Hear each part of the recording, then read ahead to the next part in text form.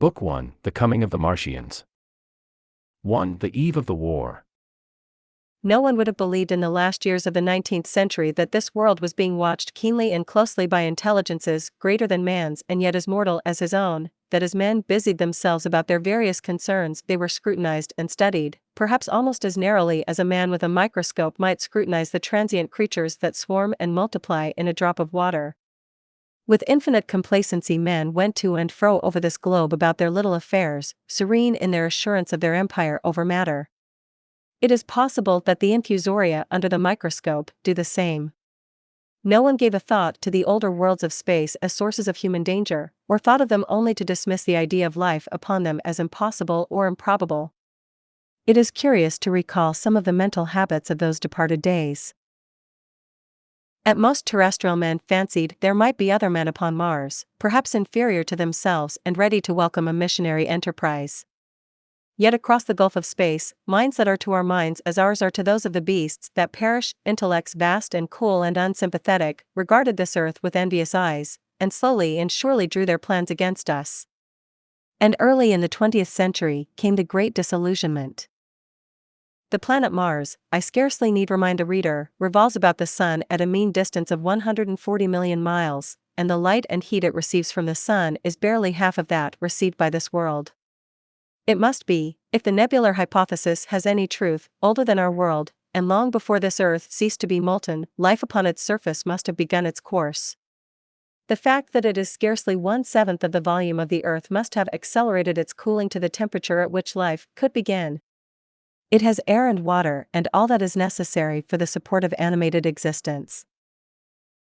Yet so vain is man, and so blinded by his vanity, that no writer, up to the very end of the 19th century, expressed any idea that intelligent life might have developed there far, or indeed at all, beyond its earthly level. Nor was it generally understood that since Mars is older than our Earth, with scarcely a quarter of the superficial area and remoter from the Sun, it necessarily follows that it is not only more distant from time's beginning, but nearer its end. The secular cooling that must someday overtake our planet has already gone far indeed with our neighbor. Its physical condition is still largely a mystery, but we know now that even in its equatorial region, the midday temperature barely approaches that of our coldest winter. Its air is much more attenuated than ours, its oceans have shrunk until they cover but a third of its surface, and as its slow seasons change, huge snowcaps gather and melt about either pole and periodically inundate its temperate zones. That last stage of exhaustion, which to us is still incredibly remote, has become a present-day problem for the inhabitants of Mars. The immediate pressure of necessity has brightened their intellects, enlarged their powers, and hardened their hearts. And looking across space with instruments, and intelligences such as we have scarcely dreamed of, they see, at its nearest distance only 35 million of miles sunward of them, a morning star of hope, our own warmer planet, green with vegetation and gray with water, with a cloudy atmosphere eloquent of fertility, with glimpses through its drifting cloud wisps of broad stretches of populous country and narrow, navy-crowded seas. And we men, the creatures who inhabit this earth, must be to them at least as alien and lowly as are the monkeys and lemurs to us. The intellectual side of man already admits that life is an incessant struggle for existence, and it would seem that this too is the belief of the minds upon Mars. Their world is far gone in its cooling, and this world is still crowded with life, but crowded only with what they regard as inferior animals. To carry warfare sunward is, indeed, their only escape from the destruction that, generation after generation, creeps upon them.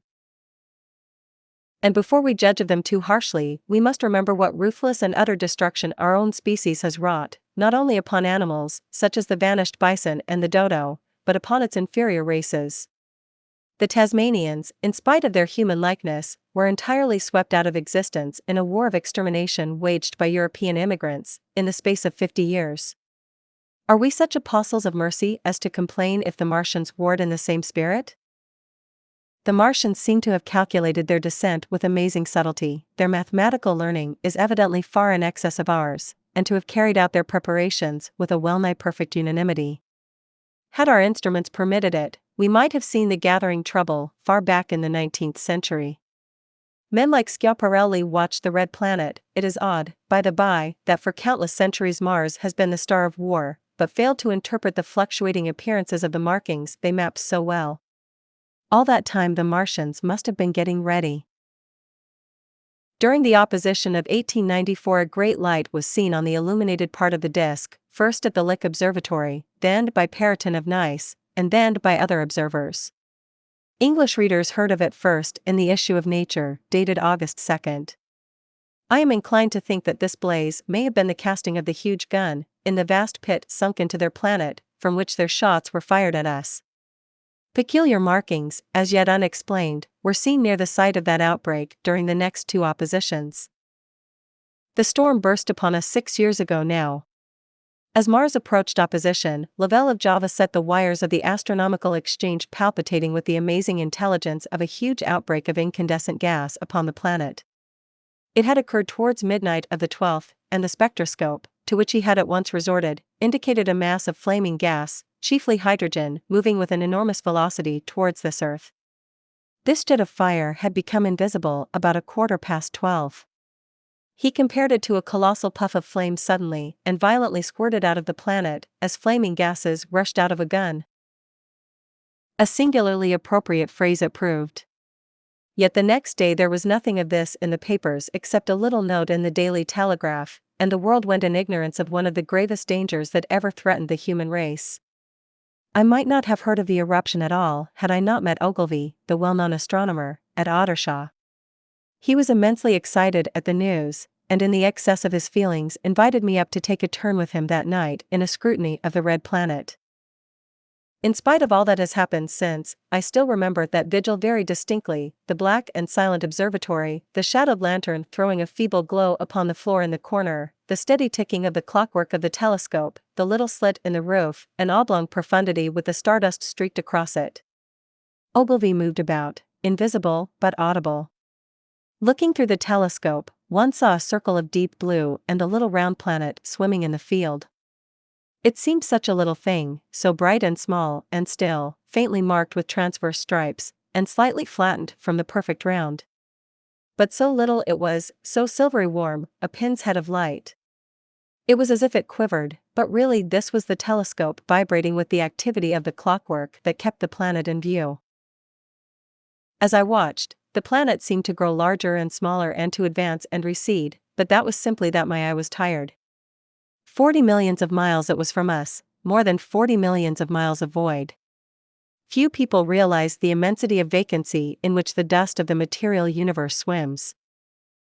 Near it in the field, I remember, were 3 faint points of light, 3 telescopic stars infinitely remote, and all around it was the unfathomable darkness of empty space. You know how that blackness looks on a frosty starlight night. In a telescope it seems far profounder, and invisible to me because it was so remote and small, flying swiftly and steadily towards me across that incredible distance, drawing nearer every minute by so many thousands of miles, came the thing they were sending us, the thing that was to bring so much struggle and calamity and death to the Earth. I never dreamed of it then as I watched, no one on Earth dreamed of that unerring missile. That night, too, there was another jetting out of gas from the distant planet. I saw it. A reddish flash at the edge, the slightest projection of the outline just as the chronometer struck midnight, and at that I told Ogilvy and he took my place. The night was warm and I was thirsty, and I went stretching my legs clumsily and feeling my way in the darkness, to the little table where the siphon stood, while Ogilvy exclaimed at the streamer of gas that came out towards us. That night another invisible missile started on its way to the Earth from Mars, just a second or so under 24 hours after the first one. I remember how I sat on the table there in the blackness, with patches of green and crimson swimming before my eyes. I wished I had a light to smoke by, little suspecting the meaning of the minute gleam I had seen and all that it would presently bring me. Ogilvy watched till 1, and then gave it up, and we lit the lantern and walked over to his house. Down below in the darkness were Ottershaw and Chertsey and all their hundreds of people, sleeping in peace. He was full of speculation that night about the condition of Mars, and scoffed at the vulgar idea of its having inhabitants who were signaling us. His idea was that meteorites might be falling in a heavy shower upon the planet, or that a huge volcanic explosion was in progress. He pointed out to me how unlikely it was that organic evolution had taken the same direction in the 2 adjacent planets. The chances against anything man-like on Mars are 1,000,000 to 1, he said. Hundreds of observers saw the flame that night and the night after about midnight, and again the night after, and so for 10 nights, a flame each night. Why the shots ceased after the 10th no one on Earth has attempted to explain. It may be the gases of the firing caused the Martians inconvenience.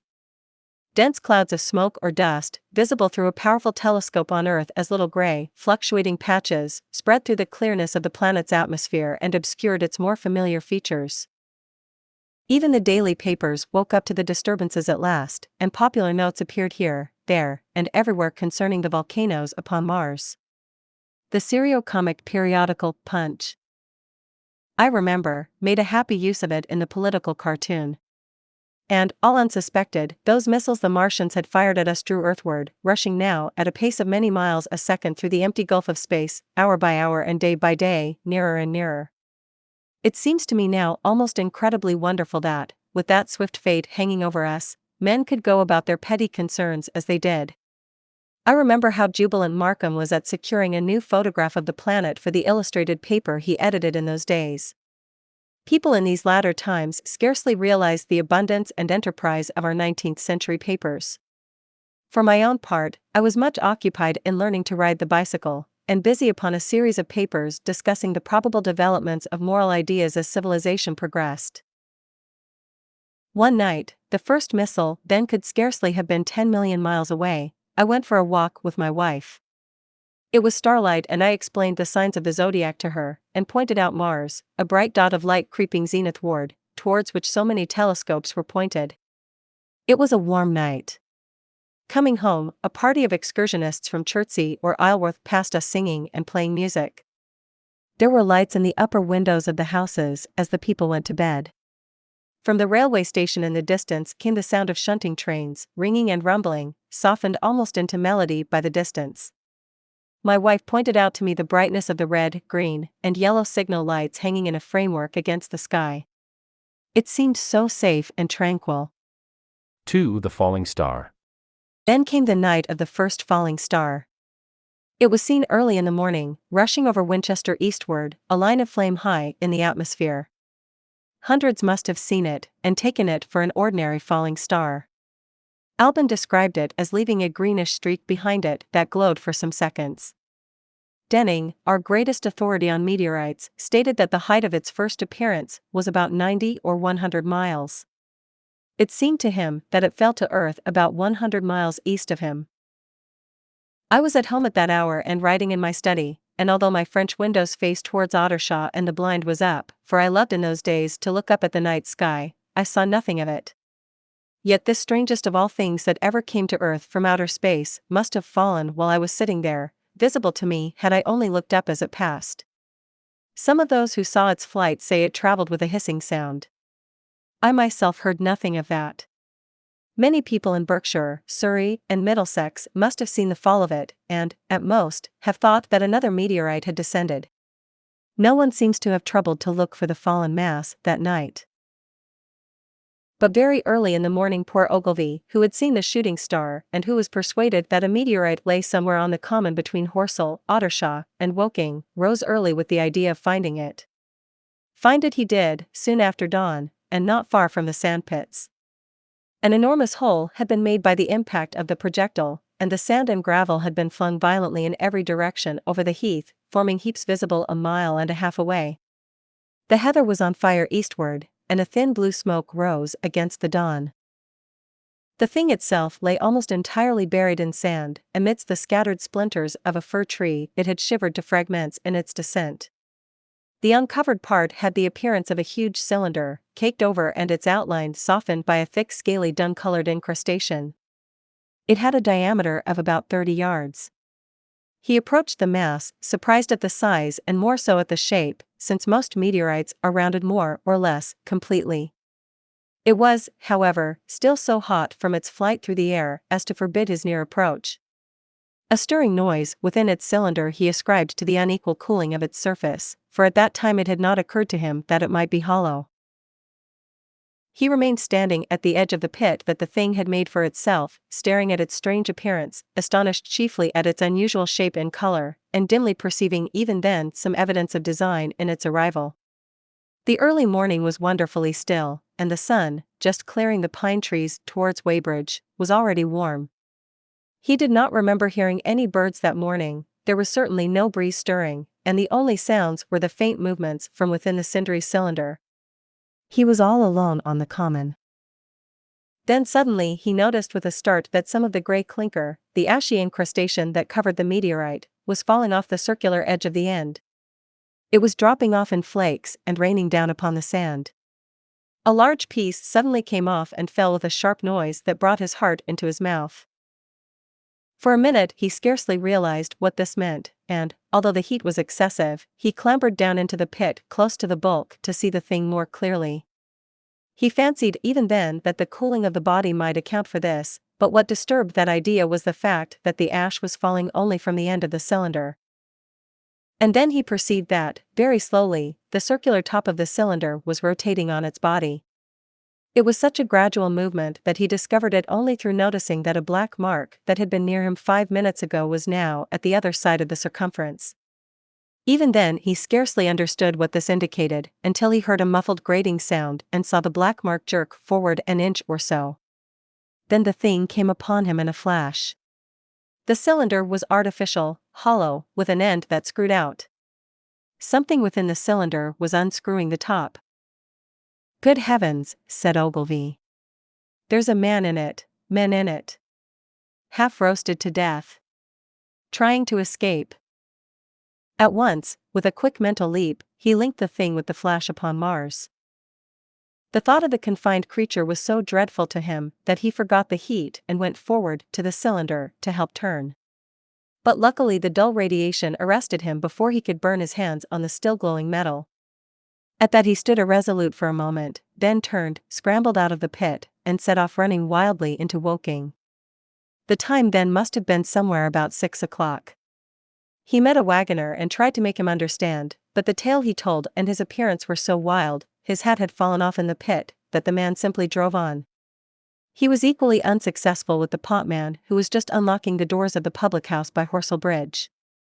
The fellow thought he was a lunatic at large and made an unsuccessful attempt to shut him into the taproom.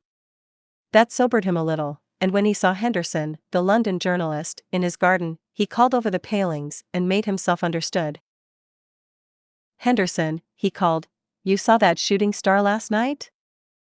"Well," said Henderson, "it's out on Horsell Common now." "Good Lord," said Henderson. "Fallen meteorite." "That's good. But it's something more than a meteorite. It's a cylinder, an artificial cylinder, man. And there's something inside." Henderson stood up with his spade in his hand. "What's that?" he said. He was deaf in one ear. Ogilvy told him all that he had seen. Henderson was a minute or so taking it in. Then he dropped his spade, snatched up his jacket, and came out into the road. The two men hurried back at once to the common, and found the cylinder still lying in the same position. But now the sounds inside had ceased, and a thin circle of bright metal showed between the top and the body of the cylinder. Air was either entering or escaping at the rim with a thin, sizzling sound. They listened, rapped on the scaly burnt metal with a stick, and, meeting with no response, they both concluded the man or men inside must be insensible or dead. Of course the two were quite unable to do anything. They shouted consolation and promises, and went off back to the town again to get help. One can imagine them, covered with sand, excited and disordered, running up the little street in the bright sunlight just as the shop folks were taking down their shutters and people were opening their bedroom windows. Henderson went into the railway station at once, in order to telegraph the news to London. The newspaper articles had prepared men's minds for the reception of the idea. By 8 o'clock a number of boys and unemployed men had already started for the common to see the dead man from Mars. That was the form the story took. I heard of it first from my newspaper boy about 8:45 when I went out to get my daily chronicle. I was naturally startled, and lost no time in going out and across the Ottershaw Bridge to the sand pits. 3. On Horsell Common. I found a little crowd of perhaps 20 people surrounding the huge hole in which the cylinder lay. I have already described the appearance of that colossal bulk, embedded in the ground. The turf and gravel about it seemed charred as if by a sudden explosion. No doubt its impact had caused a flash of fire. Henderson and Ogilvy were not there. I think they perceived that nothing was to be done for the present, and had gone away to breakfast at Henderson's house. There were 4 or 5 boys sitting on the edge of the pit, with their feet dangling, and amusing themselves, until I stopped them, by throwing stones at the giant mass. After I had spoken to them about it, they began playing at touch in and out of the group of bystanders. Among these were a couple of cyclists, a jobbing gardener I employed sometimes, a girl carrying a baby, Greg the butcher and his little boy, and 2 or 3 loafers and golf caddies who were accustomed to hang about the railway station. There was very little talking. Few of the common people in England had anything but the vaguest astronomical ideas in those days. Most of them were staring quietly at the big table-like end of the cylinder, which was still as Ogilvy and Henderson had left it. I fancy the popular expectation of a heap of charred corpses was disappointed at this inanimate bulk. Some went away while I was there, and other people came. I clambered into the pit and fancied I heard a faint movement under my feet. The top had certainly ceased to rotate. It was only when I got thus close to it that the strangeness of this object was at all evident to me. At the first glance, it was really no more exciting than an overturned carriage or a tree blown across the road. Not so much so, indeed. It looked like a rusty gas float. It required a certain amount of scientific education to perceive that the gray scale of the thing was no common oxide, that the yellowish-white metal that gleamed in the crack between the lid and the cylinder had an unfamiliar hue. Extra-terrestrial had no meaning for most of the onlookers. At that time it was quite clear in my own mind that the thing had come from the planet Mars, but I judged it improbable that it contained any living creature. I thought the unscrewing might be automatic. In spite of Ogilvy, I still believed that there were men in Mars. My mind ran fancifully on the possibilities of its containing manuscript, on the difficulties in translation that might arise, whether we should find coins and models in it, and so forth. Yet it was a little too large for assurance on this idea. I felt an impatience to see it opened. About 11, as nothing seemed happening, I walked back, full of such thought, to my home in Maybury. But I found it difficult to get to work upon my abstract investigations. In the afternoon, the appearance of the common had altered very much. The early editions of the evening papers had startled London with enormous headlines. A message received from Mars. Remarkable story from Woking. And so forth. In addition, Ogilvy's wire to the Astronomical Exchange had roused every observatory in the 3 kingdoms. There were 6 flies or more from the Woking station standing in the road by the sandpits, a basket chaise from Chobham, and a rather lordly carriage. Besides that, there was quite a heap of bicycles. In addition, a large number of people must have walked, in spite of the heat of the day, from Woking and Chertsey, so that there was altogether quite a considerable crowd, 1 or 2 gaily dressed ladies among the others. It was glaringly hot, not a cloud in the sky nor a breath of wind, and the only shadow was that of the few scattered pine trees. The burning heather had been extinguished, but the level ground towards Ottershaw was blackened as far as one could see, and still giving off vertical streamers of smoke. An enterprising sweetstuff dealer in the Chobham Road had sent up his son with a barrow-load of green apples and ginger beer. Going to the edge of the pit, I found it occupied by a group of about 6 men, Henderson, Ogilvy, and a tall, fair-haired man that I afterwards learned was Stent, the astronomer royal, with several workmen wielding spades and pickaxes. Stent was giving directions in a clear, high-pitched voice. He was standing on the cylinder, which was now evidently much cooler. His face was crimson and streaming with perspiration, and something seemed to have irritated him. A large portion of the cylinder had been uncovered, though its lower end was still embedded. As soon as Ogilvy saw me among the staring crowd on the edge of the pit, he called to me to come down, and asked me if I would mind going over to see Lord Hilton, the lord of the manor. The growing crowd, he said, was becoming a serious impediment to their excavations, especially the boys. They wanted a light railing put up, and help to keep the people back. He told me that a faint stirring was occasionally still audible within the case, but that the workmen had failed to unscrew the top, as it afforded no grip to them. The case appeared to be enormously thick, and it was possible that the faint sounds we heard represented a noisy tumult in the interior. I was very glad to do as he asked, and so become one of the privileged spectators within the contemplated enclosure. I failed to find Lord Hilton at his house, but I was told he was expected from London by the 6 o'clock train from Waterloo, and as it was then about 5:15, I went home, had some tea, and walked up to the station to waylay him. 4. The cylinder opens. When I returned to the common, the sun was setting. Scattered groups were hurrying from the direction of Woking, and 1 or 2 persons were returning. The crowd about the pit had increased, and stood out black against the lemon yellow of the sky, a couple of hundred people, perhaps. There were raised voices, and some sort of struggle appeared to be going on about the pit. Strange imaginings passed through my mind. As I drew nearer, I heard Stent's voice. "Keep back! Keep back!" A boy came running towards me. "It's a movin'," he said to me as he passed, "a screwin' and a screwin' out. I don't like it. I may go and I am." I went on to the crowd. There were really, I should think, 200 or 300 people elbowing and jostling one another, the 1 or 2 ladies there being by no means the least active. "He's fallen in the pit," cried someone. "Keep back," said several. The crowd swayed a little, and I elbowed my way through. Everyone seemed greatly excited. I heard a peculiar humming sound from the pit. "I say," said Ogilvy, "help keep these idiots back. We don't know what's in the confounded thing, you know."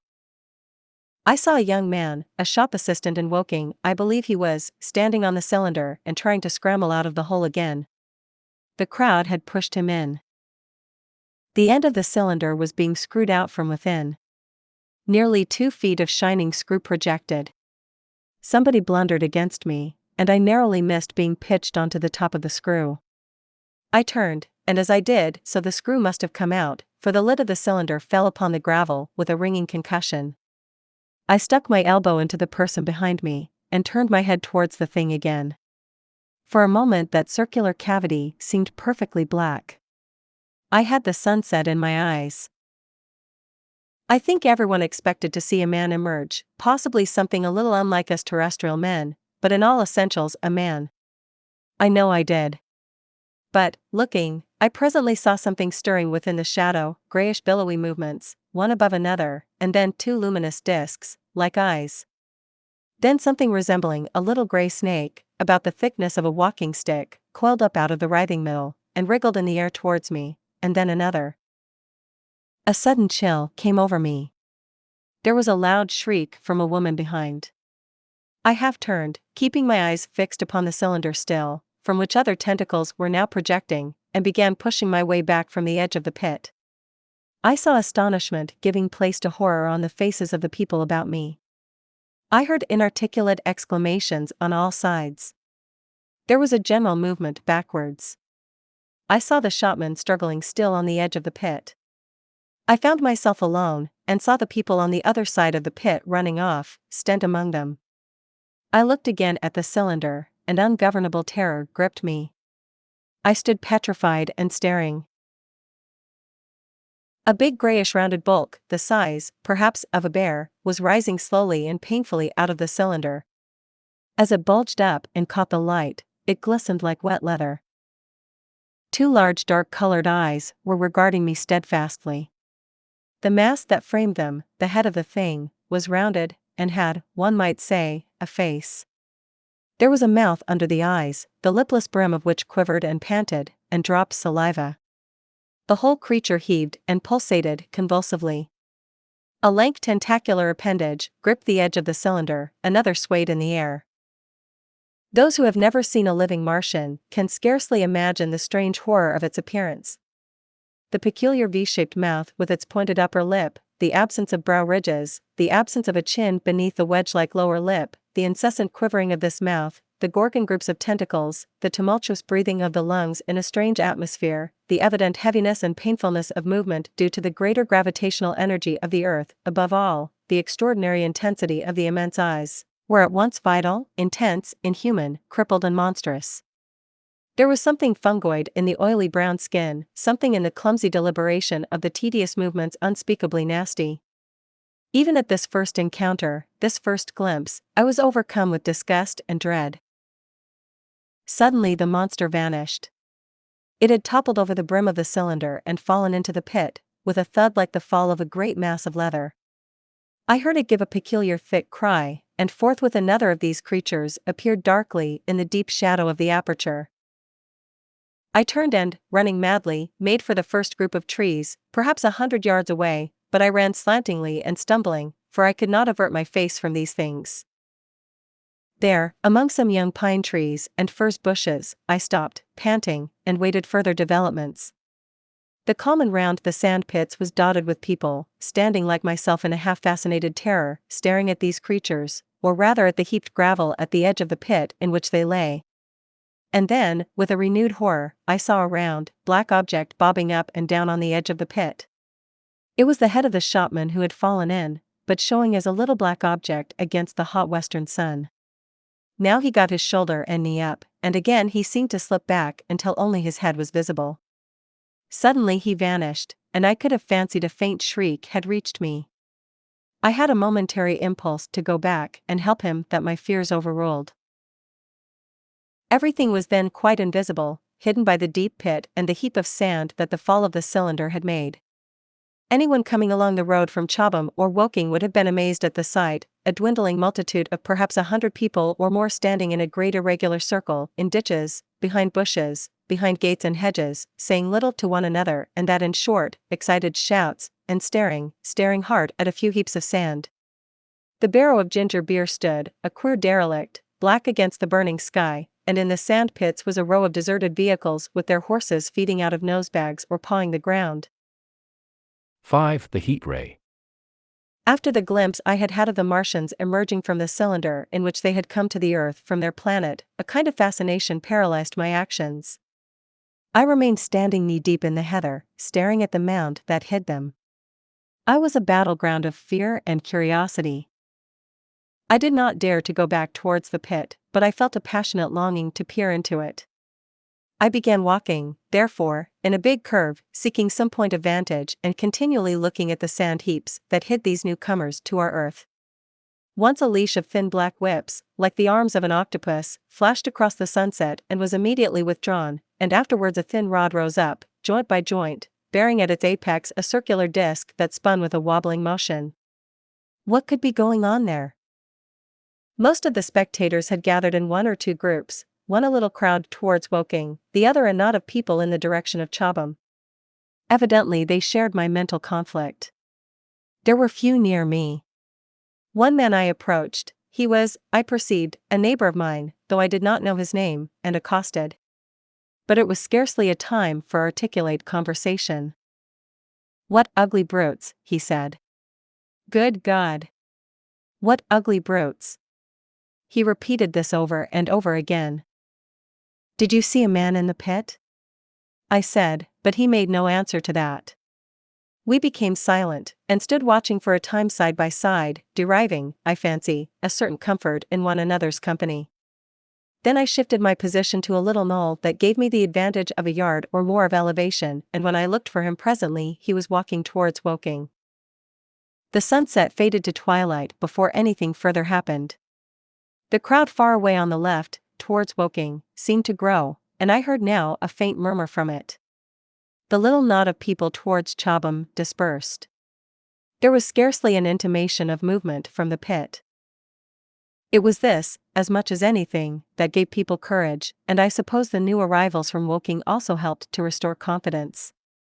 At any rate, as the dusk came on a slow, intermittent movement upon the sand pits began, a movement that seemed to gather force as the stillness of the evening about the cylinder remained unbroken. Vertical black figures in twos and threes would advance, stop, watch, and advance again, spreading out as they did so in a thin irregular crescent that promised to enclose the pit in its attenuated horns. I, too, on my side began to move towards the pit. Then I saw some cabmen and others had walked boldly into the sand pits, and heard the clatter of hoofs and the gride of wheels. I saw a lad trundling off the barrow of apples. And then, within 30 yards of the pit, advancing from the direction of Horsell, I noted a little black knot of men, the foremost of whom was waving a white flag. This was the deputation. There had been a hasty consultation, and since the Martians were evidently, in spite of their repulsive forms, intelligent creatures, it had been resolved to show them, by approaching them with signals, that we too were intelligent. Flutter, flutter, went the flag, first to the right, then to the left. It was too far for me to recognize anyone there, but afterwards I learned that Ogilvy, Stent, and Henderson were with others in this attempt at communication. This little group had in its advance dragged inward, so to speak, the circumference of the now almost complete circle of people, and a number of dim black figures followed it at discrete distances. Suddenly there was a flash of light, and a quantity of luminous greenish smoke came out of the pit in 3 distinct puffs, which drove up, one after the other, straight into the still air.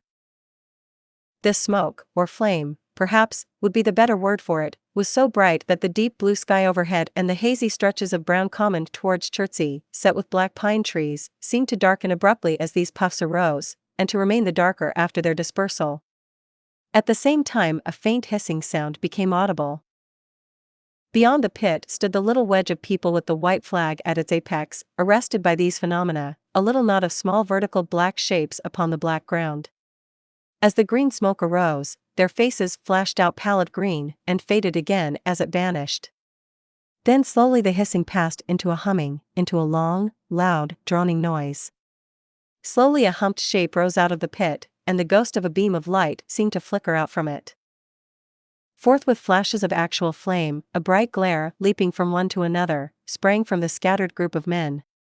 It was as if some invisible jet impinged upon them and flashed into white flame. It was as if each man were suddenly and momentarily turned to fire. Then, by the light of their own destruction, I saw them staggering and falling, and their supporters turning to run. I stood staring, not as yet realizing that this was death leaping from man to man in that little distant crowd. All I felt was that it was something very strange. An almost noiseless and blinding flash of light, and a man fell headlong and lay still, and as the unseen shaft of heat passed over them, pine trees burst into fire, and every dry furze bush became with one dull thud a mass of flames. And far away towards Knaphill, I saw the flashes of trees and hedges and wooden buildings suddenly set alight.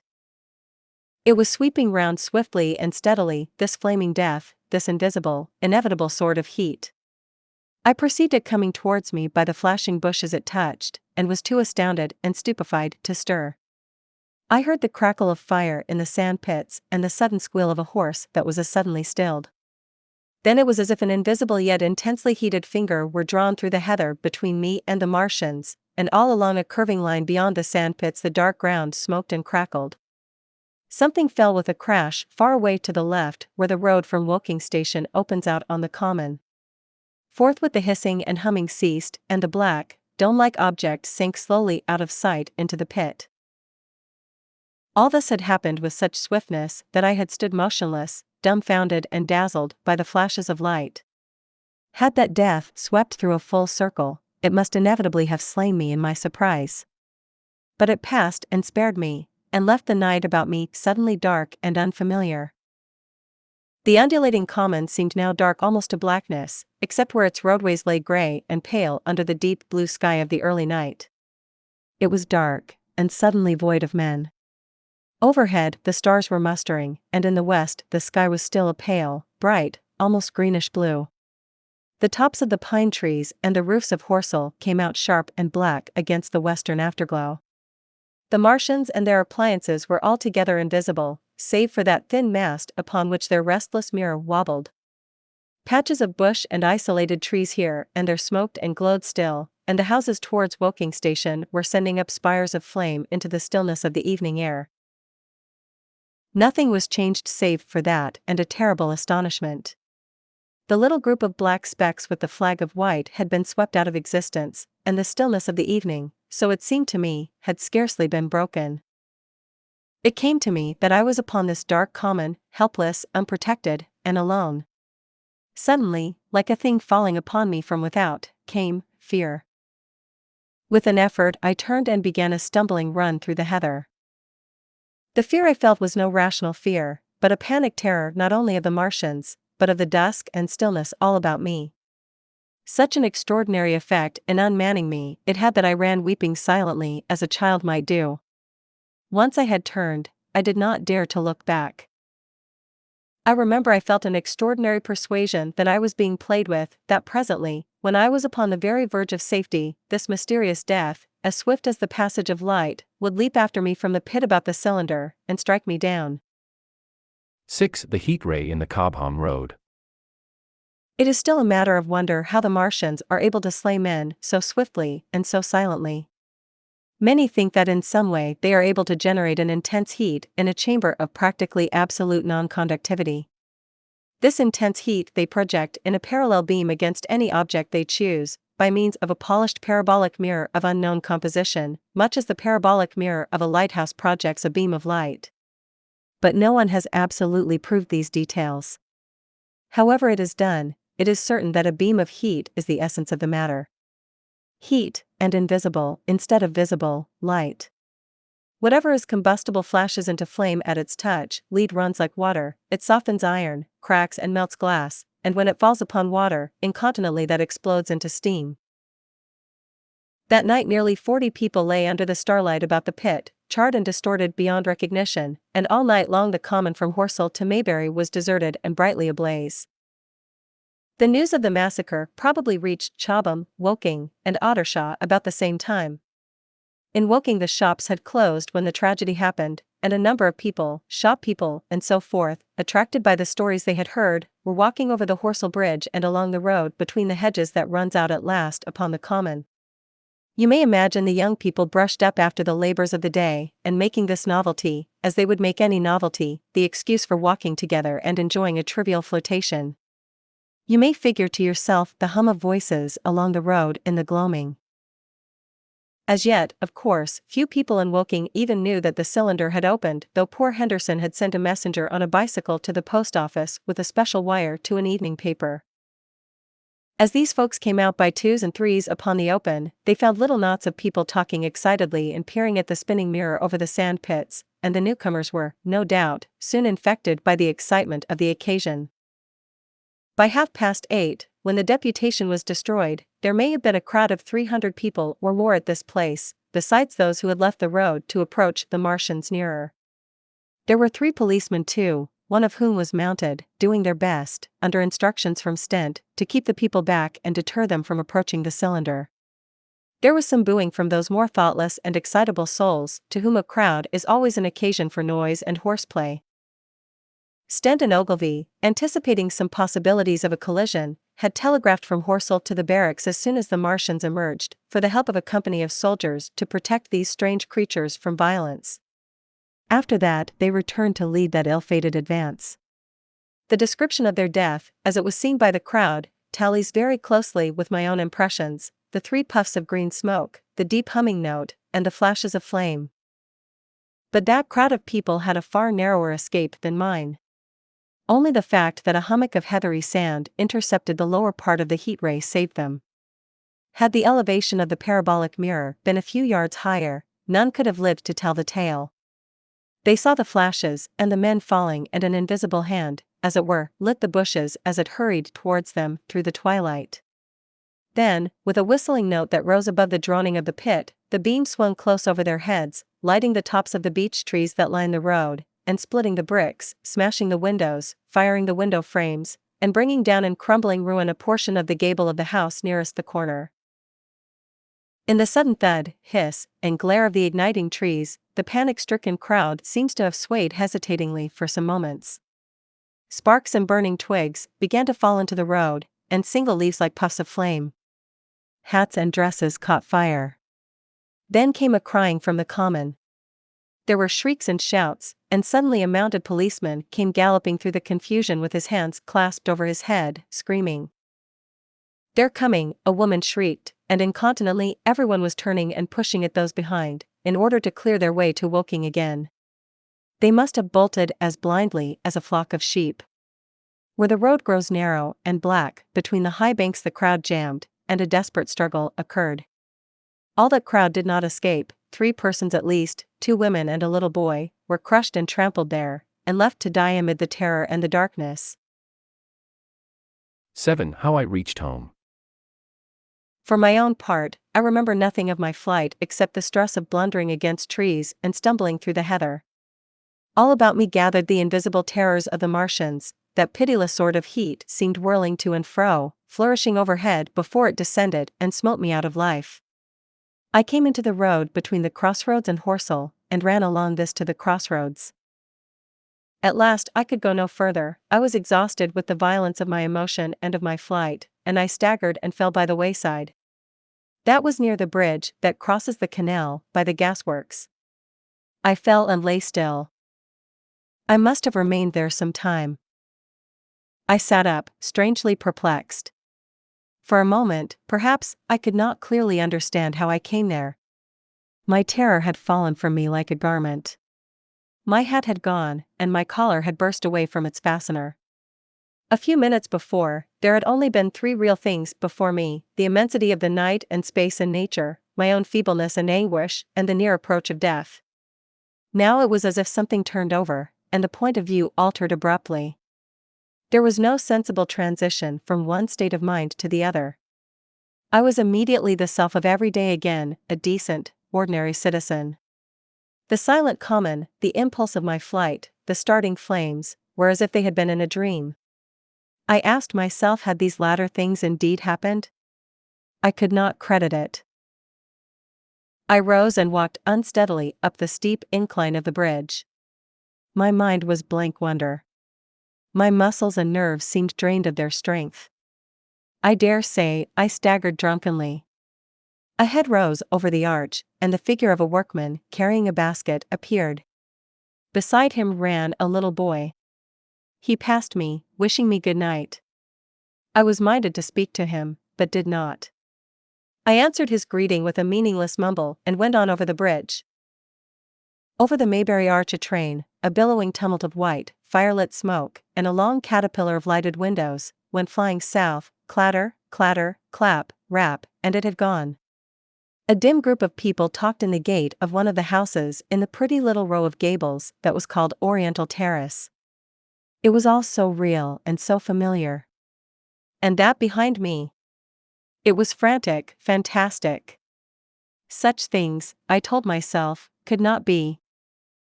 Perhaps I am a man of exceptional moods. I do not know how far my experience is common. At times I suffer from the strangest sense of detachment from myself and the world about me. I seem to watch it all from the outside, from somewhere inconceivably remote, out of time, out of space, out of the stress and tragedy of it all. This feeling was very strong upon me that night. Here was another side to my dream. But the trouble was the blank incongruity of this serenity and the swift death flying yonder, not 2 miles away. There was a noise of business from the gasworks, and the electric lamps were all alight. I stopped at the group of people. "What news from the common?" said I. There were 2 men and a woman at the gate. Said one of the men, turning. "What news from the common?" I said. "Ain't yer just been there?" asked the men. "People seem fair silly about the common," said the woman over the gate. "What's it all abart?" "Haven't you heard of the men from Mars?" said I, "the creatures from Mars?" "Quite enough," said the woman over the gate. "Thanks," and all 3 of them laughed. I felt foolish and angry. I tried and found I could not tell them what I had seen. They laughed again at my broken sentences. "You'll hear more yet," I said, and went on to my home. I startled my wife at the doorway, so haggard was I. I went into the dining room, sat down, drank some wine, and so soon as I could collect myself sufficiently I told her the things I had seen. The dinner, which was a cold one, had already been served, and remained neglected on the table while I told my story. "There is one thing," I said, to allay the fears I had aroused, "they are the most sluggish things I ever saw crawl. They may keep the pit and kill people who come near them, but they cannot get out of it. But the horror of them." "Don't, dear," said my wife, knitting her brows and putting her hand on mine. "Poor Ogilvy," I said. "To think he may be lying dead there." My wife at least did not find my experience incredible. When I saw how deadly white her face was, I ceased abruptly. "They may come here," she said again and again. I pressed her to take wine, and tried to reassure her. "They can scarcely move," I said. I began to comfort her and myself by repeating all that Ogilvy had told me of the impossibility of the Martians establishing themselves on the Earth. In particular, I laid stress on the gravitational difficulty. On the surface of the Earth, the force of gravity is 3 times what it is on the surface of Mars. A Martian, therefore, would weigh 3 times more than on Mars, albeit his muscular strength would be the same. His own body would be a cope of lead to him, therefore. That, indeed, was the general opinion. Both the Times and the Daily Telegraph, for instance, insisted on it the next morning, and both overlooked, just as I did, 2 obvious modifying influences. The atmosphere of the Earth, we now know, contains far more oxygen or far less argon, whichever way one likes to put it, than does Mars. The invigorating influences of this excess of oxygen upon the Martians indisputably did much to counterbalance the increased weight of their bodies. And, in the second place, we all overlooked the fact that such mechanical intelligence as the Martian possessed was quite able to dispense with muscular exertion at a pinch. But I did not consider these points at the time, and so my reasoning was dead against the chances of the invaders. With wine and food, the confidence of my own table, and the necessity of reassuring my wife, I grew by insensible degrees courageous and secure. "They have done a foolish thing," said I, fingering my wineglass. "They are dangerous because, no doubt, they are mad with terror. Perhaps they expected to find no living things, certainly no intelligent living things." "A shell in the pit," said I, "if the worst comes to the worst, will kill them all." The intense excitement of the events had no doubt left my perceptive powers in a state of erethism.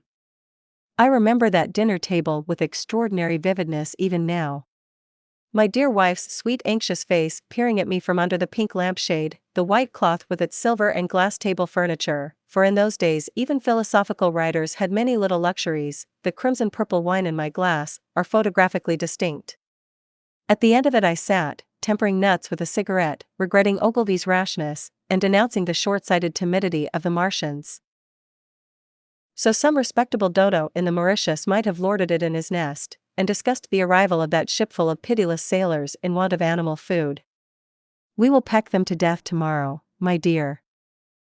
I did not know it, but that was the last civilized dinner I was to eat for very many strange and terrible days. 8. Friday night. The most extraordinary thing to my mind, of all the strange and wonderful things that happened upon that Friday, was the dovetailing of the commonplace habits of our social order with the first beginnings of the series of events that was to topple that social order headlong. If on Friday night you had taken a pair of compasses and drawn a circle with a radius of 5 miles round the Woking sand pits, I doubt if you would have had one human being outside it, unless it were some relation of Stent or of the 3 or 4 cyclists or London people lying dead on the common, whose emotions or habits were at all affected by the newcomers. Many people had heard of the cylinder, of course, and talked about it in their leisure, but it certainly did not make the sensation that an ultimatum to Germany would have done. In London that night poor Henderson's telegram describing the gradual unscrewing of the shot was judged to be a canard, and his evening paper, after wiring for authentication from him and receiving no reply, "The man was killed," decided not to print a special edition. Even within the 5-mile circle, the great majority of people were inert. I have already described the behavior of the men and women to whom I spoke. All over the district people were dining and supping, working men were gardening after the labors of the day, children were being put to bed, young people were wandering through the lanes lovemaking, students sat over their books. Maybe there was a murmur in the village streets, a novel and dominant topic in the public houses, and here and there a messenger, or even an eyewitness of the later occurrences, caused a whirl of excitement, a shouting, and a running to and fro, but for the most part the daily routine of working, eating, drinking, sleeping, went on as it had done for countless years, as though no planet Mars existed in the sky. Even at Woking Station and Horsell and Chobham, that was the case. In Woking Junction, until a late hour, trains were stopping and going on, others were shunting on the sidings, passengers were alighting and waiting, and everything was proceeding in the most ordinary way. A boy from the town, trenching on Smith's Monopoly, was selling papers with the afternoon's news. The ringing impact of trucks, the sharp whistle of the engines from the junction mingled with their shouts of men from Mars. Excited men came into the station about 9 o'clock with incredible tidings, and caused no more disturbance than drunkards might have done. People rattling Londonwards peered into the darkness outside the carriage windows, and saw only a rare, flickering, vanishing spark dance up from the direction of Horsell, a red glow and a thin veil of smoke driving across the stars, and thought that nothing more serious than a heath fire was happening. It was only round the edge of the common that any disturbance was perceptible. There were half a dozen villas burning on the Woking border. There were lights in all the houses on the common side of the three villages, and the people there kept awake till dawn. A curious crowd lingered restlessly, people coming and going, but the crowd remaining, both on the Chobham and Horsell bridges. One or two adventurous souls, it was afterwards found, went into the darkness and crawled quite near the Martians, but they never returned, for now and again a light ray, like the beam of a warship searchlight, swept the common, and the heat ray was ready to follow. Save for such, that big area of common was silent and desolate, and the charred bodies lay about on it all night under the stars, and all the next day. A noise of hammering from the pit was heard by many people. So you have the state of things on Friday night. In the center, sticking into the skin of our old planet Earth like a poison dart, was this cylinder. But the poison was scarcely working yet. Around it was a patch of silent common, smoldering in places, and with a few dark, dimly seen objects lying in contorted attitudes here and there. Here and there was a burning bush or tree. Beyond was a fringe of excitement, and farther than that fringe the inflammation had not crept as yet. In the rest of the world the stream of life still flowed as it had flowed for immemorial years. The fever of war that would presently clog vein and artery, deaden nerve and destroy brain, had still to develop. All night long the Martians were hammering and stirring, sleepless, indefatigable, at work upon the machines they were making ready, and ever and again a puff of greenish-white smoke whirled up to the starlit sky. About 11 a company of soldiers came through Horsell, and deployed along the edge of the common to form a cordon. Later a second company marched through Chobham to deploy on the north side of the common. Several officers from the Inkerman barracks had been on the common earlier in the day, and one, Major Eden, was reported to be missing. The colonel of the regiment came to the Chobham Bridge and was busy questioning the crowd at midnight. The military authorities were certainly alive to the seriousness of the business. About 11, the next morning's papers were able to say, a squadron of hussars, 2 Maxims, and about 400 men of the Cardigan regiment started from Aldershot. A few seconds after midnight the crowd in the Chertsey Road, Woking, saw a star fall from heaven into the pine woods to the northwest. It had a greenish color, and caused a silent brightness like summer lightning. This was the second cylinder. 9. The fighting begins. Saturday lives in my memory as a day of suspense. It was a day of lassitude too, hot and close, with, I am told, a rapidly fluctuating barometer. I had slept but little, though my wife had succeeded in sleeping, and I rose early. I went into my garden before breakfast and stood listening, but towards the common there was nothing stirring but a lark. The milkman came as usual. I heard the rattle of his chariot and I went round to the side gate to ask the latest news. He told me that during the night the Martians had been surrounded by troops, and that guns were expected. Then, a familiar, reassuring note, I heard a train running towards Woking. They aren't to be killed, said the milkman, if that can possibly be avoided. I saw my neighbor gardening, chatted with him for a time, and then strolled in to breakfast. It was a most unexceptional morning. My neighbor was of opinion that the troops would be able to capture or to destroy the Martians during the day. It's a pity they make themselves so unapproachable, he said. It would be curious to know how they live on another planet, we might learn a thing or two. He came up to the fence and extended a handful of strawberries, for his gardening was as generous as it was enthusiastic. At the same time he told me of the burning of the pine woods about the Byfleet golf links. They say, said he, that there's another of those blessed things fallen there, number 2.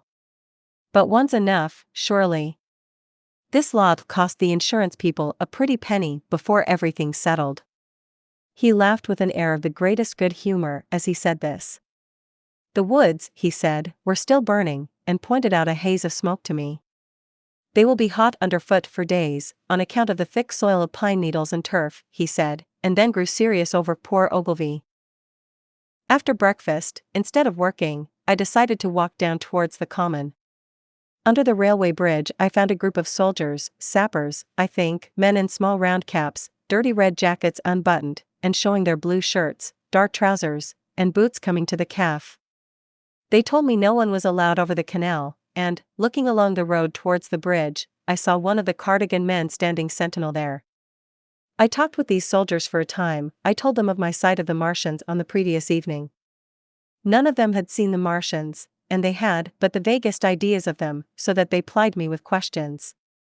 They said that they did not know who had authorized the movements of the troops. Their idea was that a dispute had arisen at the Horse Guards.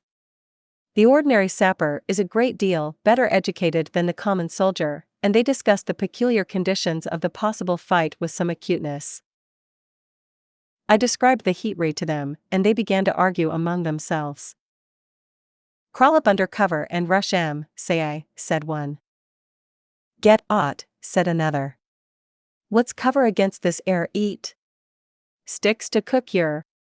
What we got to do is to go as near as the ground let us, and then drive a trench." "Blow your trenches. You always want trenches, you ought to have been born a rabbit, Snippy." "Ain't they got any necks, then?" said a third, abruptly, a little, contemplative, dark man, smoking a pipe. I repeated my description. "Octopuses," said he, "that's what I calls 'em. Talk about fishers of men, fighters of fish it is this time." "It ain't no murder killing beasts like that," said the first speaker. "Why not shell the darned things straight off and finish 'em," said the little dark man. "You carn't tell what they might do." "Where's your shells?" said the first speaker. "There ain't no time. Do it in a rush, that's my tip, and do it at once." So they discussed it. After a while I left them, and went on to the railway station to get as many morning papers as I could. But I will not weary the reader with a description of that long morning and of the longer afternoon. I did not succeed in getting a glimpse of the common, for even Horsell and Chobham church towers were in the hands of the military authorities. The soldiers I addressed didn't know anything, the officers were mysterious as well as busy. I found people in the town quite secure again in the presence of the military, and I heard for the first time from Marshall, the tobacconist, that his son was among the dead on the common. The soldiers had made the people on the outskirts of Horsell lock up and leave their houses.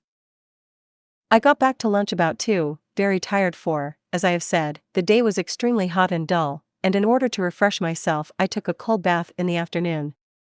About 4:30 I went up to the railway station to get an evening paper, for the morning papers had contained only a very inaccurate description of the killing of Stent, Henderson, Ogilvy, and the others.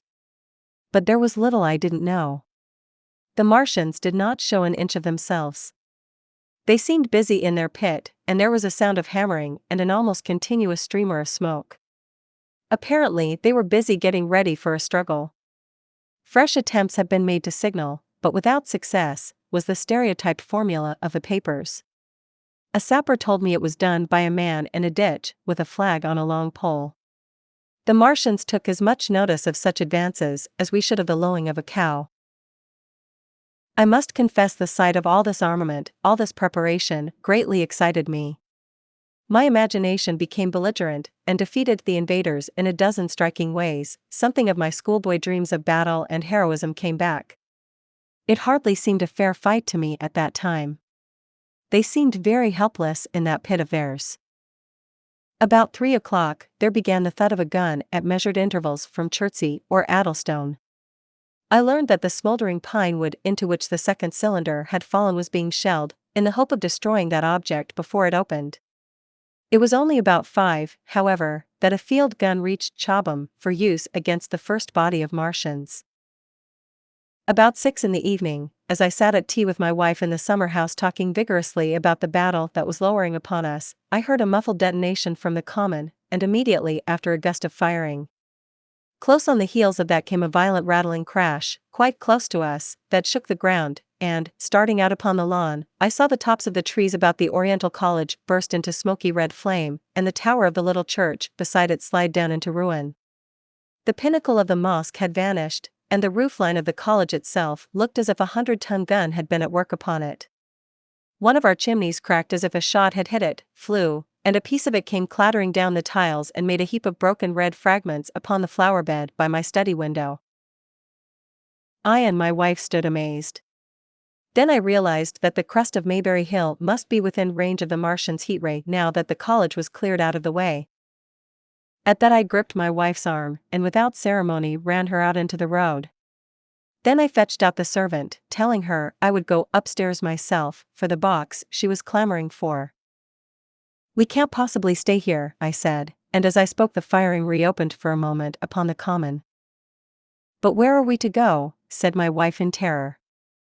I thought, perplexed. Then I remembered her cousins at Leatherhead. Leatherhead! I shouted above the sudden noise. She looked away from me downhill. The people were coming out of their houses, astonished. "How are we to get to Leatherhead?" she said. Down the hill I saw a bevy of hussars ride under the railway bridge, 3 galloped through the open gates of the Oriental College, 2 others dismounted, and began running from house to house. The sun, shining through the smoke that drove up from the tops of the trees, seemed blood-red, and threw an unfamiliar lurid light upon everything. "Stop here," said I, "you are safe here," and I started off at once for the Spotted Dog, for I knew the landlord had a horse and dog cart. I ran, for I perceived that in a moment everyone upon this side of the hill would be moving. I found him in his bar, quite unaware of what was going on behind his house. A man stood with his back to me, talking to him. "I must have £1," said the landlord, "and I've no one to drive it." "I'll give you 2, said I, over the stranger's shoulder. "What for?" "And I'll bring it back by midnight," I said. "Lord," said the landlord, "what's the hurry?" "I'm selling my bit of a pig." £2, and you bring it back? What's going on now?" I explained hastily that I had to leave my home, and so secured the dog cart. At the time it did not seem to me nearly so urgent that the landlord should leave his. I took care to have the cart there and then, drove it off down the road, and, leaving it in charge of my wife and servant, rushed into my house and packed a few valuables, such plate as we had, and so forth. The beech trees below the house were burning while I did this, and the palings up the road glowed red. While I was occupied in this way, one of the dismounted hussars came running up. He was going from house to house, warning people to leave. He was going on as I came out of my front door, lugging my treasures, done up in a tablecloth. I shouted after him. "What news?" He turned, stared, bawled something about crawling out in a thing like a dish cover, and ran on to the gate of the house at the crest. A sudden whirl of black smoke driving across the road hid him for a moment. I ran to my neighbor's door and rapped to satisfy myself of what I already knew, that his wife had gone to London with him and had locked up their house. I went in again, according to my promise, to get my servant's box, lugged it out, clapped it beside her on the tail of the dog cart, and then caught the reins and jumped up into the driver's seat beside my wife. In another moment we were clear of the smoke and noise, and spanking down the opposite slope of Mayberry Hill towards Old Woking. In front was a quiet sunny landscape, a wheat field ahead on either side of the road, and the Mayberry Inn with its swinging sign. I saw the doctor's cart ahead of me. At the bottom of the hill I turned my head to look at the hillside I was leaving. Thick streamers of black smoke shot with threads of red fire were driving up into the still air, and throwing dark shadows upon the green treetops eastward. The smoke already extended far away to the east and west, to the Byfleet pine woods eastward, and to Woking on the west. The road was dotted with people running towards us. And very faint now, but very distinct through the hot, quiet air, one heard the whir of a machine gun that was presently stilled, and an intermittent cracking of rifles. Apparently, the Martians were setting fire to everything within range of their heat ray. I am not an expert driver, and I had immediately to turn my attention to the horse. When I looked back again, the second hill had hidden the black smoke. I slashed the horse with the whip, and gave him a loose rein until Woking and Send lay between us and that quivering tumult. I overtook and passed the doctor between Woking and Send. 10 in the storm. Leatherhead is about 12 miles from Maybury Hill. The scent of hay was in the air through the lush meadows beyond Purford, and the hedges on either side were sweet and gay with multitudes of dog roses. The heavy firing that had broken out while we were driving down Maybury Hill ceased as abruptly as it began, leaving the evening very peaceful and still. We got to Leatherhead without misadventure about 9 o'clock, and the horse had an hour's rest, while I took supper with my cousins and commended my wife to their care. My wife was curiously silent throughout the drive, and seemed oppressed with forebodings of evil. I talked to her reassuringly, pointing out that the Martians were tied to the pit by sheer heaviness, and at the utmost could but crawl a little out of it, but she answered only in monosyllables. Had it not been for my promise to the innkeeper, she would, I think, have urged me to stay in Leatherhead that night. Would that I had. Her face, I remember, was very white as we parted. For my own part, I had been feverishly excited all day. Something very like the war fever that occasionally runs through a civilized community had got into my blood, and in my heart I was not so very sorry that I had to return to Maybury that night. I was even afraid that that last fusillade I had heard might mean the extermination of our invaders from Mars. I can best express my state of mind by saying that I wanted to be in at the death. It was nearly 11 when I started to return. The night was unexpectedly dark, to me. Walking out of the lighted passage of my cousin's house, it seemed indeed black, and it was as hot and close as the day. Overhead, the clouds were driving fast, albeit not a breath stirred the shrubs about us. My cousin's man lit both lamps. Happily, I knew the road intimately. My wife stood in the light of the doorway, and watched me until I jumped up into the dog cart. Then abruptly she turned and went in, leaving my cousin side by side wishing me good hap. I was a little depressed at first with the contagion of my wife's fears, but very soon my thoughts reverted to the Martians. At that time I was absolutely in the dark as to the course of the evening's fighting. I did not know even the circumstances that had precipitated the conflict. As I came through Occam, for that was the way I returned, and not through Sand and Old Woking, I saw along the western horizon a blood-red glow, which as I drew nearer, crept slowly up the sky. The driving clouds of the gathering thunderstorm mingled there with masses of black and red smoke. Ripley Street was deserted, and except for a lighted window or so the village showed not a sign of life, but I narrowly escaped an accident at the corner of the road to Purford, where a knot of people stood with their backs to me. They said nothing to me as I passed. I do not know what they knew of the things happening beyond the hill, nor do I know if the silent houses I passed on my way were sleeping securely, or deserted and empty, or harassed and watching against the terror of the night. From Ripley until I came through Purford I was in the valley of the Wey, and the red glare was hidden from me. As I ascended the little hill beyond Purford Church, the glare came into view again, and the trees about me shivered with the first intimation of the storm that was upon me. Then I heard midnight pealing out from Purford Church behind me, and then came the silhouette of Maybury Hill, with its treetops and roofs black and sharp against the red. Even as I beheld this, a lurid green glare lit the road about me and showed the distant woods towards Addlestone. I felt a tug at the reins. I saw that the driving clouds had been pierced as it were by a thread of green fire, suddenly lighting their confusion and falling into the field to my left. It was the third falling star.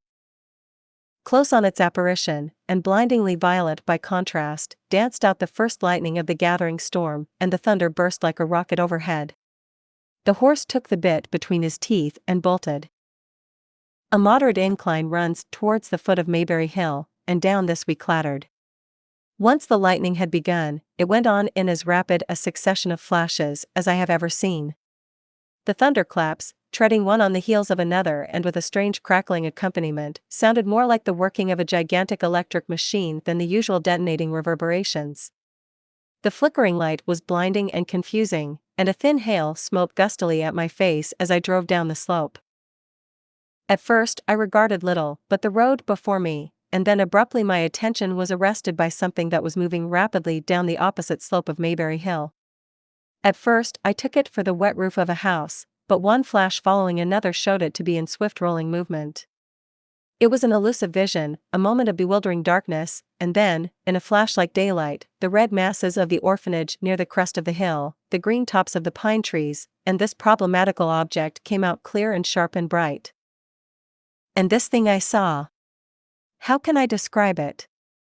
A monstrous tripod, higher than many houses, striding over the young pine trees, and smashing them aside in its career, a walking engine of glittering metal, striding now across the heather, articulate ropes of steel dangling from it, and the clattering tumult of its passage mingling with the riot of the thunder. A flash, and it came out vividly, heeling over one way with 2 feet in the air, to vanish and reappear almost instantly as it seemed, with the next flash, 100 yards nearer. Can you imagine a milking stool tilted and bowled violently along the ground? That was the impression those instant flashes gave. But instead of a milking stool, imagine it a great body of machinery on a tripod stand. Then suddenly the trees in the pinewood ahead of me were parted, as brittle reeds are parted by a man thrusting through them. They were snapped off and driven headlong, and a second huge tripod appeared, rushing, as it seemed, headlong towards me. And I was galloping hard to meet it. At the sight of the second monster my nerve went altogether. Not stopping to look again, I wrenched the horse's head hard round to the right, and in another moment the dog-cart had heeled over upon the horse, the shafts smashed noisily, and I was flung sideways and fell heavily into a shallow pool of water. I crawled out almost immediately, and crouched, my feet still in the water, under a clump of firs. The horse lay motionless, his neck was broken, poor brute, and by the lightning flashes I saw the black bulk of the overturned dog-cart and the silhouette of the wheel still spinning slowly. In another moment, the colossal mechanism went striding by me, and passed uphill, towards Purford. Seen nearer, the thing was incredibly strange, for it was no mere insensate machine driving on its way. Machine it was, with a ringing metallic pace, and long, flexible, glittering tentacles, one of which gripped a young pine tree, swinging and rattling about its strange body. It picked its road as it went striding along, and the brazen hood that surmounted it moved to and fro with the inevitable suggestion of a head looking about. Behind the main body was a huge mass of white metal like a gigantic fisherman's basket, and puffs of green smoke squirted out from the joints of the limbs as the monster swept by me. And in an instant it was gone. So much I saw then, all vaguely for the flickering of the lightning, in blinding highlights and dense black shadows.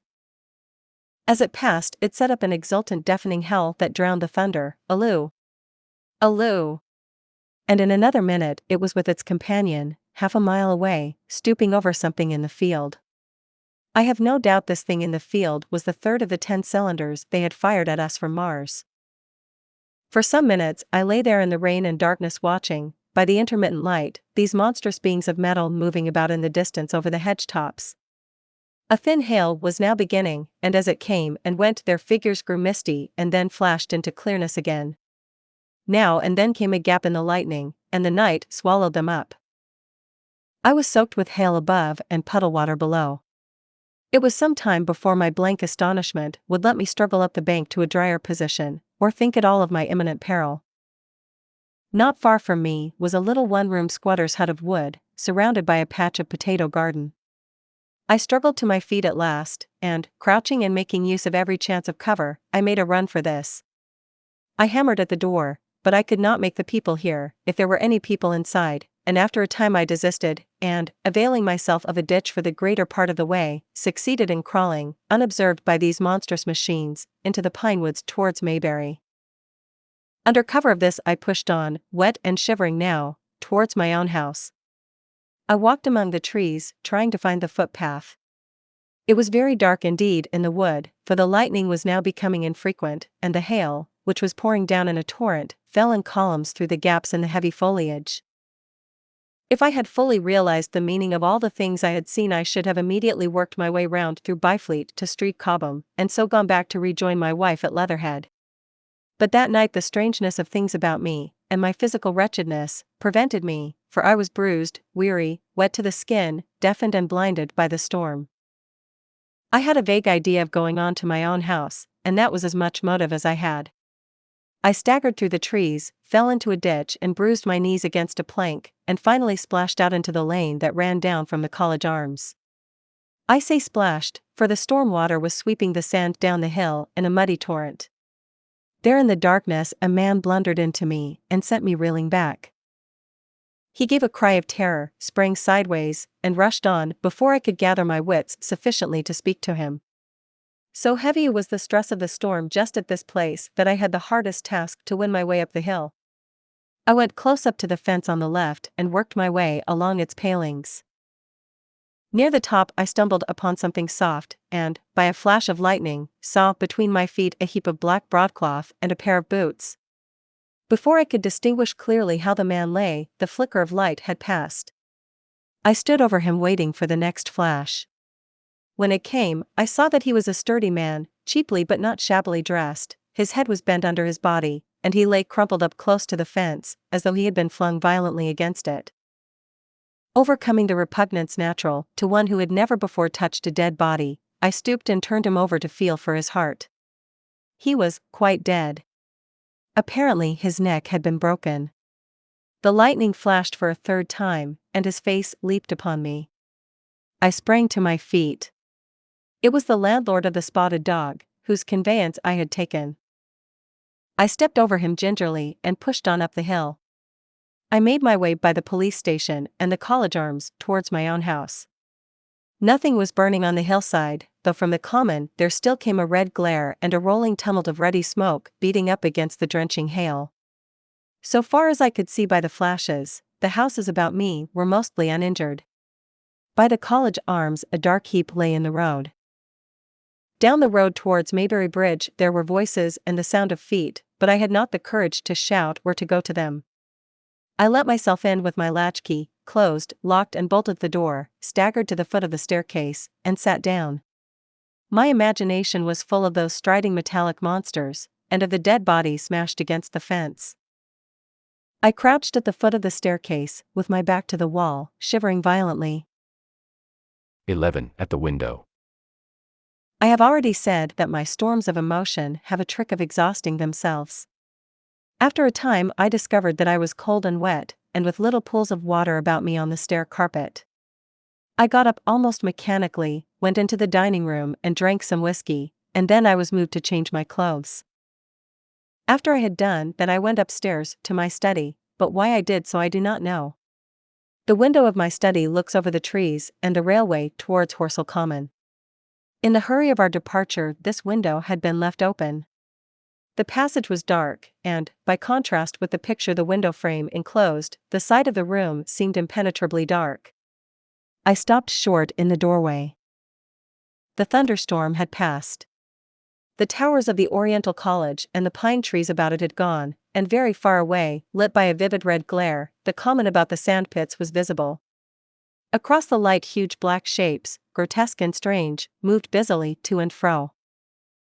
It seemed indeed as if the whole country in that direction was on fire, a broad hillside set with minute tongues of flame, swaying and writhing with the gusts of the dying storm, and throwing a red reflection upon the cloud scud above. Every now and then a haze of smoke from some nearer conflagration drove across the window and hid the Martian shapes. I could not see what they were doing, nor the clear form of them, nor recognize the black objects they were busied upon. Neither could I see the nearer fire, though the reflections of it danced on the wall and ceiling of the study. A sharp, resinous tang of burning was in the air. I closed the door noiselessly and crept towards the window. As I did so, the view opened out until, on the one hand, it reached to the houses about Woking Station, and on the other to the charred and blackened pine woods of Byfleet.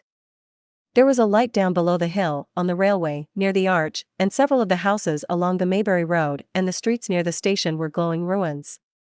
The light upon the railway puzzled me at first. There were a black heap and a vivid glare, and to the right of that a row of yellow oblongs.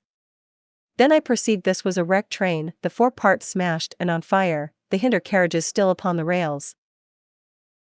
Between these three main centers of light, the houses, the train, and the burning county towards Chobham, stretched irregular patches of dark country, broken here and there by intervals of dimly glowing and smoking ground. It was the strangest spectacle, that black expanse set with fire. It reminded me, more than anything else, of the potteries at night. At first I could distinguish no people at all, though I peered intently for them. Later I saw against the light of Woking Station a number of black figures hurrying one after the other across the line. And this was the little world in which I had been living securely for years, this fiery chaos. What had happened in the last 7 hours I still did not know, nor did I know, though I was beginning to guess, the relation between these mechanical colossi and the sluggish lumps I had seen disgorged from the cylinder. With a queer feeling of impersonal interest, I turned my desk chair to the window, sat down, and stared at the blackened country, and particularly at the 3 gigantic black things that were going to and fro in the glare about the sandpits. They seemed amazingly busy. I began to ask myself what they could be. Were they intelligent mechanisms? Such a thing I felt was impossible. Or did a Martian sit within each, ruling, directing, using, much as a man's brain sits and rules in his body? I began to compare the things to human machines, to ask myself for the first time in my life how an ironclad or a steam engine would seem to an intelligent lower animal. The storm had left the sky clear, and over the smoke of the burning land the little fading pinpoint of Mars was dropping into the west, when a soldier came into my garden. I heard a slight scraping at the fence, and rousing myself from the lethargy that had fallen upon me, I looked down and saw him dimly, clambering over the palings. At the sight of another human being my torpor passed, and I leaned out of the window eagerly. "Hist," said I, in a whisper. He stopped astride of the fence in doubt. Then he came over and across the lawn to the corner of the house. He bent down and stepped softly. "Who's there?" he said, also whispering, standing under the window and peering up. "Where are you going?" I asked. "God knows." "Are you trying to hide?" "That's it." "Come into the house," I said. I went down, unfastened the door, and let him in, and locked the door again. I could not see his face. He was hatless, and his coat was unbuttoned. "My God," he said, as I drew him in. "What has happened?" I asked. "What hasn't?" In the obscurity, I could see he made a gesture of despair. "They wiped us out, simply wiped us out," he repeated again and again. He followed me, almost mechanically, into the dining room. "Take some whiskey," I said, pouring out a stiff dose. He drank it. Then abruptly he sat down before the table, put his head on his arms, and began to sob and weep like a little boy, in a perfect passion of emotion, while I, with a curious forgetfulness of my own recent despair, stood beside him, wondering. It was a long time before he could steady his nerves to answer my questions, and then he answered perplexingly and brokenly. He was a driver in the artillery, and had only come into action about 7. At that time firing was going on across the common, and it was said the first party of Martians were crawling slowly towards their second cylinder under cover of a metal shield. Later this shield staggered up on tripod legs and became the first of the fighting machines I had seen. The gun he drove had been unlimbered near Horsell, in order to command the sand pits, and its arrival it was that had precipitated the action. As the limber gunners went to the rear, his horse trod in a rabbit hole and came down, throwing him into a depression of the ground. At the same moment the gun exploded behind him, the ammunition blew up, there was fire all about him, and he found himself lying under a heap of charred dead men and dead horses. "I lay still," he said, scared out of my wits, with the forequarter of a horse atop of me. "We'd been wiped out. And the smell, good God! Like burnt meat." I was hurt across the back by the fall of the horse, and there I had to lie until I felt better. Just like parade, it had been a minute before, then stumble, bang, swish. "Wiped out," he said. He had hid under the dead horse for a long time, peeping out furtively across the common. The Cardigan men had tried a rush, in skirmishing order, at the pit, simply to be swept out of existence. Then the monster had risen to its feet and had begun to walk leisurely to and fro across the common among the few fugitives, with its head-like hood turning about exactly like the head of a cowled human being. A kind of arm carried a complicated metallic case, about which green flashes scintillated, and out of the funnel of this there smoked the heat ray. In a few minutes there was, so far as the soldier could see, not a living thing left upon the common, and every bush and tree upon it that was not already a blackened skeleton was burning. The hussars had been on the road beyond the curvature of the ground, and he saw nothing of them.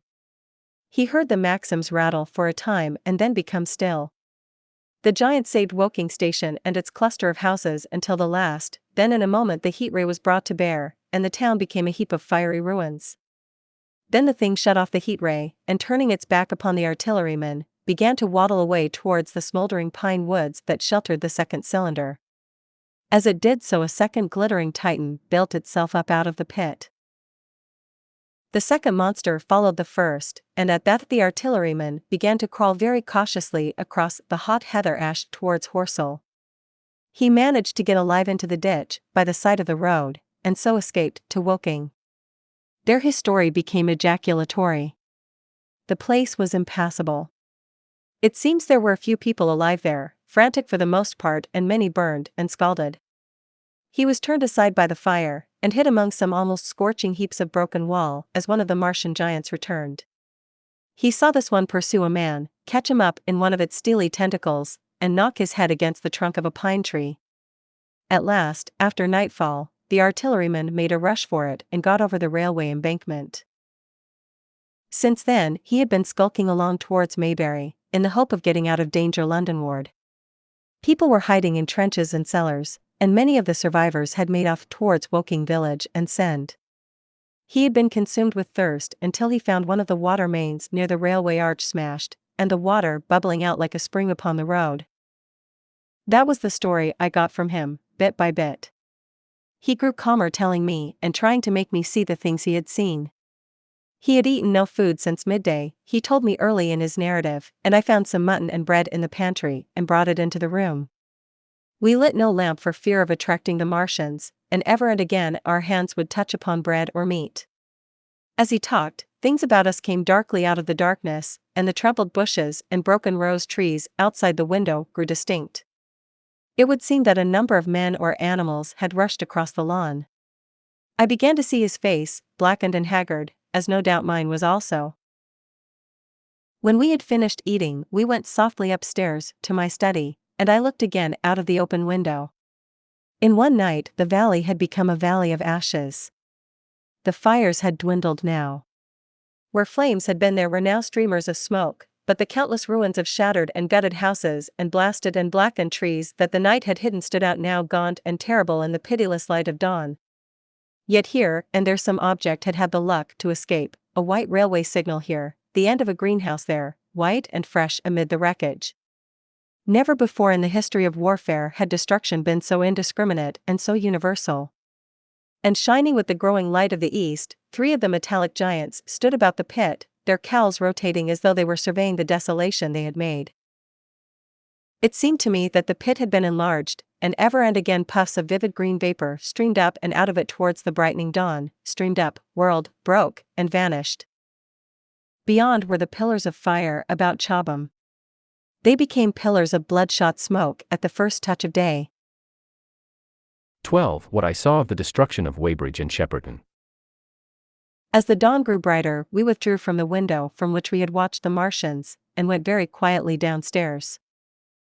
The artilleryman agreed with me that the house was no place to stay in. He proposed, he said, to make his way Londonward, and thence rejoin his battery, number 12, of the Horse Artillery. My plan was to return at once to Leatherhead, and so greatly had the strength of the Martians impressed me that I had determined to take my wife to Newhaven, and go with her out of the country forthwith. For I already perceived clearly that the country about London must inevitably be the scene of a disastrous struggle before such creatures as these could be destroyed.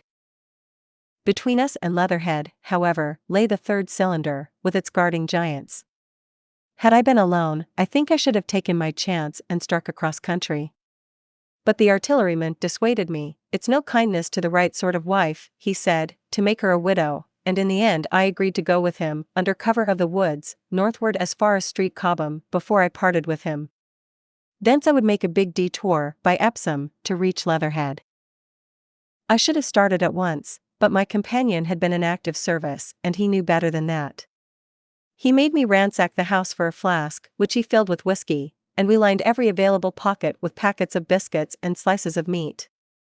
Then we crept out of the house, and ran as quickly as we could down the ill-made road by which I had come overnight. The houses seemed deserted. In the road lay a group of 3 charred bodies close together, struck dead by the heat ray, and here and there were things that people had dropped, a clock, a slipper, a silver spoon, and the like poor valuables.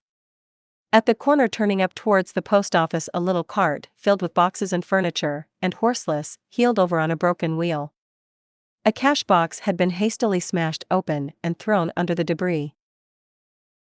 Except the lodge at the orphanage, which was still on fire, none of the houses had suffered very greatly here.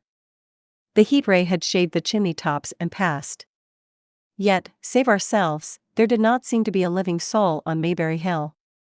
The majority of the inhabitants had escaped, I suppose, by way of the old Woking road, the road I had taken when I drove to Leatherhead, or they had hidden.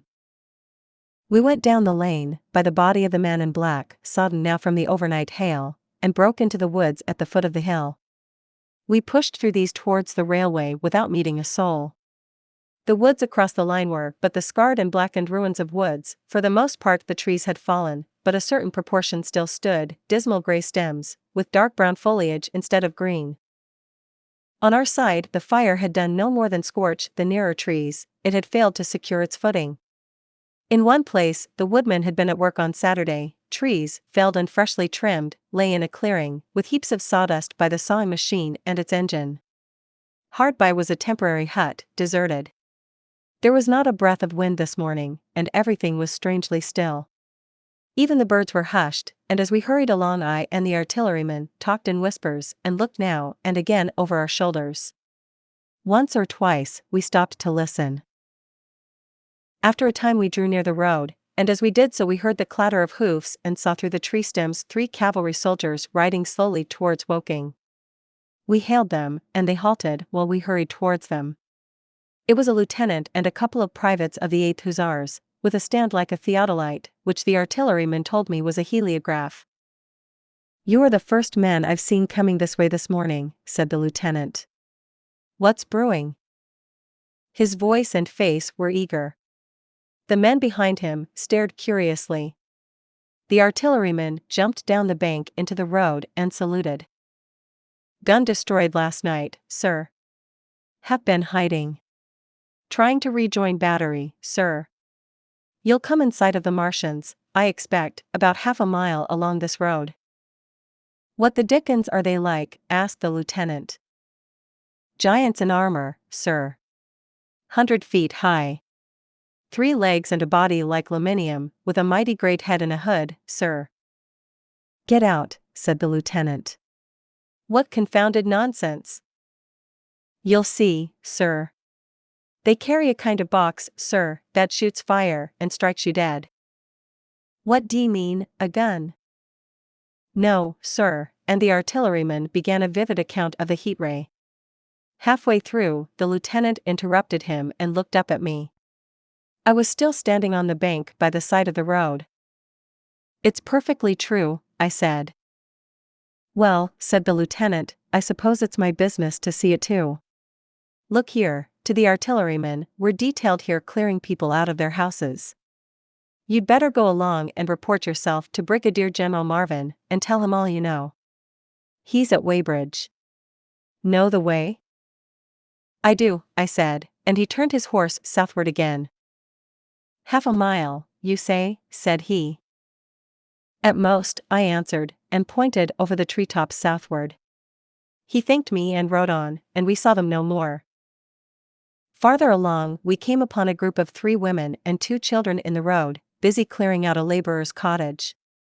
They had got hold of a little hand truck, and were piling it up with unclean-looking bundles and shabby furniture. They were all too assiduously engaged to talk to us as we passed. By Byfleet Station we emerged from the pine trees, and found the country calm and peaceful under the morning sunlight. We were far beyond the range of the heat ray there, and had it not been for the silent desertion of some of the houses, the stirring movement of packing in others, and the knot of soldiers standing on the bridge over the railway and staring down the line towards Woking, the day would have seemed very like any other Sunday. Several farm wagons and carts were moving creakily along the road to Addlestone, and suddenly through the gate of a field we saw, across a stretch of flat meadow, 6 12-pounders standing neatly at equal distances pointing towards Woking. The gunners stood by the guns waiting, and the ammunition wagons were at a businesslike distance. The men stood almost as if under inspection. "That's good," said I, "they will get one fair shot, at any rate." The artilleryman hesitated at the gate. "I shall go on," he said. Farther on towards Weybridge, just over the bridge, there were a number of men in white fatigue jackets throwing up a long rampart, and more guns behind. "It's bows and arrows against the lightning, anyhow," said the artilleryman. "They haven't seen that fire beam yet." The officers who were not actively engaged stood and stared over the treetops southwestward, and the men digging would stop every now and again to stare in the same direction. Byfleet was in a tumult, people packing, and a score of hussars, some of them dismounted, some on horseback, were hunting them about. 3 or 4 black government wagons, with crosses and white circles, and an old omnibus, among other vehicles, were being loaded in the village street. There were scores of people, most of them sufficiently sabbatical to have assumed their best clothes. The soldiers were having the greatest difficulty in making them realize the gravity of their position.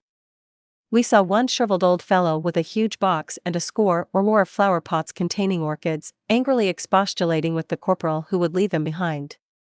I stopped and gripped his arm. "Do you know what's over there?" I said, pointing at the pine tops that hid the Martians. "Eh?" said he, turning. "I was explainin' these is valuable." "Death!" I shouted. "Death is coming." Death, and leaving him to digest that if he could, I hurried on after the artilleryman. At the corner I looked back. The soldier had left him, and he was still standing by his box, with the pots of orchids on the lid of it, and staring vaguely over the trees. No one in Weybridge could tell us where the headquarters were established. The whole place was in such confusion as I had never seen in any town before. Carts, carriages everywhere, the most astonishing miscellany of conveyances and horseflesh. The respectable inhabitants of the place, men in golf and boating costumes, wives prettily dressed, were packing, riverside loafers energetically helping, children excited, and, for the most part, highly delighted at this astonishing variation of their Sunday experiences. In the midst of it all the worthy vicar was very pluckily holding an early celebration, and his bell was jangling out above the excitement. I and the artilleryman, seated on the step of the drinking fountain, made a very passable meal upon what we had brought with us.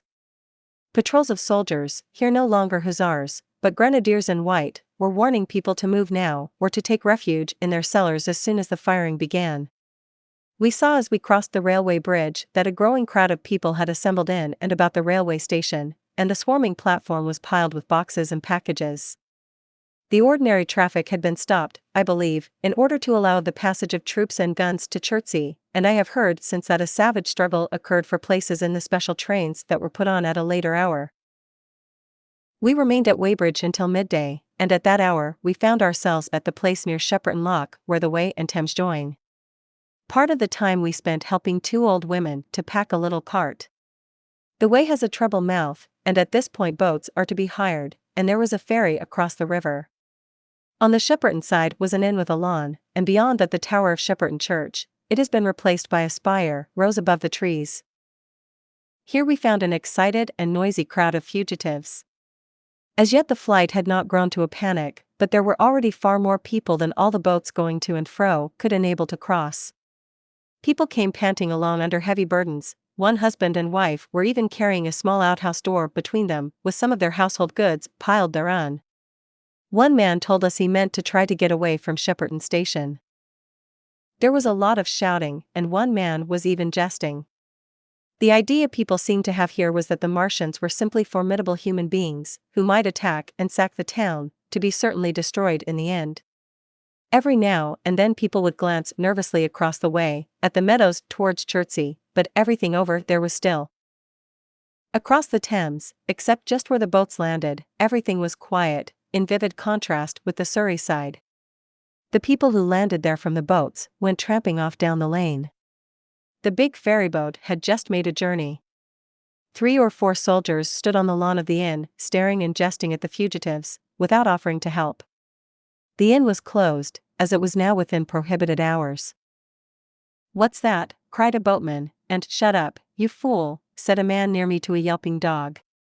Then the sound came again, this time from the direction of Chertsey, a muffled thud, the sound of a gun.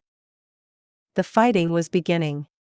Almost immediately, unseen batteries across the river to our right, unseen because of the trees, took up the chorus, firing heavily one after the other. A woman screamed.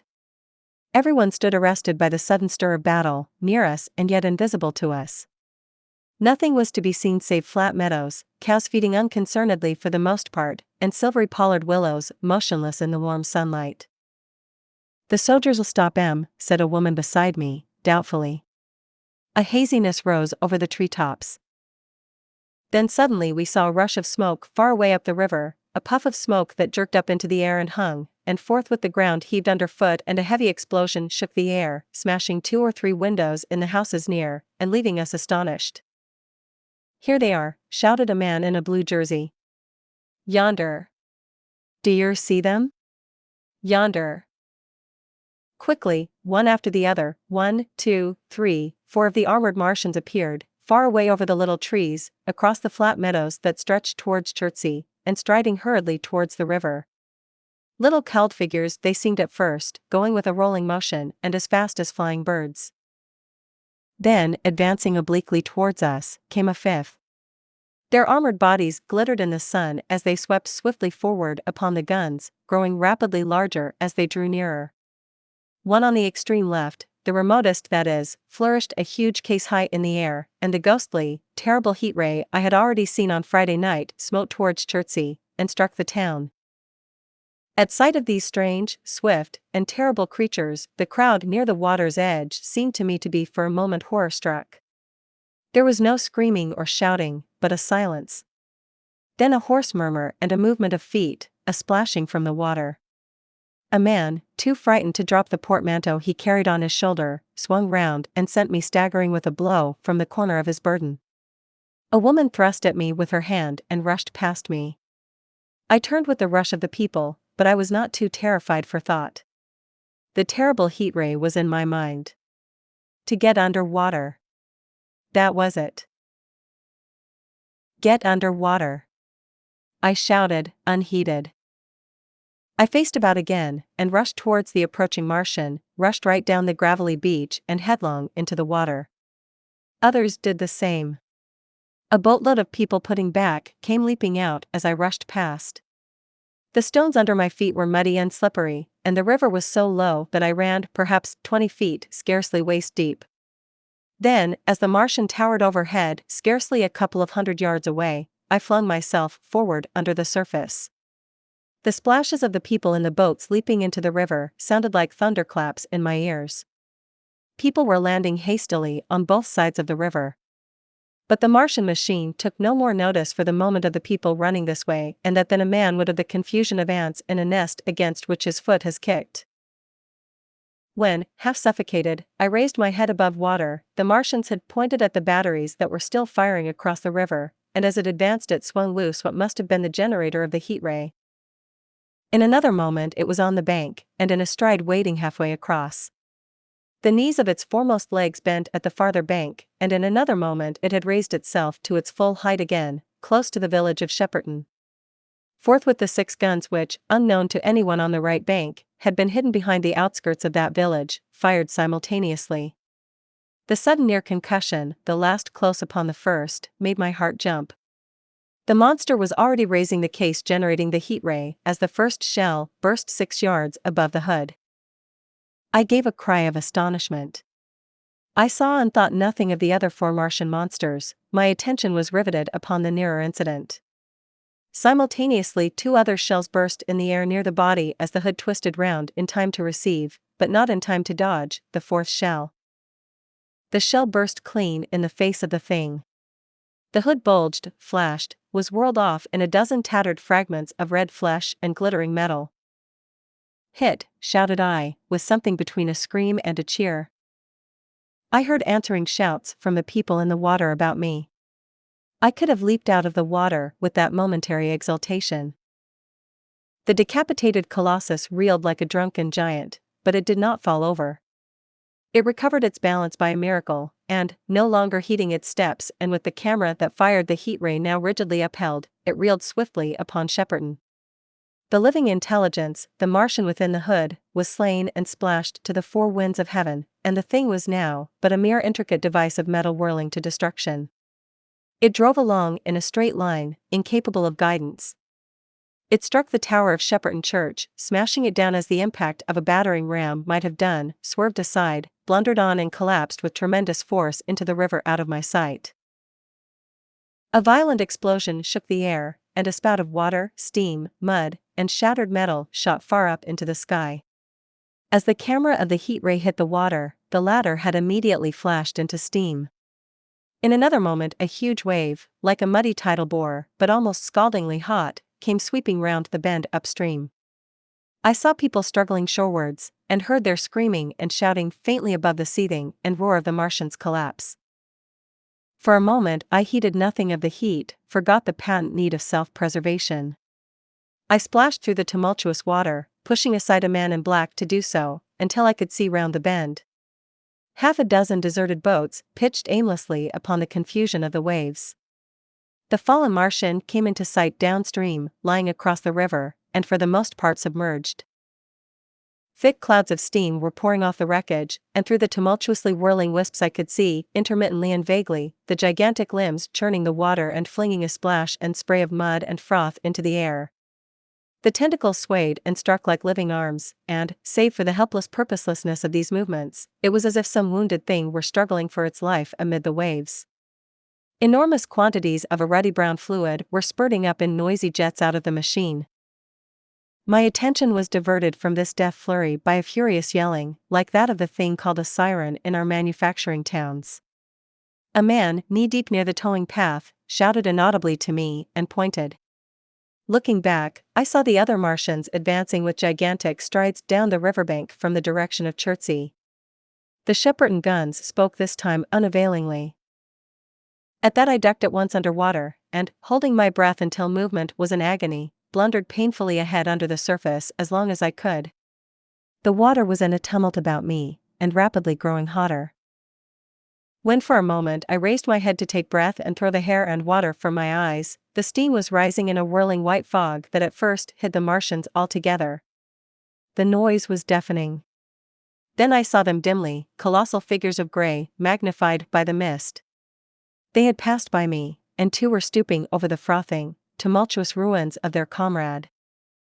The third and fourth stood beside him in the water, one perhaps 200 yards from me, the other towards Laleham. The generators of the heat rays waved high, and the hissing beams smote down this way and that. The air was full of sound, a deafening and confusing conflict of noises, the clankerous din of the Martians, the crash of falling houses, the thud of trees, fences, sheds flashing into flame, and the crackling and roaring of fire. Dense black smoke was leaping up to mingle with the steam from the river, and as the heat ray went to and fro over Weybridge its impact was marked by flashes of incandescent white that gave place at once to a smoky dance of lurid flames. The nearer houses still stood intact, awaiting their fate, shadowy, faint and pallid in the steam, with the fire behind them going to and fro. For a moment perhaps I stood there, breast high in the almost boiling water, dumbfounded at my position, hopeless of escape. Through the reek I could see the people who had been with me in the river scrambling out of the water through the reeds, like little frogs hurrying through grass from the advance of a man, or running to and fro in utter dismay on the towing path. Then suddenly the white flashes of the heat ray came leaping towards me. The houses caved in as they dissolved at its touch, and darted out flames, the trees changed to fire with a roar. The ray flickered up and down the towing path, licking off the people who ran this way and that, and came down to the water's edge not 50 yards from where I stood. It swept across the river to Shepperton, and the water in its track rose in a boiling wheel crested with steam. I turned shoreward. In another moment the huge wave, well nigh at the boiling point, had rushed upon me. I screamed aloud, and scalded, half-blinded, agonized, I staggered through the leaping, hissing water, towards the shore. Had my foot stumbled, it would have been the end. I fell helplessly, in full sight of the Martians, upon the broad, bare, gravelly spit that runs down to mark the angle of the Wey and Thames. I expected nothing but death. I have a dim memory of the foot of a Martian coming down within a score of yards of my head, driving straight into the loose gravel, whirling it this way and that and lifting again, of a long suspense, and then of the four carrying the debris of their comrade between them, now clear and then presently faint through a veil of smoke, receding interminably, as it seemed to me, across a vast space of river and meadow. And then, very slowly, I realized that by a miracle I had escaped. 13. How I fell in with the curate. After getting this sudden lesson in the power of terrestrial weapons, the Martians retreated to their original position upon Horsell Common, and in their haste, and encumbered with the debris of their smashed companion, they no doubt overlooked many such a stray and negligible victim as myself. Had they left their comrade and pushed on forthwith, there was nothing at that time between them and London but batteries of 12-pounder guns, and they would certainly have reached the capital in advance of the tidings of their approach. As sudden, dreadful, and destructive their advent would have been as the earthquake that destroyed Lisbon a century ago. But they were in no hurry. Cylinder followed cylinder on its interplanetary flight, every 24 hours brought them reinforcement. And meanwhile the military and naval authorities, now fully alive to the tremendous power of their antagonists, worked with furious energy. Every minute a fresh gun came into position until, before twilight, every copse, every row of suburban villas on the hilly slopes about Kingston and Richmond, massed an expectant black muzzle. And through the charred and desolated area, perhaps 20 square miles altogether, that encircled the Martian encampment on Horsell Common, through charred and ruined villages among the green trees, through the blackened and smoking arcades that had been but a day ago pine spinneys, crawled the devoted scouts with the heliographs that were presently to warn the gunners of the Martian approach. But the Martians now understood our command of artillery and the danger of human proximity, and not a man ventured within a mile of either cylinder, save at the price of his life. It would seem that these giants spent the earlier part of the afternoon in going to and fro, transferring everything from the second and third cylinders, the second in Addlestone Golf Links and the third at Purford, to their original pit on Horsell Common. Over that, above the blackened heather and ruined buildings that stretched far and wide, stood one as sentinel, while the rest abandoned their vast fighting machines and descended into the pit. They were hard at work there far into the night, and the towering pillar of dense green smoke that rose therefrom could be seen from the hills about Marrow, and even, it is said, from Banstead and Epsom Downs. And while the Martians behind me were thus preparing for their next sally, and in front of me humanity gathered for the battle, I made my way with infinite pains and labor from the fire and smoke of burning Weybridge towards London. I saw an abandoned boat, very small and remote, drifting downstream, and throwing off the most of my sodden clothes, I went after it, gained it, and so escaped out of that destruction. There were no oars in the boat, but I contrived to paddle, as well as my parboiled hands would allow, down the river towards Halliford and Walton, going very tediously and continually looking behind me, as you may well understand. I followed the river, because I considered that the water gave me my best chance of escape should these giants return. The hot water from the Martians' overthrow drifted downstream with me, so that for the best part of a mile I could see little of either bank. Once, however, I made out a string of black figures hurrying across the meadows from the direction of Weybridge. Halliford, it seemed, was deserted, and several of the houses facing the river were on fire. It was strange to see the place quite tranquil, quite desolate under the hot blue sky, with the smoke and little threads of flame going straight up into the heat of the afternoon. Never before had I seen houses burning without the accompaniment of an obstructive crowd. A little farther on the dry reeds up the bank were smoking and glowing, and a line of fire inland was marching steadily across a late field of hay. For a long time I drifted, so painful and weary was I after the violence I had been through, and so intense the heat upon the water. Then my fears got the better of me again, and I resumed my paddling. The sun scorched my bare back. At last, as the bridge at Walton was coming into sight round the bend, my fever and faintness overcame my fears, and I landed on the Middlesex bank and lay down, deadly sick, amid the long grass. I suppose the time was then about 4 or 5 o'clock. I got up presently, walked perhaps half a mile without meeting a soul, and then lay down again in the shadow of a hedge. I seem to remember talking, wanderingly, to myself during that last spurt. I was also very thirsty, and bitterly regretful I had drunk no more water. It is a curious thing that I felt angry with my wife. I cannot account for it, but my impotent desire to reach Leatherhead worried me excessively. I do not clearly remember the arrival of the curate, so that probably I dozed. I became aware of him as a seated figure in soot-smudged shirt sleeves, and with his upturned, clean-shaven face staring at a faint flickering that danced over the sky. The sky was what is called a mackerel sky, rows and rows of faint down plumes of cloud, just tinted with the midsummer sunset. I sat up, and at the rustle of my motion, he looked at me quickly. "Have you any water?" I asked abruptly. He shook his head. "You have been asking for water for the last hour," he said. For a moment we were silent, taking stock of each other. I dare say he found me a strange enough figure, naked, save for my water-soaked trousers and socks, scalded, and my face and shoulders blackened by the smoke.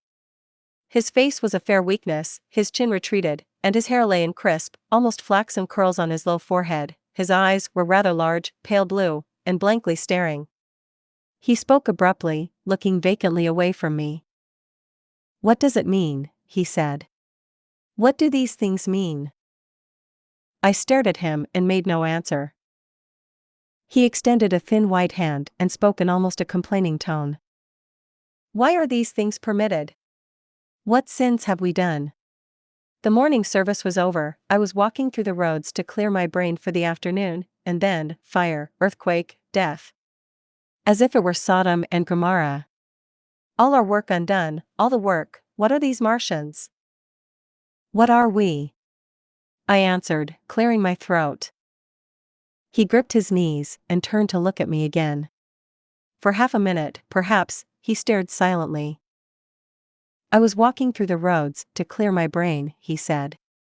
And suddenly, fire, earthquake, death.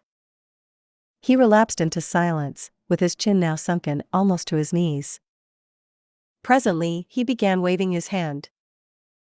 "All the work, all the Sunday schools, what have we done? What has Weybridge done? Everything gone, everything destroyed. The church. We rebuilt it only 3 years ago. Gone. Swept out of existence. Why?" Another pause, and he broke out again like one demented. "The smoke of her burning goeth up for ever and ever," he shouted. His eyes flamed, and he pointed a lean finger in the direction of Weybridge. By this time I was beginning to take his measure. The tremendous tragedy in which he had been involved, it was evident he was a fugitive from Weybridge, had driven him to the very verge of his reason. "Are we far from Sunbury?"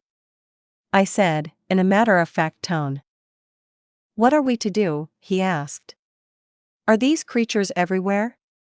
Has the earth been given over to them? Are we far from Sunbury?" "Only this morning, I officiated at early celebration." "Things have changed," I said, quietly. "You must keep your head. There is still hope." "Hope?" "Yes. Plentiful hope, for all this destruction." I began to explain my view of our position. He listened at first, but as I went on the interest dawning in his eyes gave place to their former stare, and his regard wandered from me. "This must be the beginning of the end," he said, interrupting me. "The end? The great and terrible day of the Lord. When men shall call upon the mountains and the rocks to fall upon them and hide them from the face of him that sitteth upon the throne." I began to understand the position. I ceased my labored reasoning, struggled to my feet, and, standing over him, laid my hand on his shoulder. "Be a man," said I, "you are scared out of your wits. What good is religion if it collapses under calamity? Think of what earthquakes and floods, wars and volcanoes, have done before to men. Did you think God had exempted Weybridge? He is not an insurance agent." For a time, he sat in blank silence. "But how can we escape?" he asked, suddenly. "They are invulnerable, they are pitiless." "Neither the one nor, perhaps, the other," I answered. "And the mightier they are the more sane and wary should we be. One of them was killed yonder not 3 hours ago." "Killed," he said, staring about him. "How can God's ministers be killed?" I saw it happen. I proceeded to tell him. "We have chanced to come in for the thick of it," said I, "and that is all." "What is that flicker in the sky?" he asked abruptly. I told him it was the heliograph signaling, that it was the sign of human help and effort in the sky. We are in the midst of it, I said, quiet as it is. That flicker in the sky tells of the gathering storm. Yonder, I take it, are the Martians, and Londonward, where those hills rise about Richmond and Kingston and the trees give cover, earthworks are being thrown up and guns are being placed. Presently the Martians will be coming this way again. And even as I spoke he sprang to his feet and stopped me by a gesture. Listen, he said. From beyond the low hills across the water came the dull resonance of distant guns and a remote weird crying. Then everything was still. A cockchafer came droning over the hedge and past us. High in the west the crescent moon hung faint and pale above the smoke of Weybridge and Shepperton and the hot, still splendor of the sunset. We had better follow this path, I said, northward. 14. In London. My younger brother was in London when the Martians fell at Woking. He was a medical student working for an imminent examination, and he heard nothing of the arrival until Saturday morning. The morning papers on Saturday contained, in addition to lengthy special articles on the planet Mars, on life in the planets, and so forth, a brief and vaguely worded telegram, all the more striking for its brevity. The Martians, alarmed by the approach of a crowd, had killed a number of people with a quick-firing gun, so the story ran. The telegram concluded with the words, "Formidable as they seem to be, the Martians have not moved from the pit into which they have fallen, and, indeed, seem incapable of doing so. Probably this is due to the relative strength of the Earth's gravitational energy." On that last text their leader writer expanded very comfortingly. Of course all the students in the Cramer's biology class, to which my brother went that day, were intensely interested, but there were no signs of any unusual excitement in the streets. The afternoon papers puffed scraps of news under big headlines. They had nothing to tell beyond the movements of troops about the common, and the burning of the pine woods between Woking and Weybridge, until 8. Then the St. James's Gazette, in an extra special edition, announced the bare fact of the interruption of telegraphic communication. This was thought to be due to the falling of burning pine trees across the line. Nothing more of the fighting was known that night, the night of my drive to Leatherhead and back. My brother felt no anxiety about us, as he knew from the description in the papers that the cylinder was a good 2 miles from my house. He made up his mind to run down that night to me, in order, as he says, to see the things before they were killed. He dispatched a telegram, which never reached me, about 4 o'clock, and spent the evening at a music hall. In London, also, on Saturday night there was a thunderstorm, and my brother reached Waterloo in a cab. On the platform from which the midnight train usually starts he learned, after some waiting, that an accident prevented trains from reaching Woking that night. The nature of the accident he could not ascertain, indeed, the railway authorities did not clearly know at that time. There was very little excitement in the station, as the officials, failing to realize that anything further than a breakdown between Byfleet and Woking Junction had occurred, were running the theatre trains which usually passed through Woking round by Virginia Water or Guildford. They were busy making the necessary arrangements to alter the route of the Southampton and Portsmouth Sunday League excursions. A nocturnal newspaper reporter, mistaking my brother for the traffic manager, to whom he bears a slight resemblance, waylaid and tried to interview him. Few people, excepting the railway officials, connected the breakdown with the Martians. I have read, in another account of these events, that on Sunday morning all London was electrified by the news from Woking. As a matter of fact, there was nothing to justify that very extravagant phrase. Plenty of Londoners did not hear of the Martians until the panic of Monday morning. Those who did took some time to realize all that the hastily worded telegrams in the Sunday papers conveyed. The majority of people in London do not read Sunday papers. The habit of personal security, moreover, is so deeply fixed in the Londoner's mind, and startling intelligence so much a matter of course in the papers, that they could read without any personal tremors. About 7 o'clock last night the Martians came out of the cylinder, and, moving about under an armor of metallic shields, have completely wrecked Woking Station with the adjacent houses, and massacred an entire battalion of the Cardigan Regiment. No details are known. Maxims have been absolutely useless against their armor, the field guns have been disabled by them. Flying hussars have been galloping into Chertsey. The Martians appear to be moving slowly towards Chertsey or Windsor. Great anxiety prevails in West Surrey, and earthworks are being thrown up to check the advance Londonward. That was how the Sunday Sun put it, and a clever and remarkably prompt handbook article in the Referee compared the affair to a menagerie suddenly let loose in a village. No one in London knew positively of the nature of the armored Martians, and there was still a fixed idea that these monsters must be sluggish, crawling, creeping painfully. Such expressions occurred in almost all the earlier reports. None of the telegrams could have been written by an eyewitness of their advance. The Sunday papers printed separate editions as further news came to hand, some even in default of it. But there was practically nothing more to tell people until late in the afternoon, when the authorities gave the press agencies the news in their possession. It was stated that the people of Walton and Weybridge, and all the district were pouring along the roads Londonward, and that was all. My brother went to church at the Foundling Hospital in the morning, still in ignorance of what had happened on the previous night. There he heard allusions made to the invasion, and a special prayer for peace. Coming out, he bought a Referee.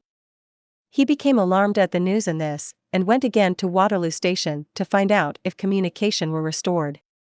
The omnibuses, carriages, cyclists, and innumerable people walking in their best clothes seemed scarcely affected by the strange intelligence that the news vendors were disseminating. People were interested, or, if alarmed only on account of the local residents. At the station he heard for the first time that the Windsor and Chertsey lines were now interrupted.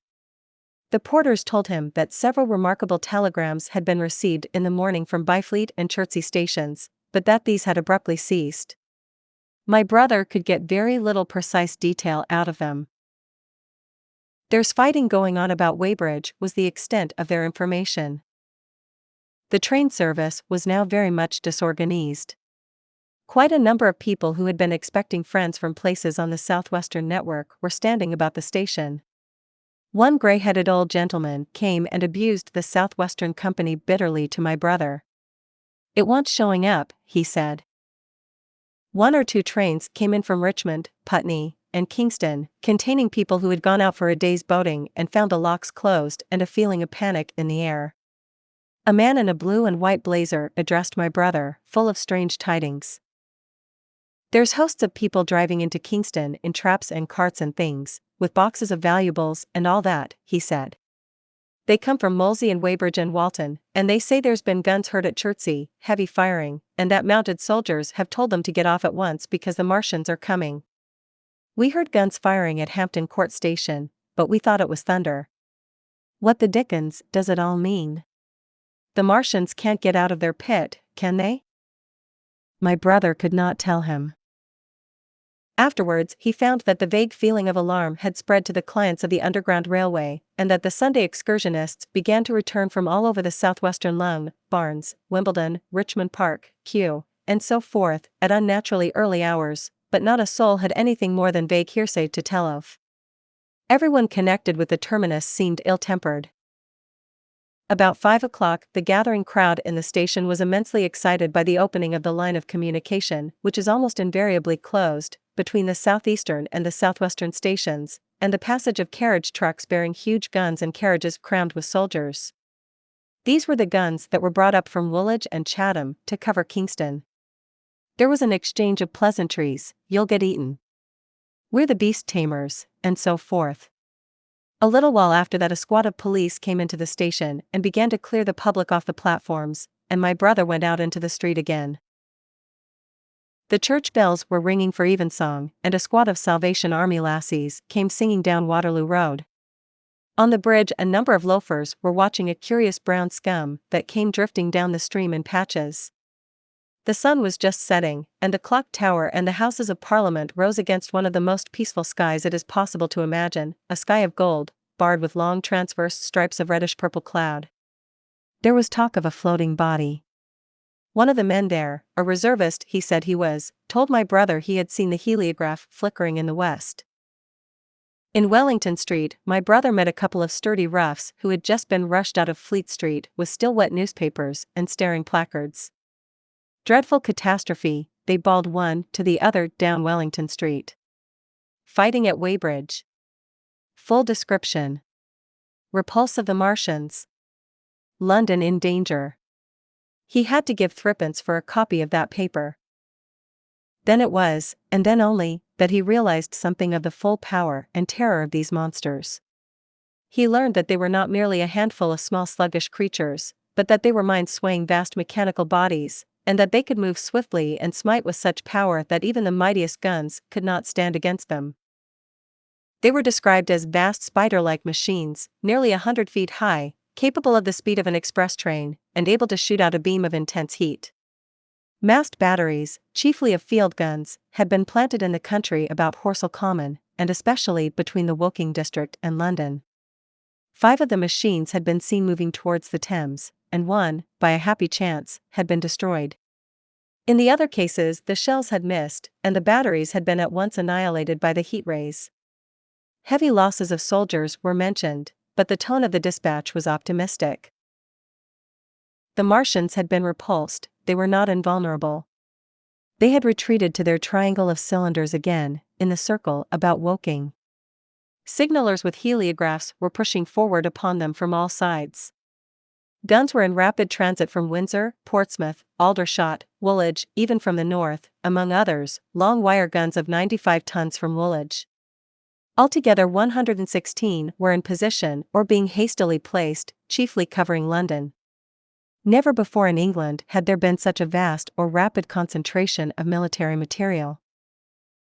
Any further cylinders that fell, it was hoped, could be destroyed at once by high explosives, which were being rapidly manufactured and distributed. No doubt, ran the report, the situation was of the strangest and gravest description, but the public was exhorted to avoid and discourage panic. No doubt the Martians were strange and terrible in the extreme, but at the outside there could not be more than 20 of them against our millions. The authorities had reason to suppose, from the size of the cylinders, that at the outside there could not be more than 5 in each cylinder, 15 altogether. And one at least was disposed of, perhaps more. The public would be fairly warned of the approach of danger, and elaborate measures were being taken for the protection of the people in the threatened southwestern suburbs. And so, with reiterated assurances of the safety of London and the ability of the authorities to cope with the difficulty, this quasi-proclamation closed. This was printed in enormous type on paper so fresh that it was still wet, and there had been no time to add a word of comment. It was curious, my brother said, to see how ruthlessly the usual contents of the paper had been hacked and taken out to give this place. All down Wellington Street people could be seen fluttering out the pink sheets and reading, and the Strand was suddenly noisy with the voices of an army of hawkers following these pioneers. Men came scrambling off buses to secure copies. Certainly, this news excited people intensely, whatever their previous apathy. The shutters of a map shop in the Strand were being taken down, my brother said, and a man in his Sunday raiment, lemon-yellow gloves even, was visible inside the window hastily fastening maps of Surrey to the glass.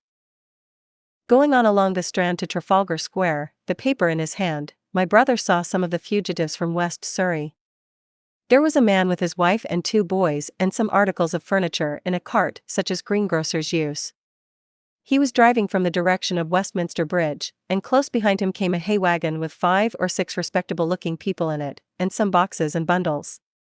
The faces of these people were haggard, and their entire appearance contrasted conspicuously with the Sabbath-best appearance of the people on the omnibuses.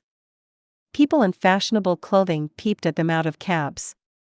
They stopped at the square as if undecided which way to take, and finally turned eastward along the Strand. Some way behind these came a man in workday clothes, riding one of those old-fashioned tricycles with a small front wheel. He was dirty and white in the face. My brother turned down towards Victoria, and met a number of such people. He had a vague idea that he might see something of me. He noticed an unusual number of police regulating the traffic. Some of the refugees were exchanging news with the people on the omnibuses. One was professing to have seen the Martians. Boilers on stilts, I tell you, striding along like men. Most of them were excited and animated by their strange experience. Beyond Victoria, the public houses were doing a lively trade with these arrivals. At all the street corners, groups of people were reading papers, talking excitedly, or staring at these unusual Sunday visitors. They seemed to increase as night drew on, until at last the roads, my brother said, were like Epsom High Street on a Derby day. My brother addressed several of these fugitives and got unsatisfactory answers from most. None of them could tell him any news of Woking except one man, who assured him that Woking had been entirely destroyed on the previous night. "I come from Byfleet," he said. "A man on a bicycle came through the place in the early morning and ran from door to door warning us to come away. Then came soldiers. We went out to look, and there were clouds of smoke to the south, nothing but smoke, and not a soul coming that way. Then we heard the guns at Chertsey, and folks coming from Weybridge. So I've locked up my house and come on." At that time, there was a strong feeling in the streets that the authorities were to blame for their incapacity to dispose of the invaders without all this inconvenience. About 8 o'clock, a noise of heavy firing was distinctly audible all over the south of London. My brother could not hear it for the traffic in the main thoroughfares, but by striking through the quiet back streets to the river he was able to distinguish it quite plainly. He walked from Westminster to his apartments near Regent's Park, about 2. He was now very anxious on my account, and disturbed at the evident magnitude of the trouble. His mind was inclined to run, even as mine had run on Saturday, on military details. He thought of all those silent, expectant guns of the suddenly nomadic countryside. He tried to imagine boilers on stilts 100 feet high. There were 1 or 2 cartloads of refugees passing along Oxford Street, and several in the Marylebone Road, but so slowly was the news spreading that Regent Street and Portland Place were full of their usual Sunday night promenaders, albeit they talked in groups, and along the edge of Regent's Park there were as many silent couples walking out together under the scattered gas lamps as ever there had been. The night was warm and still, and a little oppressive. The sound of guns continued intermittently, and after midnight there seemed to be sheet lightning in the south. He read and reread the paper, fearing the worst had happened to me. He was restless, and after supper prowled out again aimlessly. He returned and tried in vain to divert his attention to his examination notes. He went to bed a little after midnight, and was awakened from lurid dreams in the small hours of Monday by the sound of door knockers, feet running in the street, distant drumming, and a clamor of bells. Red reflections danced on the ceiling. For a moment he lay astonished, wondering whether day had come or the world gone mad. Then he jumped out of bed and ran to the window. His room was an attic, and as he thrust his head out, up and down the street there were a dozen echoes to the noise of his window sash, and heads in every kind of night disarray appeared. Inquiries were being shouted. "They are coming," bawled a policeman, hammering at the door. "The Martians are coming," and hurried to the next door. The sound of drumming and trumpeting came from the Albany Street barracks, and every church within earshot was hard at work killing sleep with a vehement disorderly tocsin. There was a noise of doors opening, and window after window in the houses opposite flashed from darkness into yellow illumination. Up the street came galloping a closed carriage, bursting abruptly into noise at the corner, rising to a clattering climax under the window, and dying away slowly in the distance. Close on the rear of this came a couple of cabs, the forerunners of a long procession of flying vehicles, going for the most part to Chalk Farm Station, where the Northwestern special trains were loading up, instead of coming down the gradient into Euston. For a long time my brother stared out of the window in blank astonishment, watching the policemen hammering at door after door, and delivering their incomprehensible message. Then the door behind him opened, and the man who lodged across the landing came in, dressed only in shirt, trousers, and slippers, his braces loose about his waist, his hair disordered from his pillow. "What the devil is it?" he asked. "A fire? What a devil of a row!" They both craned their heads out of the window, straining to hear what the policemen were shouting. People were coming out of the side streets, and standing in groups at the corners talking. "What the devil is it all about?" said my brother's fellow lodger. My brother answered him vaguely, and began to dress, running with each garment to the window in order to miss nothing of the growing excitement. And presently men selling unnaturally early newspapers came bawling into the street. London in danger of suffocation. The Kingston and Richmond defences forced. Fearful massacres in the Thames Valley. And all about him, in the rooms below, in the houses on each side and across the road, and behind in the park terraces and in the 100 other streets of that part of Marylebone, and the Westbourne Park District and St. Pancras, and westward and northward in Kilburn and St. John's Wood and Hampstead, and eastward in Shoreditch and Highbury and Haggerston and Hoxton, and, indeed, through all the vastness of London from Ealing to East Ham, people were rubbing their eyes, and opening windows to stare out and ask aimless questions, dressing hastily as the first breath of the coming storm of fear blew through the streets. It was the dawn of the Great Panic. London, which had gone to bed on Sunday night oblivious and inert, was awakened, in the small hours of Monday morning, to a vivid sense of danger. Unable from his window to learn what was happening, my brother went down and out into the street, just as the sky between the parapets of the houses grew pink with the early dawn. The flying people on foot and in vehicles grew more numerous every moment. Black smoke, he heard people crying, and again black smoke. The contagion of such a unanimous fear was inevitable. As my brother hesitated on the doorstep, he saw another news vendor approaching, and got a paper forthwith. The man was running away with the rest, and selling his papers for a shilling each as he ran, a grotesque mingling of profit and panic. And from this paper my brother read that catastrophic dispatch of the Commander-in-Chief. The Martians are able to discharge enormous clouds of a black and poisonous vapor by means of rockets. They have smothered our batteries, destroyed Richmond, Kingston, and Wimbledon, and are advancing slowly towards London, destroying everything on the way. It is impossible to stop them. There is no safety from the black smoke, but an instant flight. That was all, but it was enough. The whole population of the great 6 million city was stirring, slipping, running. Presently, it would be pouring en masse northward. Black smoke, the voices cried. Fire! The bells of the neighboring church made a jangling tumult, a cart carelessly driven smashed, amid shrieks and curses, against the water trough up the street. Sickly yellow lights went to and fro in the houses, and some of the passing cabs flaunted unextinguished lamps. And overhead the dawn was growing brighter, clear and steady and calm.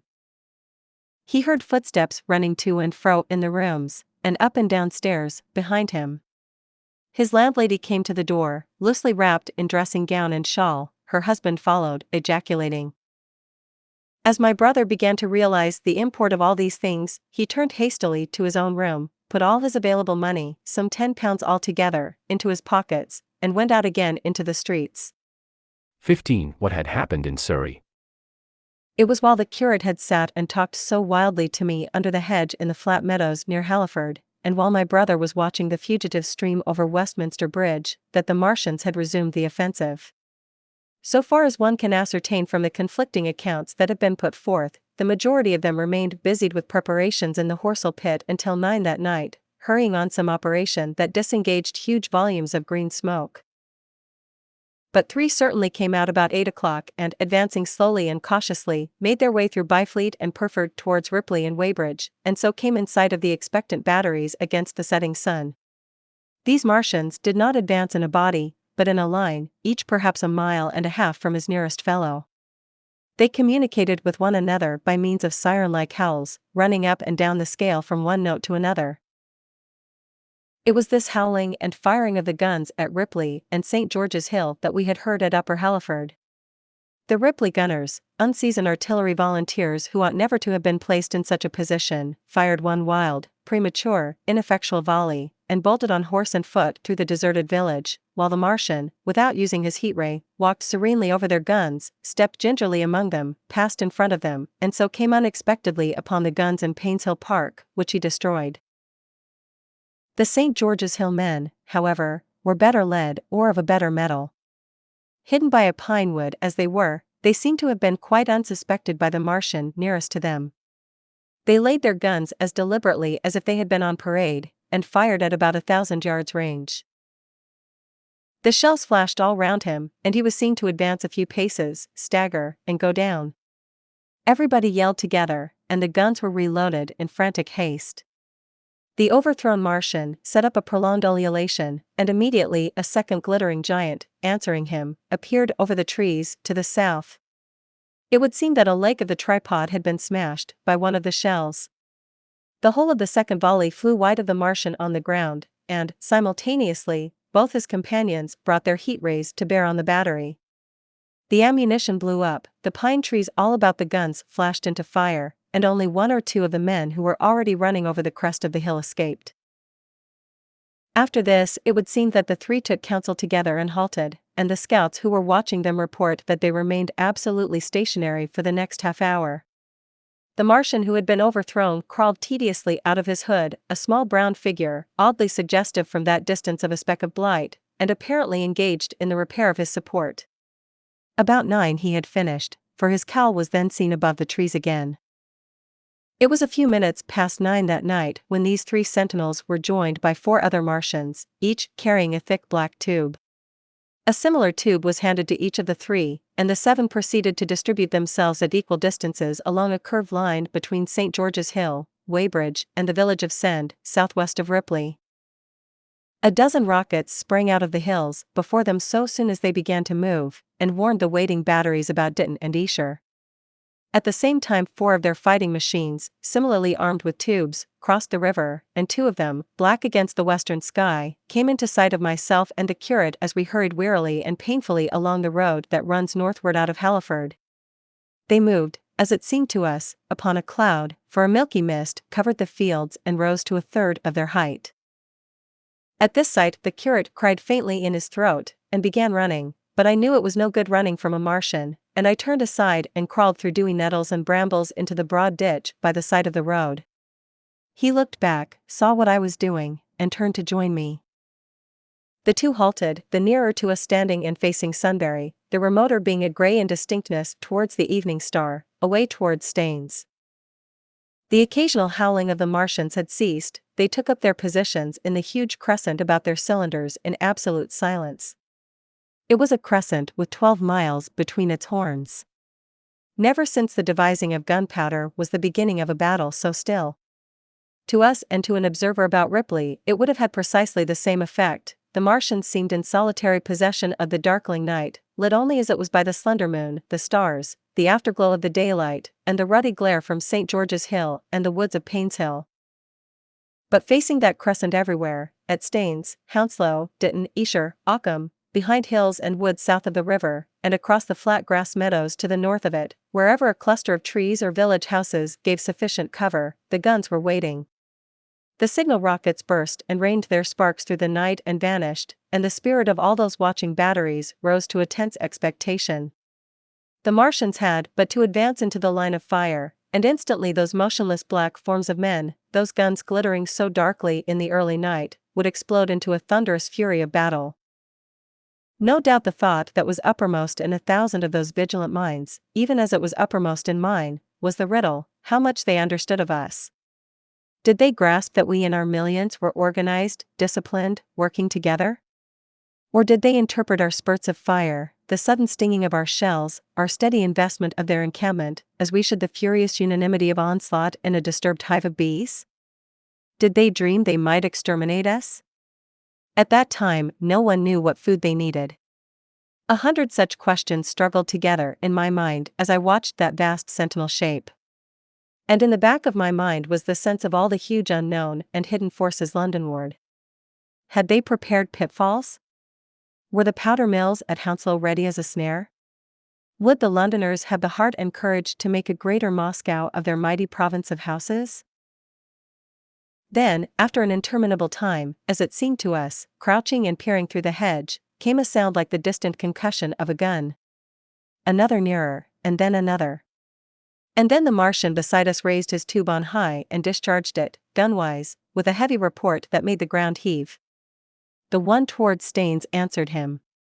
There was no flash, no smoke, simply that loaded detonation.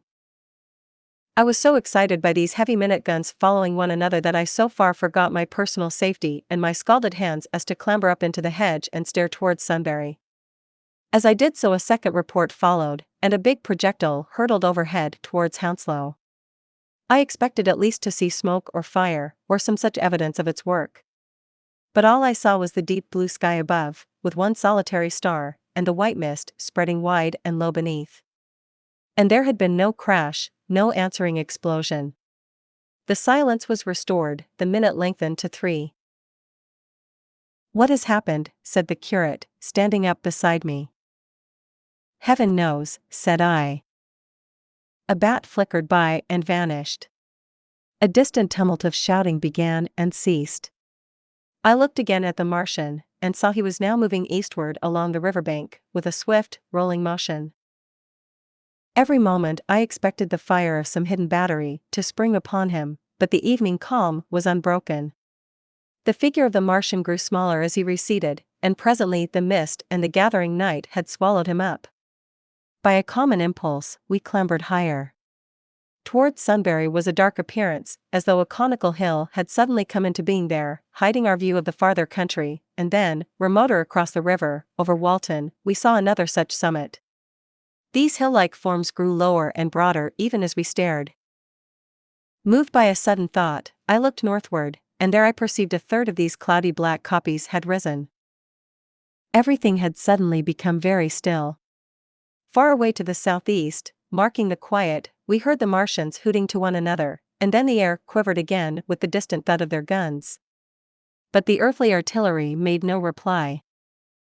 Now at the time we could not understand these things, but later I was to learn the meaning of these ominous copies that gathered in the twilight.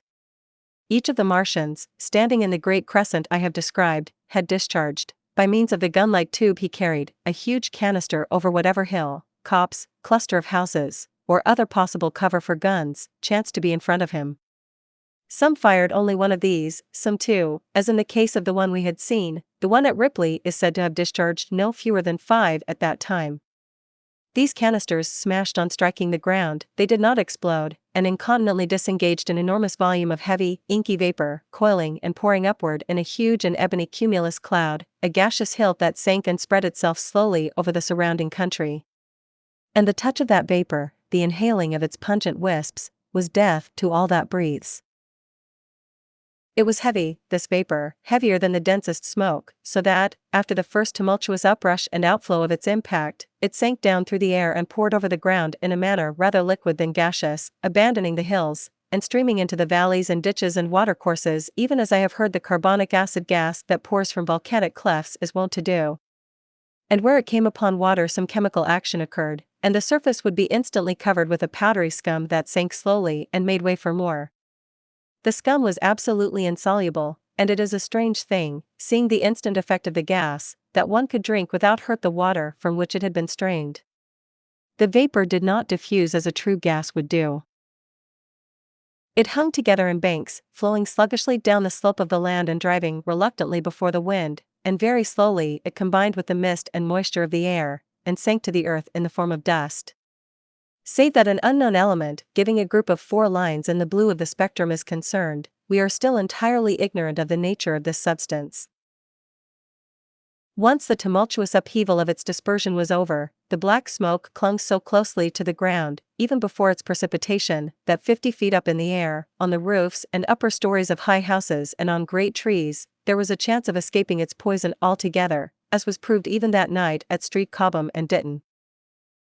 The man who escaped at the former place tells a wonderful story of the strangeness of its coiling flow, and how he looked down from the church spire and saw the houses of the village rising like ghosts out of its inky nothingness. For a day and a half he remained there, weary, starving and sun-scorched, the earth under the blue sky and against the prospect of the distant hills a velvet black expanse, with red roofs, green trees, and, later, black-veiled shrubs and gates, barns, outhouses, and walls, rising here and there into the sunlight. But that was at Street Cobham, where the black vapor was allowed to remain until it sank of its own accord into the ground. As a rule the Martians, when it had served its purpose, cleared the air of it again by wading into it and directing a jet of steam upon it. This they did with the vapor banks near us, as we saw in the starlight from the window of a deserted house at Upper Halliford, whither we had returned. From there we could see the searchlights on Richmond Hill and Kingston Hill going to and fro, and about 11 the windows rattled, and we heard the sound of the huge siege guns that had been put in position there. These continued intermittently for the space of a quarter of an hour, sending chance shots at the invisible Martians at Hampton and Ditton, and then the pale beams of the electric light vanished, and were replaced by a bright red glow. Then the 4th cylinder fell, a brilliant green meteor, as I learned afterwards, in Bushy Park. Before the guns on the Richmond and Kingston line of hills began, there was a fitful cannonade far away in the southwest, due, I believe, to guns being fired haphazard before the black vapor could overwhelm the gunners. So, setting about it as methodically as men might smoke out a wasp's nest, the Martians spread this strange stifling vapor over the Londonward country. The horns of the crescent slowly moved apart, until at last they formed a line from Hanwell to Coombe and Malden. All night through their destructive tubes advanced. Never once, after the Martian at St. George's Hill was brought down, did they give the artillery the ghost of a chance against them. Wherever there was a possibility of guns being laid for them unseen, a fresh canister of the black vapor was discharged, and where the guns were openly displayed the heat ray was brought to bear. By midnight the blazing trees along the slopes of Richmond Park and the glare of Kingston Hill threw their light upon a network of black smoke, blotting out the whole valley of the Thames and extending as far as the eye could reach. And through this 2 Martians slowly waded, and turned their hissing steam jets this way and that. They were sparing of the heat ray that night, either because they had but a limited supply of material for its production, or because they did not wish to destroy the country but only to crush and overawe the opposition they had aroused. In the latter aim they certainly succeeded. Sunday night was the end of the organized opposition to their movements. After that no body of men would stand against them, so hopeless was the enterprise. Even the crews of the torpedo boats and destroyers that had brought their quickfirers up the Thames refused to stop, mutinied, and went down again. The only offensive operation men ventured upon after that night was the preparation of mines and pitfalls, and even in that their energies were frantic and spasmodic. One has to imagine, as well as one may, the fate of those batteries towards Esher, waiting so tensely in the twilight. Survivors there were none. One may picture the orderly expectation, the officers alert and watchful, the gunners ready, the ammunition piled to hand, the limber gunners with their horses and wagons, the groups of civilian spectators standing as near as they were permitted, the evening stillness, the ambulances and hospital tents with the burned and wounded from Weybridge, then the dull resonance of the shots the Martians fired, and the clumsy projectile whirling over the trees and houses and smashing amid the neighboring fields.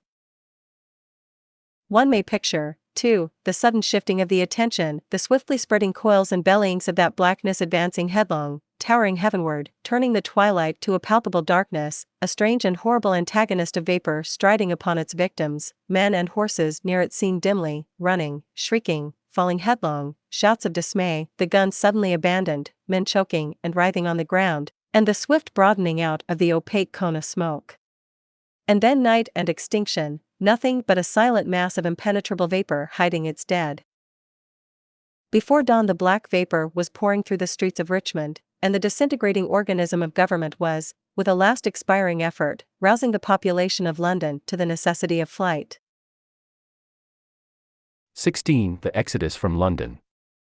So you understand the roaring wave of fear that swept through the greatest city in the world just as Monday was dawning, the stream of flight rising swiftly to a torrent, lashing in a foaming tumult round the railway stations, banked up into a horrible struggle about the shipping in the Thames, and hurrying by every available channel northward and eastward.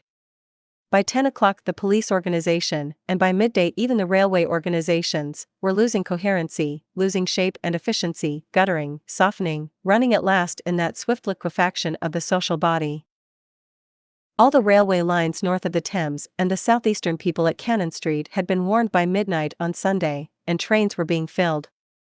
People were fighting savagely for standing room in the carriages even at 2 o'clock.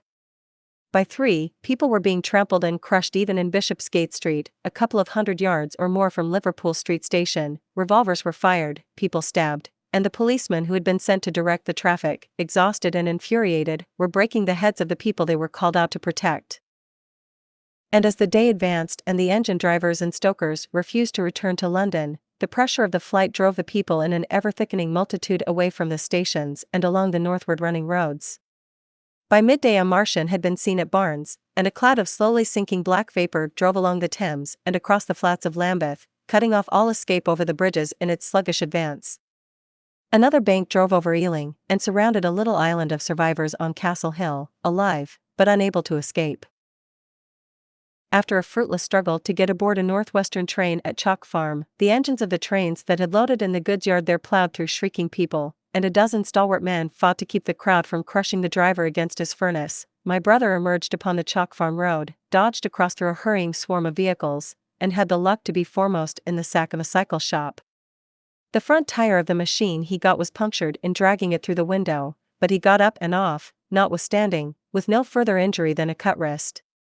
The steep foot of Haverstock Hill was impassable owing to several overturned horses, and my brother struck into Belsize Road. So he got out of the fury of the panic and, skirting the Edgware Road, reached Edgware about 7, fasting and wearied, but well ahead of the crowd.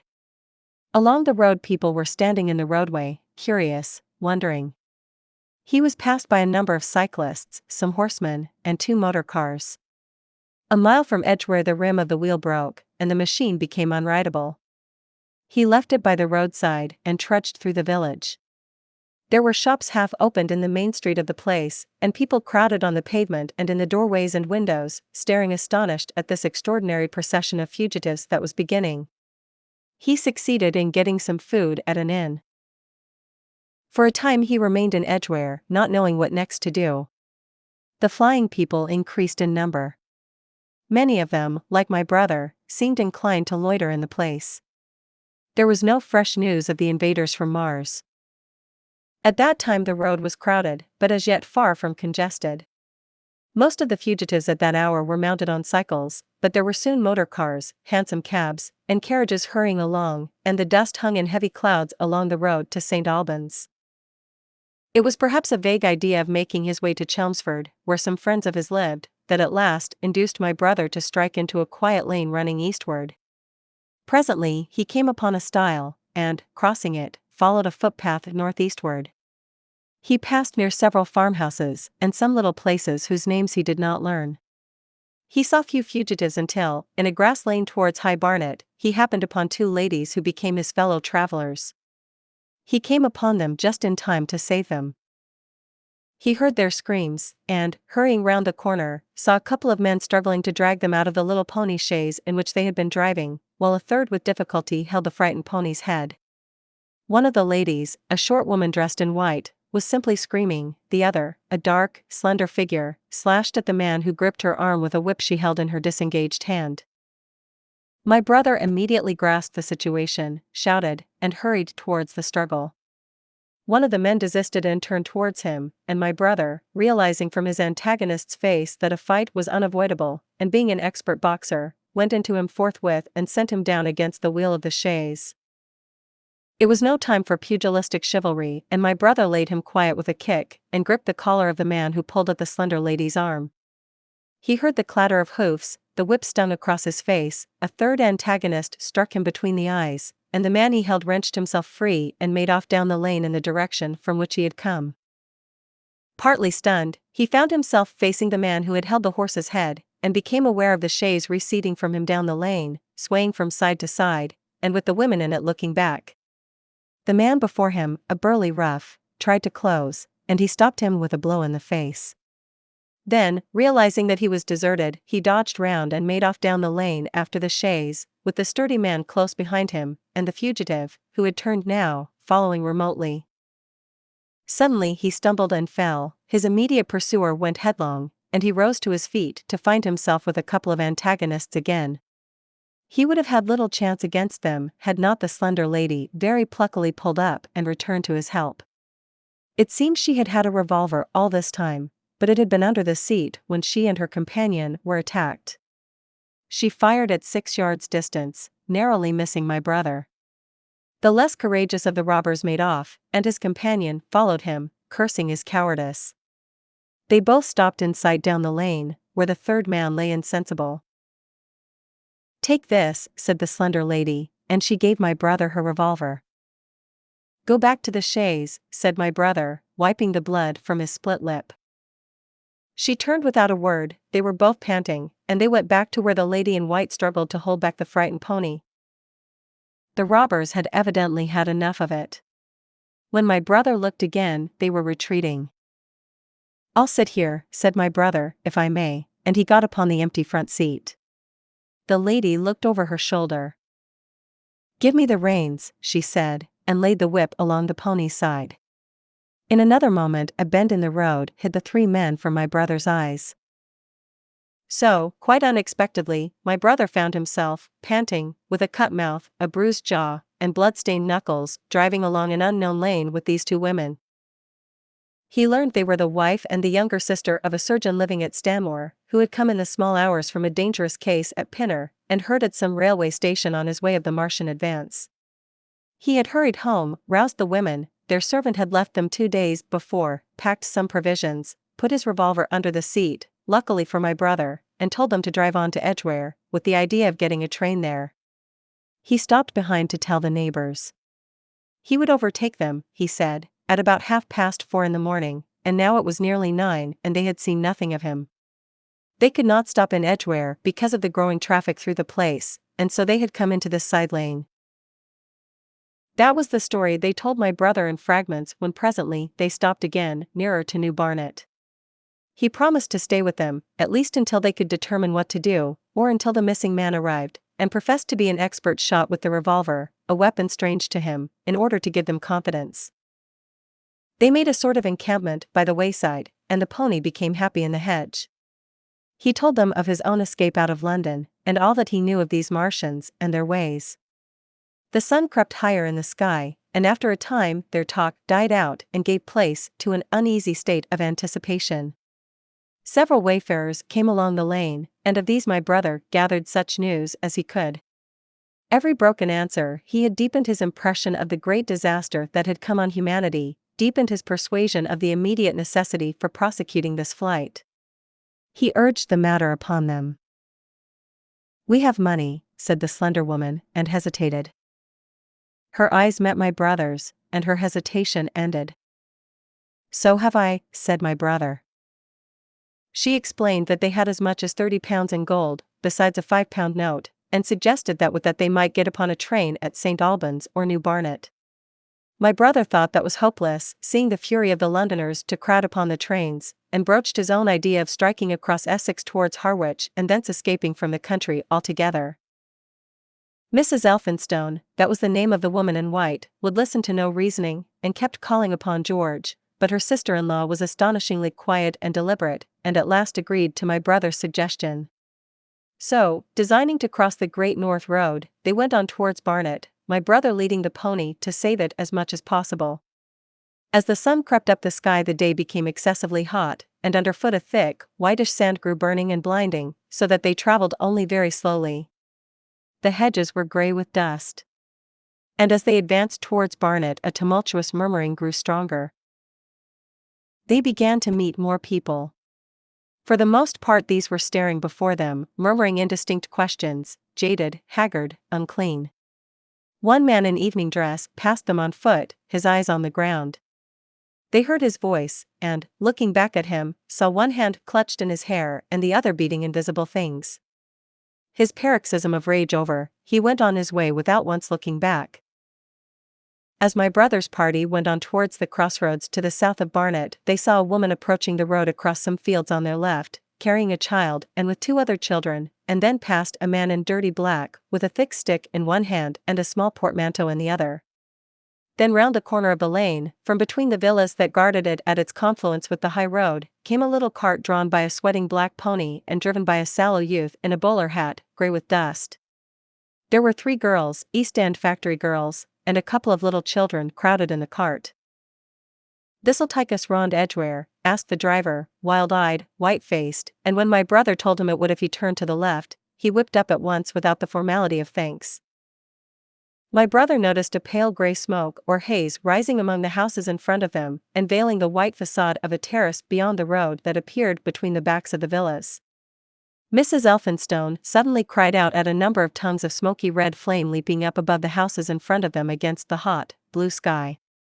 The tumultuous noise resolved itself now into the disorderly mingling of many voices, the gride of many wheels, the creaking of wagons, and the staccato of hoofs. The lane came round sharply, not 50 yards from the crossroads. "Good heavens," cried Mrs. Elphinstone. "What is this you are driving us into?" My brother stopped. For the main road was a boiling stream of people, a torrent of human beings rushing northward, one pressing on another. A great bank of dust, white and luminous in the blaze of the sun, made everything within 20 feet of the ground gray and indistinct, and was perpetually renewed by the hurrying feet of a dense crowd of horses and of men and women on foot, and by the wheels of vehicles of every description. "Way," my brother heard voices crying. "Make way." It was like riding into the smoke of a fire to approach the meeting point of the lane and road. The crowd roared like a fire, and the dust was hot and pungent. And, indeed, a little way up the road a villa was burning and sending rolling masses of black smoke across the road to add to the confusion. 2 men came past them. Then a dirty woman, carrying a heavy bundle and weeping. A lost retriever dog, with hanging tongue, circled dubiously round them, scared and wretched, and fled at my brother's threat. So much as they could see of the road Londonward between the houses to the right was a tumultuous stream of dirty, hurrying people, pent in between the villas on either side. The black heads, the crowded forms, grew into distinctness as they rushed towards the corner, hurried past, and merged their individuality again in a receding multitude that was swallowed up at last in a cloud of dust. "Go on! Go on!" cried the voices. "Way! Way!" One man's hands pressed on the back of another. My brother stood at the pony's head. Irresistibly attracted, he advanced slowly, pace by pace, down the lane. Edgware had been a scene of confusion, Chalk Farm a riotous tumult, but this was a whole population in movement. It is hard to imagine that host. It had no character of its own. The figures poured out past the corner, and receded with their backs to the group in the lane. Along the margin came those who were on foot, threatened by the wheels, stumbling in the ditches, blundering into one another. The carts and carriages crowded close upon one another, making little way for those swifter and more impatient vehicles that darted forward every now and then when an opportunity showed itself of doing so, sending the people scattering against the fences and gates of the villas. "Push on," was the cry. "Push on! They are coming!" In one cart stood a blind man in the uniform of the Salvation Army, gesticulating with his crooked fingers and bawling, "Eternity! Eternity!"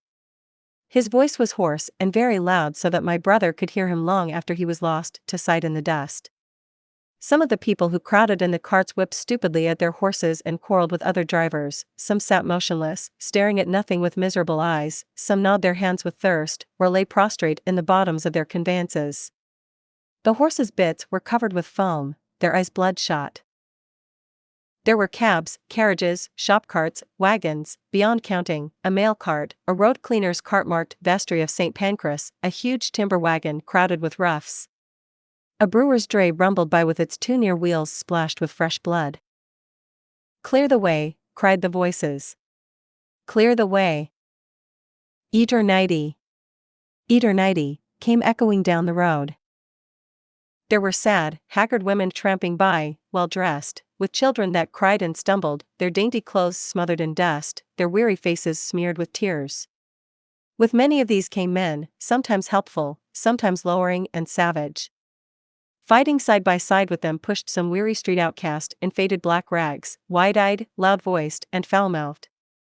There were sturdy workmen thrusting their way along, wretched, unkempt men, clothed like clerks or shopmen, struggling spasmodically, a wounded soldier my brother noticed, men dressed in the clothes of railway porters, one wretched creature in a nightshirt with a coat thrown over it. But buried as its composition was, certain things all that host had in common. There were fear and pain on their faces, and fear behind them. A tumult up the road, a quarrel for a place in a wagon, sent the whole host of them quickening their pace. Even a man so scared and broken that his knees bent under him was galvanized for a moment into renewed activity. The heat and dust had already been at work upon this multitude. Their skins were dry, their lips black and cracked. They were all thirsty, weary, and footsore. And amid the various cries one heard disputes, reproaches, groans of weariness and fatigue. The voices of most of them were hoarse and weak. Through it all ran a refrain. "Way! Way! The Martians are coming!" Few stopped and came aside from that flood. The lane opened slantingly into the main road with a narrow opening, and had a delusive appearance of coming from the direction of London. Yet a kind of eddy of people drove into its mouth, weaklings elbowed out of the stream, who for the most part rested but a moment before plunging into it again. A little way down the lane, with two friends bending over him, lay a man with a bare leg, wrapped about with bloody rags. He was a lucky man to have friends. A little old man, with a grey military mustache and a filthy black frock coat, limped out and sat down beside the trap, removed his boot, his sock was blood-stained, shook out a pebble, and hobbled on again, and then a little girl of 8 or 9, all alone, threw herself under the hedge close by my brother, weeping. "I can't go on.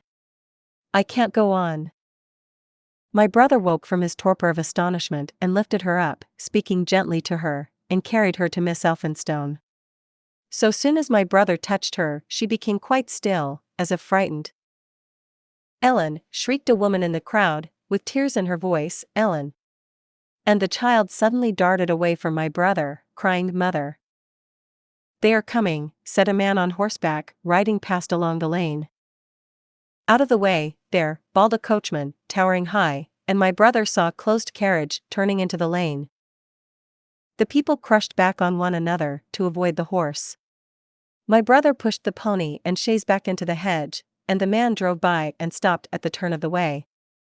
It was a carriage, with a pole for a pair of horses, but only one was in the traces. My brother saw dimly through the dust that 2 men lifted out something on a white stretcher and put it gently on the grass beneath the privet hedge.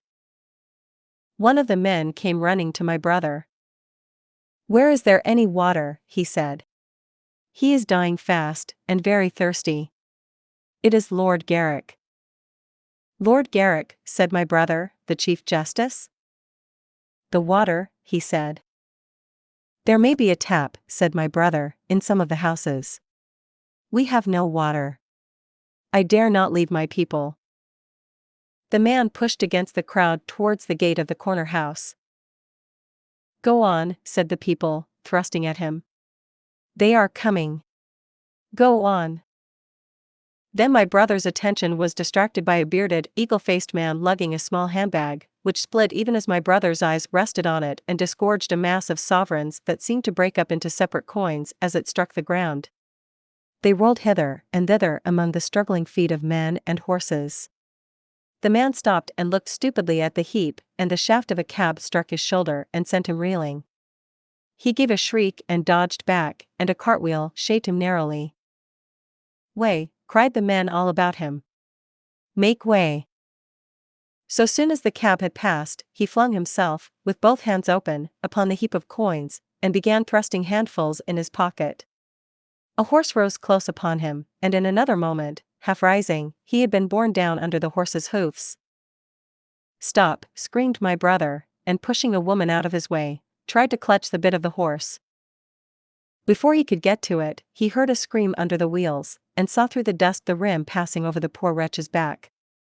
The driver of the cart slashed his whip at my brother, who ran round behind the cart. The multitudinous shouting confused his ears. The man was writhing in the dust among his scattered money, unable to rise, for the wheel had broken his back, and his lower limbs lay limp and dead. My brother stood up and yelled at the next driver, and a man on a black horse came to his assistance. "Get him out of the road," said he, and, clutching the man's collar with his free hand, my brother lugged him sideways. But he still clutched after his money, and regarded my brother fiercely, hammering at his arm with a handful of gold. "Go on! Go on!" shouted angry voices behind. "Way! Way!" There was a smash as the pole of a carriage crashed into the cart that the man on horseback stopped. My brother looked up, and the man with the gold twisted his head round and bit the wrist that held his collar. There was a concussion, and the black horse came staggering sideways, and the cart horse pushed beside it. A hoof missed my brother's foot by a hair's breadth. He released his grip on the fallen man and jumped back. He saw anger change to terror on the face of the poor wretch on the ground, and in a moment he was hidden, and my brother was borne backward and carried past the entrance of the lane, and had to fight hard in the torrent to recover it. He saw Miss Elphinstone covering her eyes, and a little child, with all a child's want of sympathetic imagination, staring with dilated eyes at a dusty something that lay black and still, ground and crushed under the rolling wheels. "Let us go back," he shouted, and began turning the pony round. "We cannot cross this, hell," he said, and they went back 100 yards the way they had come, until the fighting crowd was hidden. As they passed the bend in the lane, my brother saw the face of the dying man in the ditch under the privet, deadly white and drawn, and shining with perspiration. The two women sat silent, crouching in their seat and shivering. Then beyond the bend, my brother stopped again. Miss Elphinstone was white and pale, and her sister-in-law sat weeping, too wretched even to call upon George. My brother was horrified and perplexed. So soon as they had retreated, he realized how urgent and unavoidable it was to attempt this crossing. He turned to Miss Elphinstone, suddenly resolute.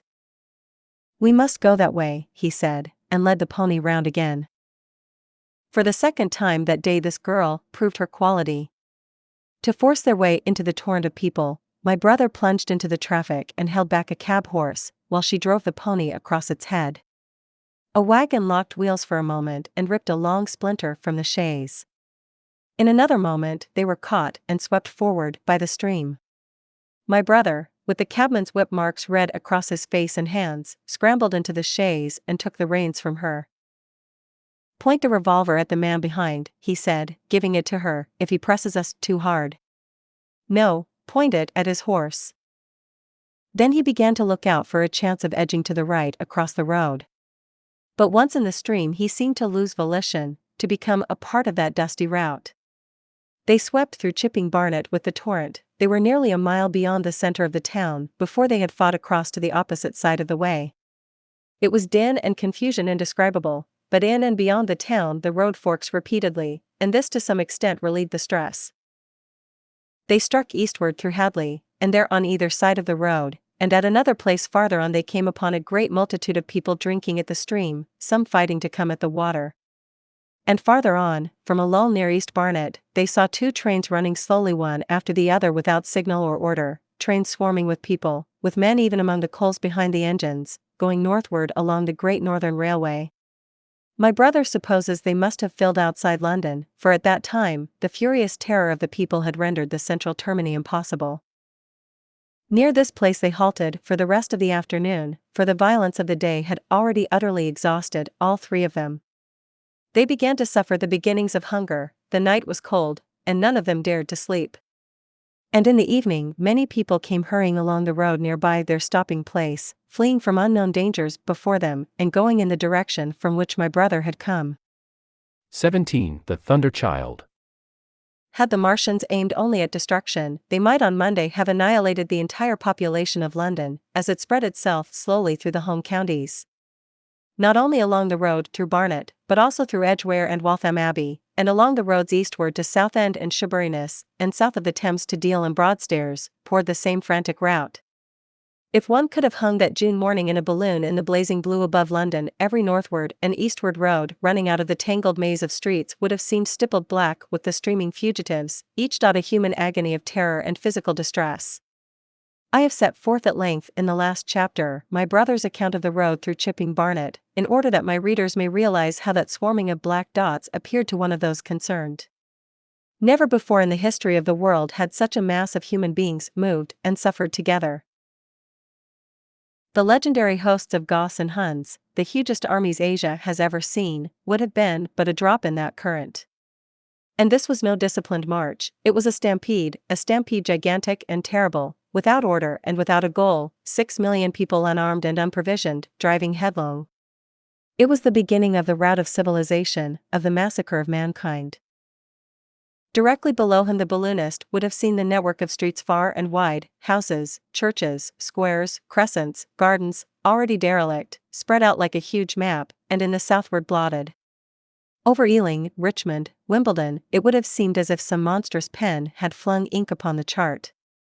Steadily, incessantly, each black splash grew and spread, shooting out ramifications this way and that, now banking itself against rising ground, now pouring swiftly over a crest into a newfound valley, exactly as a gout of ink would spread itself upon blotting paper.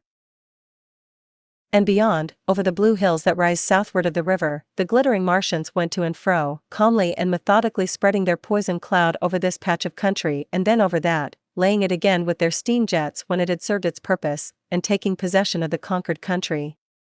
They do not seem to have aimed at extermination so much as at complete demoralization and the destruction of any opposition. They exploded any stores of powder they came upon, cut every telegraph, and wrecked the railways here and there. They were hamstringing mankind. They seemed in no hurry to extend the field of their operations, and did not come beyond the central part of London all that day. It is possible that a very considerable number of people in London stuck to their houses through Monday morning. Certain it is that many died at home suffocated by the black smoke. Until about midday, the Pool of London was an astonishing scene. Steamboats and shipping of all sorts lay there, tempted by the enormous sums of money offered by fugitives, and it is said that many who swam out to these vessels were thrust off with boat-hooks and drowned. About 1 o'clock in the afternoon, the thinning remnant of a cloud of the black vapor appeared between the arches of Blackfriars Bridge. At that the Pool became a scene of mad confusion, fighting, and collision, and for some time a multitude of boats and barges jammed in the northern arch of the Tower Bridge, and the sailors and lightermen had to fight savagely against the people who swarmed upon them from the riverfront. People were actually clambering down the piers of the bridge from above. When, an hour later, a Martian appeared beyond the clock tower and waded down the river, nothing but wreckage floated above Limehouse. Of the falling of the fifth cylinder I have presently to tell. The sixth star fell at Wimbledon. My brother, keeping watch beside the women in the chaise in a meadow, saw the green flash of it far beyond the hills. On Tuesday, the little party, still set upon getting across the sea, made its way through the swarming country towards Colchester. The news that the Martians were now in possession of the whole of London was confirmed. They had been seen at Highgate, and even, it was said, at Neasden. But they did not come into my brother's view until the morrow. That day, the scattered multitudes began to realize the urgent need of provisions. As they grew hungry, the rights of property ceased to be regarded. Farmers were out to defend their cattle sheds, granaries, and ripening root crops with arms in their hands. A number of people now, like my brother, had their faces eastward, and there were some desperate souls even going back towards London to get food. These were chiefly people from the northern suburbs, whose knowledge of the black smoke came by hearsay. He heard that about half the members of the government had gathered at Birmingham, and that enormous quantities of high explosives were being prepared to be used in automatic mines across the Midland counties. He was also told that the Midland Railway Company had replaced the desertions of the first day's panic, had resumed traffic, and was running northward trains from St. Albans to relieve the congestion of the home counties. There was also a placard in Chipping-Ongar announcing that large stores of flour were available in the northern towns and that within 24 hours bread would be distributed among the starving people in the neighborhood. But this intelligence did not deter him from the plan of escape he had formed, and the three pressed eastward all day, and heard no more of the bread distribution than this promise. Nor, as a matter of fact, did anyone else hear more of it. That night fell the seventh star, falling upon Primrose Hill. It fell while Miss Elphinstone was watching, for she took that duty alternately with my brother. She saw it. On Wednesday the three fugitives, they had passed the night in a field of unripe wheat, reached Chelmsford, and there a body of the inhabitants, calling itself the Committee of Public Supply, seized the pony as provisions, and would give nothing in exchange for it but the promise of a share in it the next day. Here there were rumors of Martians at Epping, and news of the destruction of Waltham Abbey powder mills in a vain attempt to blow up one of the invaders. People were watching for Martians here from the church towers. My brother, very luckily for him as it chanced, preferred to push on at once to the coast rather than wait for food, although all three of them were very hungry. By midday they passed through Tillingham, which, strangely enough, seemed to be quite silent and deserted, save for a few furtive plunderers hunting for food. Near Tillingham, they suddenly came in sight of the sea, and the most amazing crowd of shipping of all sorts that it is possible to imagine. For after the sailors could no longer come up the Thames, they came on to the Essex coast, to Harwich and Walton and Clacton, and afterwards to Foulness and Shoebury, to bring off the people. They lay in a huge sickle-shaped curve that vanished into mist at last towards the Naze. Close inshore was a multitude of fishing smacks, English, Scotch, French, Dutch, and Swedish, steam launches from the Thames, yachts, electric boats, and beyond were ships of larger burden, a multitude of filthy colliers, trim merchantmen, cattle ships, passenger boats, petroleum tanks, ocean tramps, and old white transport, even neat white and grey liners from Southampton and Hamburg. And along the blue coast across the Blackwater my brother could make out dimly a dense swarm of boats chaffering. With the people on the beach, a swarm which also extended up the Blackwater almost to Malden. About a couple of miles out lay an ironclad, very low in the water, almost, to my brother's perception, like a waterlogged ship. This was the ram Thunder Child. It was the only warship in sight, but far away to the right over the smooth surface of the sea, for that day there was a dead calm, lay a serpent of black smoke, to mark the next ironclads of the Channel Fleet, which hovered in an extended line, steam up and ready for action, across the Thames estuary during the course of the Martian conquest, vigilant and yet powerless to prevent it. At the sight of the sea, Mrs. Elphinstone, in spite of the assurances of her sister-in-law, gave way to panic. She had never been out of England before, she would rather die than trust herself friendless in a foreign country, and so forth. She seemed, poor woman, to imagine that the French and the Martians might prove very similar. She had been growing increasingly hysterical, fearful, and depressed during the 2 days' journeyings. Her great idea was to return to Stanmore. Things had been always well and safe at Stanmore. They would find George at Stanmore. It was with the greatest difficulty they could get her down to the beach, where presently my brother succeeded in attracting the attention of some men on a paddle steamer from the Thames. They sent a boat and drove a bargain for £36 for the three. The steamer was going, these men said, to Ostend. It was about 2 o'clock when my brother, having paid their fares at the gangway, found himself safely aboard the steamboat with his charges. There was food aboard, albeit at exorbitant prices, and the three of them contrived to eat a meal on one of the seats forward. There were already a couple of score of passengers aboard, some of whom had expended their last money in securing a passage, but the captain lay off the Blackwater until 5 in the afternoon, picking up passengers until the seated decks were even dangerously crowded. He would probably have remained longer had it not been for the sound of guns that began about that hour in the south. As if in answer, the ironclad seaward fired a small gun and hoisted a string of flags. A jet of smoke sprang out of her funnels. Some of the passengers were of opinion that this firing came from Shoeburyness, until it was noticed that it was growing louder. At the same time, far away in the southeast the masts and upperworks of 3 ironclads rose one after the other out of the sea, beneath clouds of black smoke. But my brother's attention speedily reverted to the distant firing in the south. He fancied he saw a column of smoke rising out of the distant grey haze. The little steamer was already flapping her way eastward of the big crescent of shipping, and the low Essex coast was growing blue and hazy, when a Martian appeared, small and faint in the remote distance, advancing along the muddy coast from the direction of Foulness. At that the captain on the bridge swore at the top of his voice with fear and anger at his own delay, and the paddles seemed infected with his terror. Every soul aboard stood at the bulwarks or on the seats of the steamer and stared at that distant shape, higher than the trees or church towers inland, and advancing with a leisurely parody of a human stride. It was the first Martian my brother had seen, and he stood, more amazed than terrified, watching this Titan advancing deliberately towards the shipping, wading farther and farther into the water as the coast fell away. Then, far away beyond the crouch, came another, striding over some stunted trees, and then yet another, still farther off, wading deeply through a shiny mudflat that seemed to hang halfway up between sea and sky. They were all stalking seaward, as if to intercept the escape of the multitudinous vessels that were crowded between Foulness and the Naze. In spite of the throbbing exertions of the engines of the little paddle boat, and the pouring foam that her wheels flung behind her, she receded with terrifying slowness from this ominous advance. Glancing northwestward, my brother saw the large crescent of shipping already writhing with the approaching terror, one ship passing behind another, another coming round from broadside to end on, steamships whistling and giving off volumes of steam, sails being let out, launches rushing hither and thither.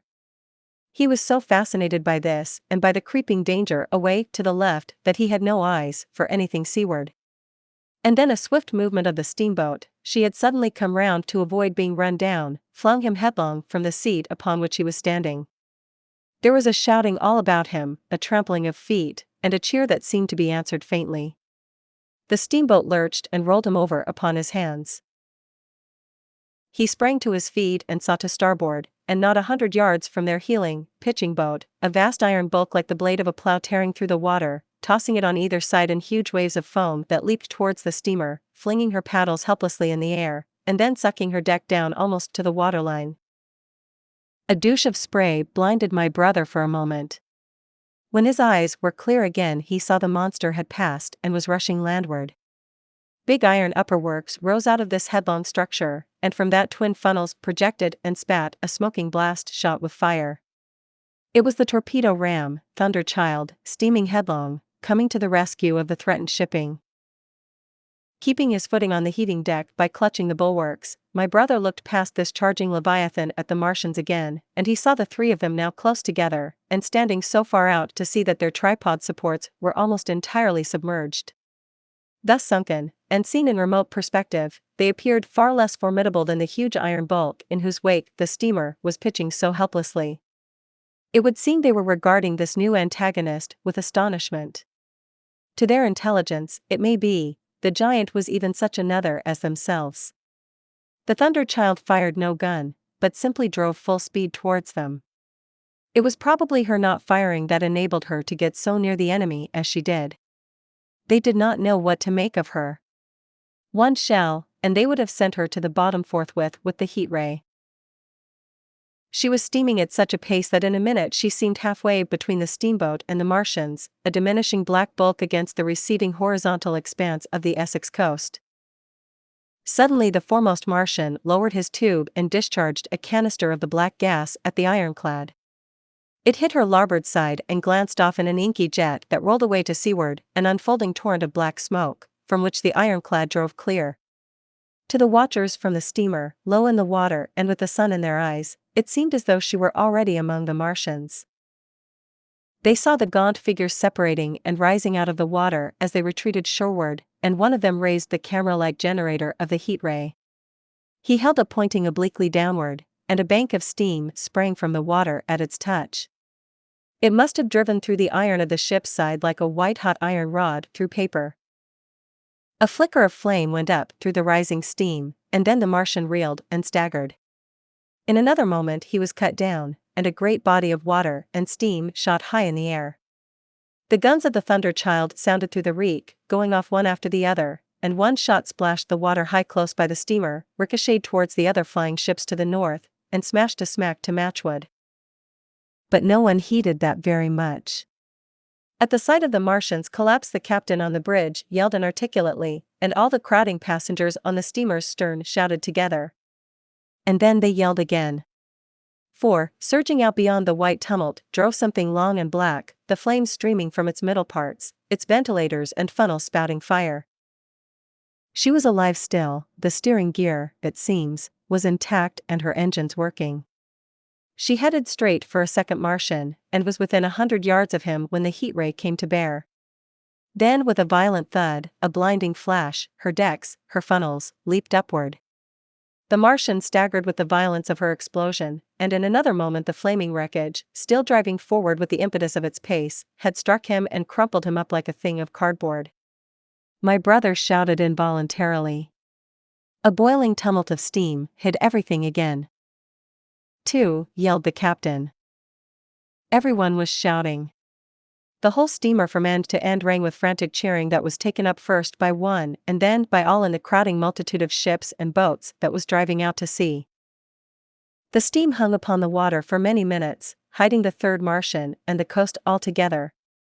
And all this time, the boat was paddling steadily out to sea and away from the fight, and when at last the confusion cleared, the drifting bank of black vapor intervened, and nothing of the Thunder Child could be made out, nor could the third Martian be seen.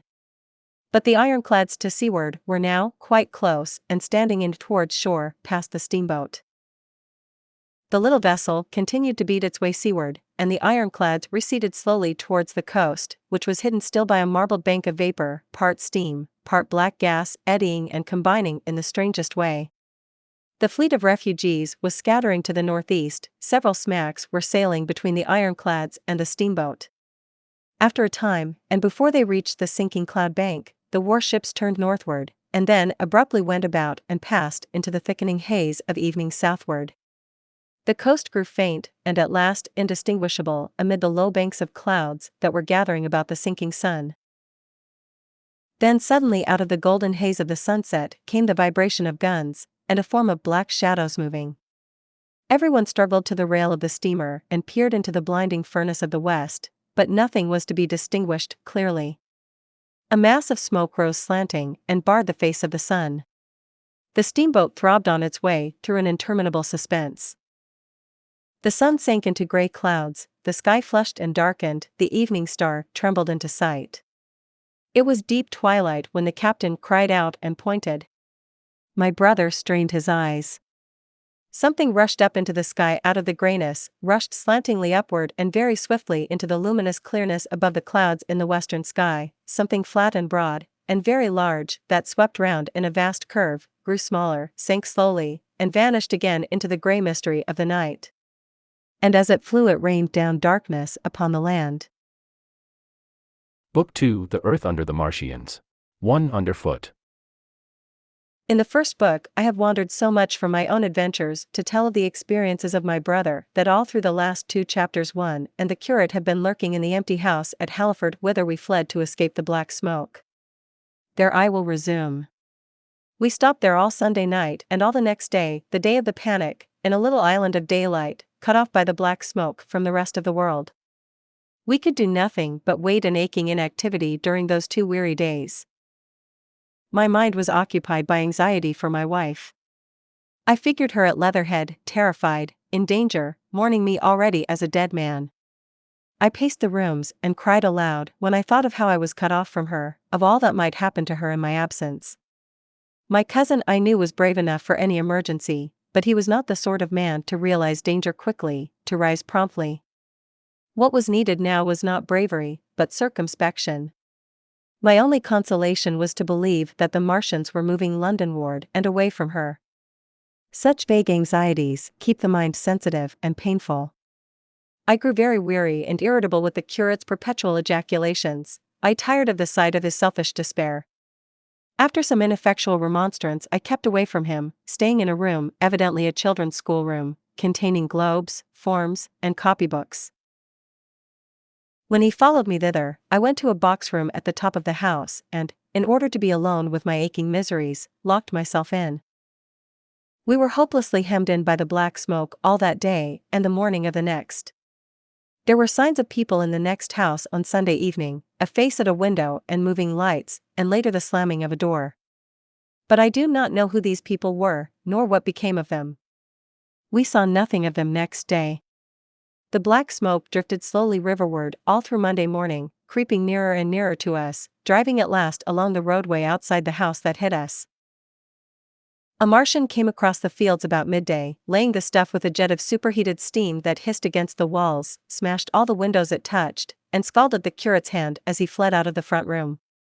When at last we crept across the sodden rooms and looked out again, the country northward was as though a black snowstorm had passed over it. Looking towards the river, we were astonished to see an unaccountable redness mingling with the black of the scorched meadows. For a time we did not see how this change affected our position, save that we were relieved of our fear of the black smoke. But later I perceived that we were no longer hemmed in, that now we might get away. So soon as I realized that the way of escape was open, my dream of action returned. But the curate was lethargic, unreasonable.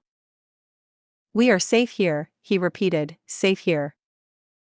I resolved to leave him, would that I had. Wiser now for the artilleryman's teaching, I sought out food and drink. I had found oil and rags for my burns, and I also took a hat and a flannel shirt that I found in one of the bedrooms. When it was clear to him that I meant to go alone, had reconciled myself to going alone, he suddenly roused himself to come. And all being quiet throughout the afternoon, we started about 5 o'clock, as I should judge, along the blackened road to Sunbury. In Sunbury, and at intervals along the road, were dead bodies lying in contorted attitudes, horses as well as men, overturned carts and luggage, all covered thickly with black dust. That pall of cindery powder made me think of what I had read of the destruction of Pompeii. We got to Hampton Court without misadventure, our minds full of strange and unfamiliar appearances, and at Hampton Court our eyes were relieved to find a patch of green that had escaped the suffocating drift. We went through Bushy Park, with its deer going to and fro under the chestnuts, and some men and women hurrying in the distance towards Hampton, and so we came to Twickenham. These were the first people we saw. Away across the road, the woods beyond Ham and Petersham were still afire. Twickenham was uninjured by either heat ray or black smoke, and there were more people about here, though none could give us news. For the most part, they were like ourselves, taking advantage of a lull to shift their quarters. I have an impression that many of the houses here were still occupied by scared inhabitants, too frightened even for flight. Here too the evidence of a hasty rout was abundant along the road. I remember most vividly 3 smashed bicycles in a heap, pounded into the road by the wheels of subsequent carts. We crossed Richmond Bridge about 8:30. We hurried across the exposed bridge, of course, but I noticed floating down the stream a number of red masses, some many feet across. I did not know what these were, there was no time for scrutiny, and I put a more horrible interpretation on them than they deserved. Here again on the Surrey side were black dust that had once been smoke, and dead bodies, a heap near the approach to the station, but we had no glimpse of the Martians until we were some way towards Barnes. We saw in the blackened distance a group of 3 people running down a side street towards the river, but otherwise it seemed deserted. Up the hill Richmond town was burning briskly, outside the town of Richmond there was no trace of the black smoke. Then suddenly, as we approached Kew, came a number of people running, and the upperworks of a Martian fighting machine loomed in sight over the housetops, not 100 yards away from us. We stood aghast at our danger, and had the Martian looked down we must immediately have perished. We were so terrified that we dared not go on, but turned aside and hid in a shed in a garden. There the curate crouched, weeping silently, and refusing to stir again. But my fixed idea of reaching Leatherhead would not let me rest, and in the twilight I ventured out again. I went through a shrubbery, and along a passage, beside a big house standing in its own grounds, and so emerged upon the road towards Kew. The curate I left in the shed, but he came hurrying after me. That second start was the most foolhardy thing I ever did. For it was manifest the Martians were about us. No sooner had the curate overtaken me than we saw either the fighting machine we had seen before or another, far away across the meadows in the direction of Kew Lodge. 4 or 5 little black figures hurried before it across the green grey of the field, and in a moment it was evident this Martian pursued them. In 3 strides he was among them, and they ran radiating from his feet in all directions. He used no heat ray to destroy them, but picked them up one by one. Apparently he tossed them into the great metallic carrier which projected behind him, much as a workman's basket hangs over his shoulder. It was the first time I realized that the Martians might have any other purpose than destruction with defeated humanity. We stood for a moment petrified, then turned and fled through a gate behind us into a walled garden, fell into, rather than found, a fortunate ditch, and lay there, scarce daring to whisper to each other until the stars were out. I suppose it was nearly 11 o'clock before we gathered courage to start again, no longer venturing into the road, but sneaking along hedgerows and through plantations, and watching keenly through the darkness, he on the right and I on the left, for the Martians, who seemed to be all about us. In one place, we blundered upon a scorched and blackened area, now cooling and ashen, and a number of scattered dead bodies of men, burned horribly about the heads and trunks, but with their legs and boots mostly intact, and of dead horses, 50 feet, perhaps, behind a line of 4 ripped guns and smashed gun carriages. Sheen, it seemed, had escaped destruction, but the place was silent and deserted. Here we happened on no dead, though the night was too dark for us to see into the side roads of the place. In Sheen my companion suddenly complained of faintness and thirst, and we decided to try one of the houses. The first house we entered, after a little difficulty with the window, was a small semi-detached villa, and I found nothing eatable left in the place, but some moldy cheese. There was, however, water to drink, and I took a hatchet, which promised to be useful in our next housebreaking. We then crossed to a place where the road turns towards Mortlake. Here there stood a white house within a walled garden, and in the pantry of this domicile we found a store of food, 2 loaves of bread in a pan, an uncooked steak, and the half of a ham. I give this catalogue so precisely because, as it happened, we were destined to subsist upon this store for the next fortnight. Bottled beer stood under a shelf, and there were 2 bags of haricot beans and some limp lettuces. This pantry opened into a kind of wash-up kitchen, and in this was firewood. There was also a cupboard, in which we found nearly a dozen of burgundy, tinned soups and salmon, and 2 tins of biscuits. We sat in the adjacent kitchen in the dark, for we dared not strike a light, and ate bread and ham, and drank beer out of the same bottle. The curate, who was still timorous and restless, was now, oddly enough, for pushing on, and I was urging him to keep up his strength by eating when the thing happened that was to imprison us. "It can't be midnight yet," I said, and then came a blinding glare of vivid green light. Everything in the kitchen leaped out, clearly visible in green and black, and vanished again.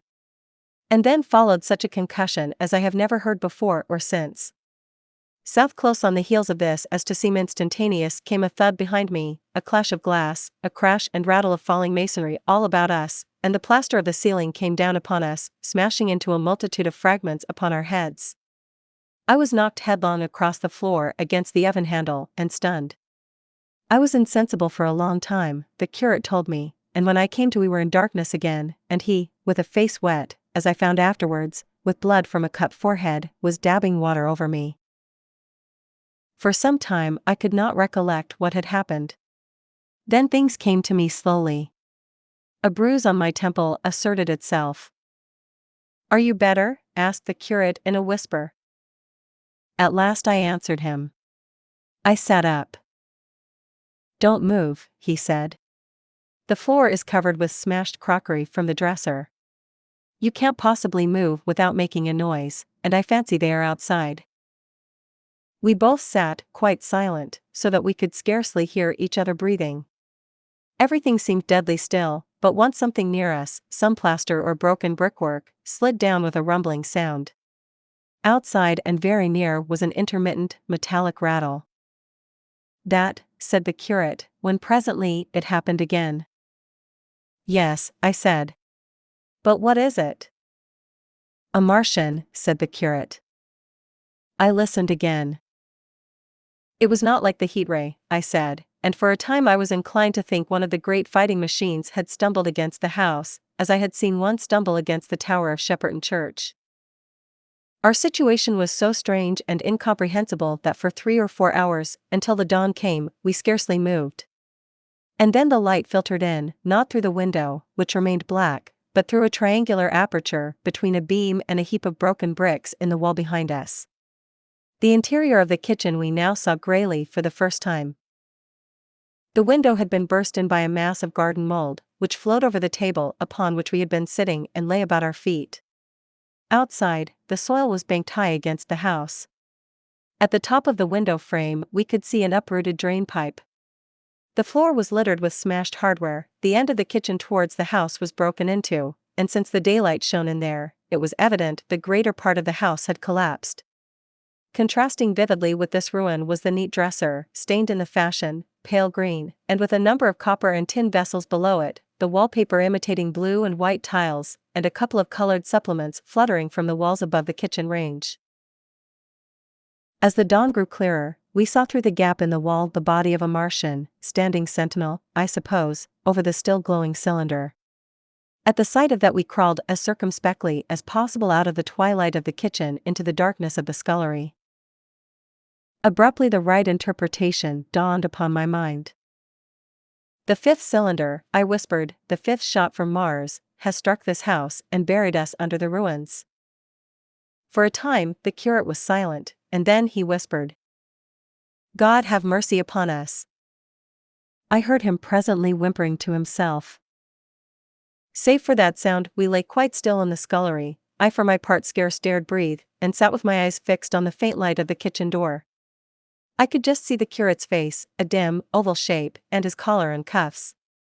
Outside there began a metallic hammering, then a violent hooting, and then again, after a quiet interval, a hissing like the hissing of an engine.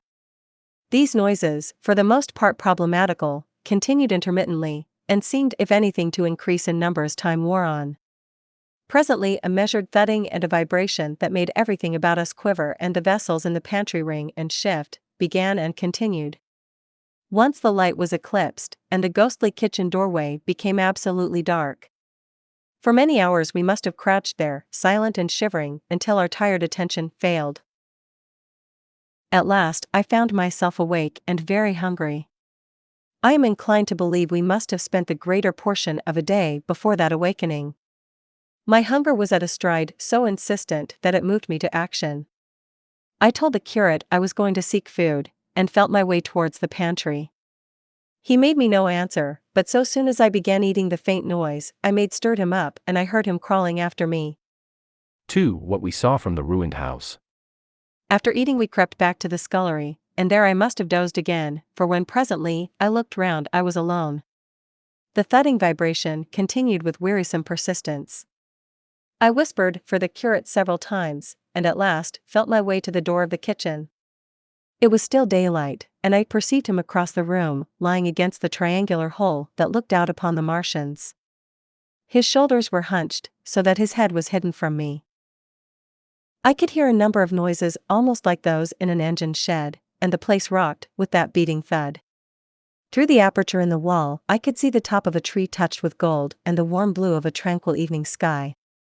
For a minute or so I remained watching the curate, and then I advanced, crouching and stepping with extreme care amid the broken crockery that littered the floor. I touched the curate's leg, and he started so violently that a mass of plaster went sliding down outside and fell with a loud impact. I gripped his arm, fearing he might cry out, and for a long time we crouched motionless. Then I turned to see how much of our rampart remained.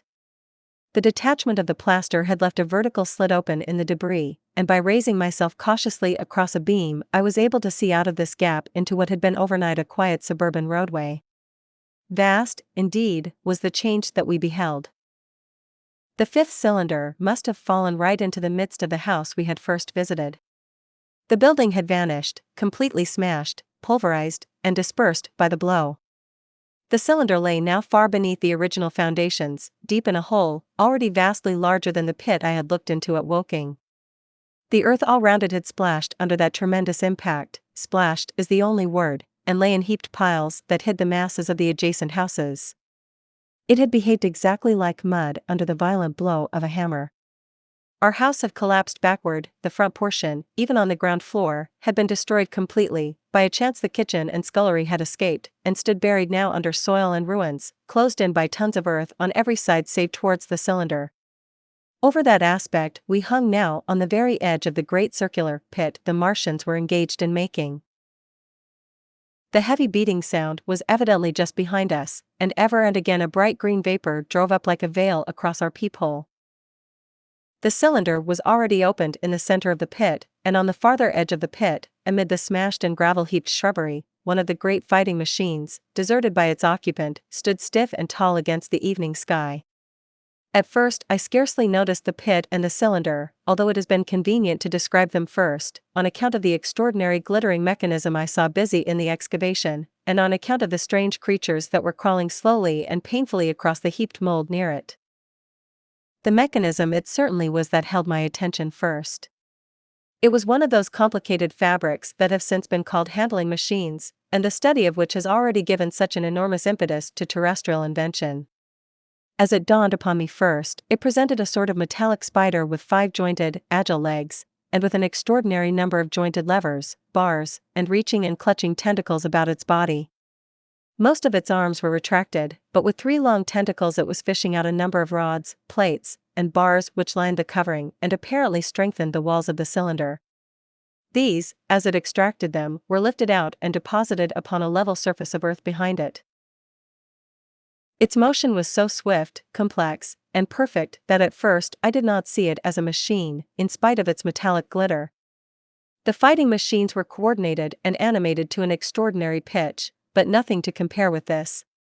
People who have never seen these structures, and have only the ill-imagined efforts of artists or the imperfect descriptions of such eyewitnesses as myself to go upon, scarcely realize that living quality. I recall particularly the illustration of one of the first pamphlets to give a consecutive account of the war. The artist had evidently made a hasty study of one of the fighting machines, and there his knowledge ended. He presented them as tilted, stiff tripods, without either flexibility or subtlety, and with an altogether misleading monotony of effect. The pamphlet containing these renderings had a considerable vogue, and I mention them here simply to warn the reader against the impression they may have created. They were no more like the Martians I saw in action than a Dutch doll is like a human being. to my mind, the pamphlet would have been much better without them. At first, I say, the handling machine did not impress me as a machine, but as a crab-like creature with a glittering integument, the controlling Martian whose delicate tentacles actuated its movements seeming to be simply the equivalent of the crab's cerebral portion. But then I perceived the resemblance of its gray-brown, shiny, leathery integument to that of the other sprawling bodies beyond, and the true nature of this dexterous workman dawned upon me. With that realization my interest shifted to those other creatures, the real Martians. Already I had had a transient impression of these, and the first nausea no longer obscured my observation. Moreover, I was concealed and motionless, and under no urgency of action. They were, I now saw, the most unearthly creatures it is possible to conceive. They were huge round bodies, or, rather, heads, about 4 feet in diameter, each body having in front of it a face.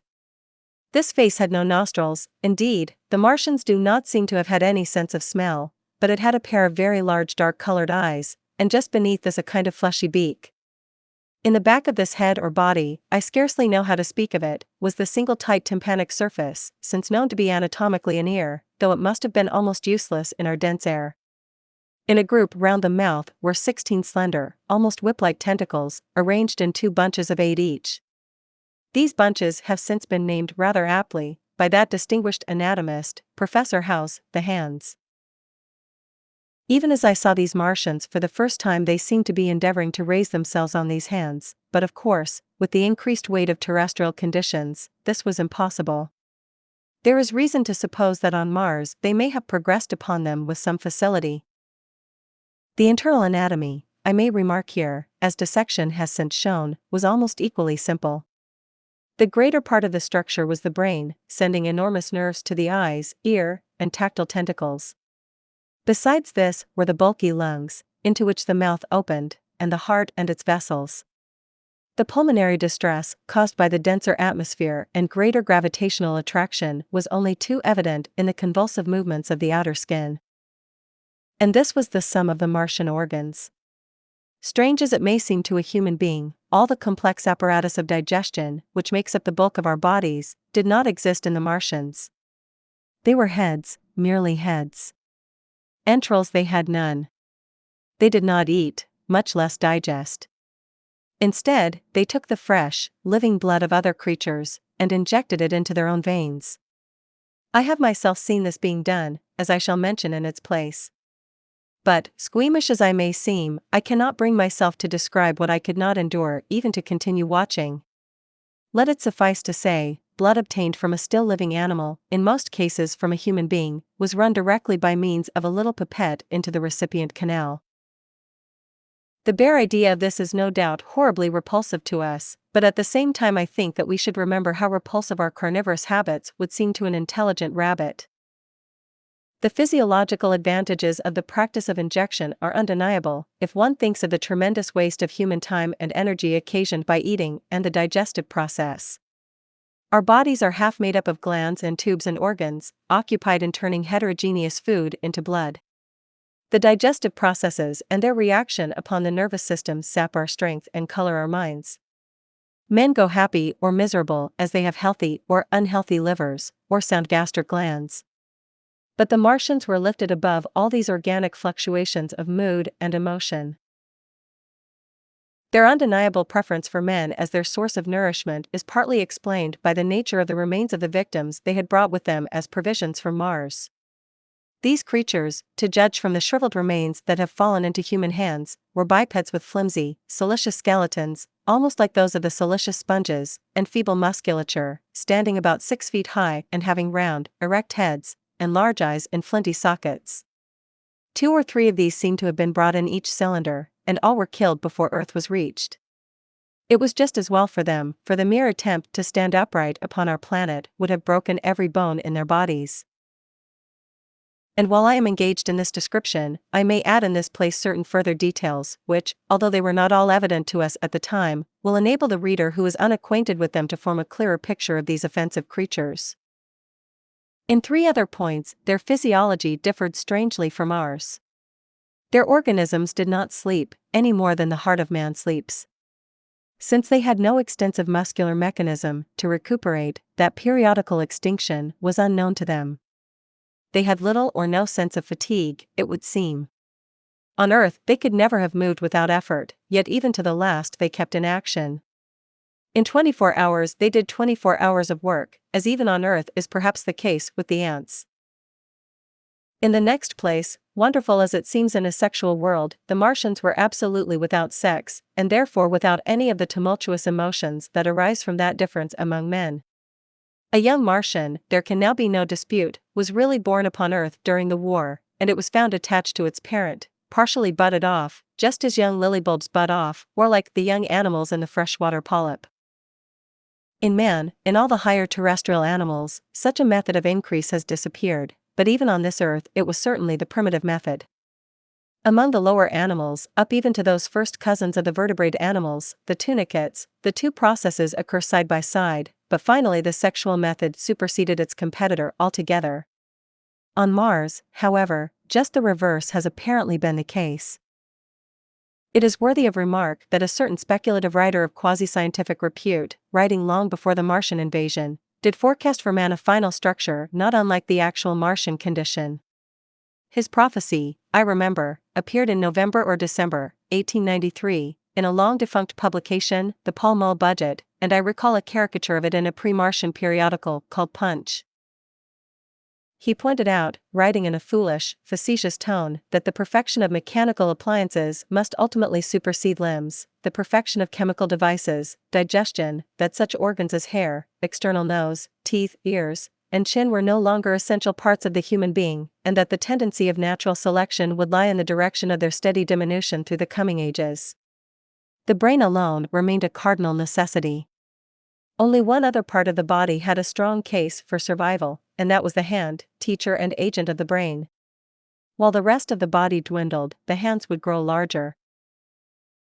There is many a true word written in jest, and here in the Martians we have beyond dispute the actual accomplishment of such a suppression of the animal side of the organism by the intelligence. To me, it is quite credible that the Martians may be descended from beings not unlike ourselves, by a gradual development of brain and hands, the latter giving rise to the two bunches of delicate tentacles at last, at the expense of the rest of the body. Without the body the brain would, of course, become a mere selfish intelligence, without any of the emotional substratum of the human being. The last salient point in which the systems of these creatures differed from ours was in what one might have thought a very trivial particular. Microorganisms, which cause so much disease and pain on Earth, have either never appeared upon Mars or Martian sanitary science eliminated them ages ago. 100 diseases, all the fevers and contagions of human life, consumption, cancers, tumors and such morbidities, never enter the scheme of their life. And speaking of the differences between the life on Mars and terrestrial life, I may allude here to the curious suggestions of the red weed. Apparently the vegetable kingdom in Mars, instead of having green for a dominant color, is of a vivid blood-red tint. At any rate, the seeds which the Martians, intentionally or accidentally, brought with them gave rise in all cases to red-colored growths. Only that known popularly as the red weed, however, gained any footing in competition with terrestrial forms. The red creeper was quite a transitory growth, and few people have seen it growing. For a time, however, the redweed grew with astonishing vigor and luxuriance. It spread up the sides of the pit by the third or fourth day of our imprisonment, and its cactus-like branches formed a carmine fringe to the edges of our triangular window. And afterwards I found it broadcast throughout the country, and especially wherever there was a stream of water. The Martians had what appears to have been an auditory organ, a single round drum at the back of the head body, and eyes with a visual range not very different from ours except that, according to Phillips, blue and violet were as black to them. It is commonly supposed that they communicated by sounds and tentacular gesticulations. This is asserted, for instance, in the able but hastily compiled pamphlet, written evidently by someone not an eyewitness of Martian actions, to which I have already alluded, and which, so far, has been the chief source of information concerning them. Now no surviving human being saw so much of the Martians in action as I did. I take no credit to myself for an accident, but the fact is so. And I assert that I watched them closely time after time, and that I have seen 4, 5, and, once, 6 of them sluggishly performing the most elaborately complicated operations together without either sound or gesture. Their peculiar hooting invariably preceded feeding. It had no modulation, and was, I believe, in no sense a signal, but merely the expiration of air preparatory to the suctional operation. I have a certain claim to at least an elementary knowledge of psychology, and in this matter I am convinced, as firmly as I am convinced of anything, that the Martians interchanged thoughts without any physical intermediation. And I had been convinced of this in spite of strong preconceptions. Before the Martian invasion, as an occasional reader here or there may remember, I had written with some little vehemence against the telepathic theory. The Martians wore no clothing. Their conceptions of ornament and decorum were necessarily different from ours, and not only were they evidently much less sensible of changes of temperature than we are, but changes of pressure do not seem to have affected their health at all seriously. Yet though they wore no clothing, it was in the other artificial additions to their bodily resources that their great superiority over man lay. We men, with our bicycles and road skates, our Lilienthal soaring machines, our guns and sticks and so forth, are just in the beginning of the evolution that the Martians have worked out. They have become practically mere brains, wearing different bodies according to their needs, just as men wear suits of clothes and take a bicycle in a hurry or an umbrella in the wet. And of their appliances, perhaps nothing is more wonderful to a man than the curious fact that what is the dominant feature of almost all human devices in mechanism is absent: the wheel is absent. Among all the things they brought to earth, there is no trace or suggestion of their use of wheels. One would have at least expected it in locomotion. And in this connection it is curious to remark that even on this earth nature has never hit upon the wheel, or has preferred other expedients to its development. And not only did the Martians either not know of, which is incredible, or abstain from, the wheel, but in their apparatus singularly little use is made of the fixed pivot or relatively fixed pivot, with circular motions thereabout confined to one plane. Almost all the joints of the machinery present a complicated system of sliding parts moving over small, but beautifully curved friction bearings. And while upon this matter of detail, it is remarkable that the long leverages of their machines are in most cases actuated by a sort of sham musculature of the discs in an elastic sheath, these discs become polarized and drawn closely and powerfully together when traversed by a current of electricity. In this way, the curious parallelism to animal motions, which was so striking and disturbing to the human beholder, was attained. Such quasi-muscles abounded in the crab-like handling machine which, on my first peeping out of the slit, I watched unpacking the cylinder. It seemed infinitely more alive than the actual Martians lying beyond it in the sunset light, panting, stirring ineffectual tentacles, and moving feebly after their vast journey across space. While I was still watching their sluggish motions in the sunlight, and noting each strange detail of their form, the curate reminded me of his presence by pulling violently at my arm. I turned to a scowling face and silent, eloquent lips. He wanted the slit, which permitted only one of us to peep through, and so I had to forego watching them for a time while he enjoyed that privilege. When I looked again, the busy handling machine had already put together several of the pieces of apparatus it had taken out of the cylinder into a shape having an unmistakable likeness to its own, and down on the left a busy little digging mechanism had come into view, emitting jets of green vapor and working its way round the pit, excavating and embanking in a methodical and discriminating manner. This it was which had caused the regular beating noise, and the rhythmic shocks that had kept our ruinous refuge quivering. It piped and whistled as it worked. So far as I could see, the thing was without a directing Martian at all. 3. The days of imprisonment. The arrival of a second fighting machine drove us from our peephole into the scullery, for we feared that from his elevation the Martian might see down upon us behind our barrier. At a later date, we began to feel less in danger of their eyes, for to an eye in the dazzle of the sunlight outside our refuge must have been blank blackness, but at first the slightest suggestion of approach drove us into the scullery in heart-throbbing retreat. Yet terrible as was the danger we incurred, the attraction of peeping was for both of us irresistible. And I recall now with a sort of wonder that, in spite of the infinite danger in which we were between starvation and a still more terrible death, we could yet struggle bitterly for that horrible privilege of sight. We would race across the kitchen in a grotesque way between eagerness and the dread of making a noise, and strike each other, and thrust and kick, within a few inches of exposure. The fact is that we had absolutely incompatible dispositions and habits of thought and action, and our danger and isolation only accentuated the incompatibility. At Halliford, I had already come to hate the curate's trick of helpless exclamation, his stupid rigidity of mind. His endless muttering monologue vitiated every effort I made to think out a line of action, and drove me at times, thus pent up and intensified, almost to the verge of craziness. He was as lacking in restraint as a silly woman. He would weep for hours together, and I verily believe that to the very end this spoiled child of life thought his weak tears in some way efficacious. And I would sit in the darkness unable to keep my mind off him by reason of his importunities. He ate more than I did, and it was in vain I pointed out that our only chance of life was to stop in the house until the Martians had done with their pit, that in that long patience a time might presently come when we should need food. He ate and drank impulsively in heavy meals at long intervals. He slept little. As the days wore on, his utter carelessness of any consideration so intensified our distress and danger that I had, much as I loathed doing it, to resort to threats, and at last to blows. That brought him to reason for a time. But he was one of those weak creatures, void of pride, timorous, anemic, hateful souls, full of shifty cunning, who face neither God nor man, who face not even themselves. It is disagreeable for me to recall and write these things, but I set them down that my story may lack nothing. Those who have escaped the dark and terrible aspects of life will find my brutality, my flash of rage in our final tragedy, easy enough to blame, for they know what is wrong as well as any, but not what is possible to tortured men. But those who have been under the shadow, who have gone down at last to elemental things, will have a wider charity. And while within we fought out our dark, dim contest of whispers, snatched food and drink, and gripping hands and blows, without, in the pitiless sunlight of that terrible June, was the strange wonder, the unfamiliar routine of the Martians in the pit.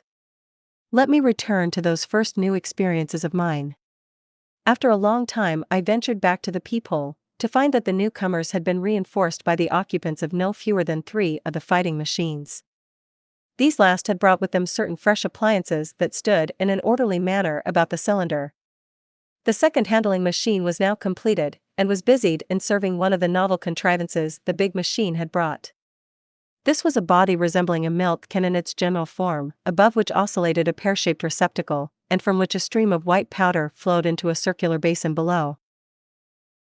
The oscillatory motion was imparted to this by one tentacle of the handling machine.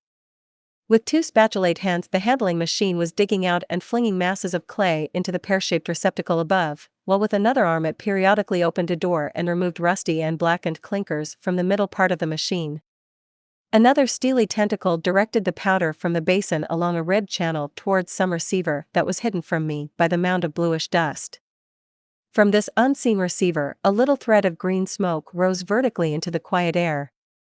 As I looked, the handling machine, with a faint and musical clinking, extended, telescopic fashion, a tentacle that had been a moment before a mere blunt projection, until its end was hidden behind the mound of clay. In another second it had lifted a bar of white aluminium into sight, untarnished as yet, and shining dazzlingly, and deposited it in a growing stack of bars that stood at the side of the pit. Between sunset and starlight this dexterous machine must have made more than 100 such bars out of the crude clay, and the mound of bluish dust rose steadily until it topped the side of the pit. The contrast between the swift and complex movements of these contrivances and the inert panting clumsiness of their masters was acute, and for days I had to tell myself repeatedly that these latter were indeed the living of the two things. The curate had possession of the slit when the first men were brought to the pit. I was sitting below, huddled up, listening with all my ears. He made a sudden movement backward, and I, fearful that we were observed, crouched in a spasm of terror. He came sliding down the rubbish and crept beside me in the darkness, inarticulate, gesticulating, and for a moment I shared his panic. His gesture suggested a resignation of the slit, and after a little while my curiosity gave me courage, and I rose up, stepped across him, and clambered up to it. At first I could see no reason for his frantic behavior.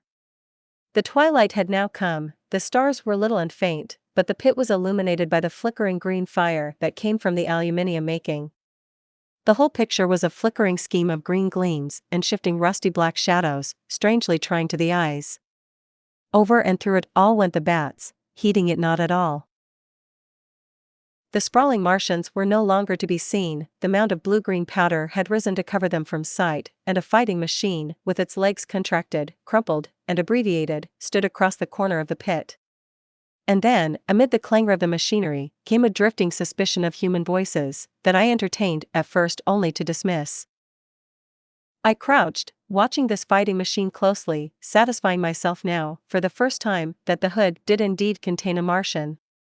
As the green flames lifted, I could see the oily gleam of his integument and the brightness of his eyes.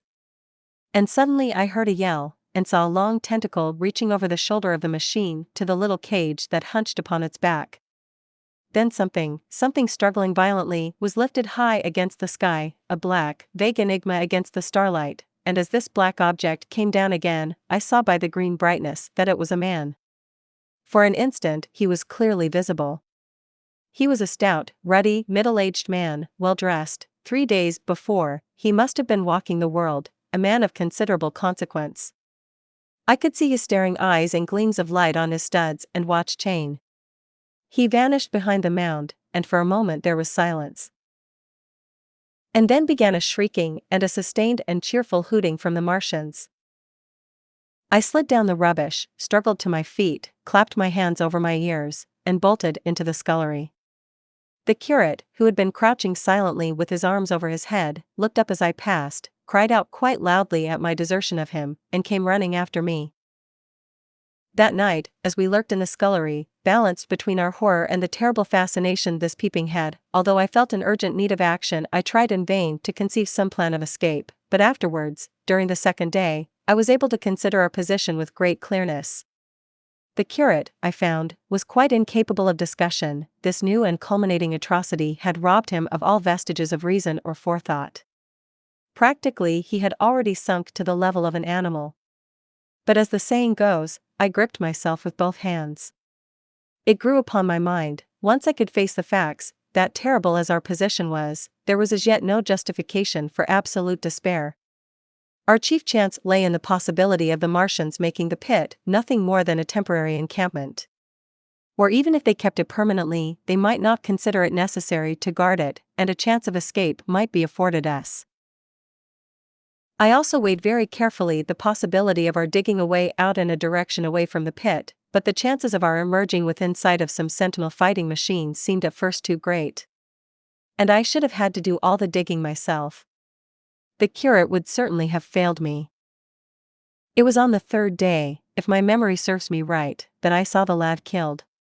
It was the only occasion on which I actually saw the Martians feed. After that experience I avoided the hole in the wall for the better part of a day. I went into the scullery, removed the door, and spent some hours digging with my hatchet as silently as possible, but when I had made a hole about a couple of feet deep the loose earth collapsed noisily, and I did not dare continue.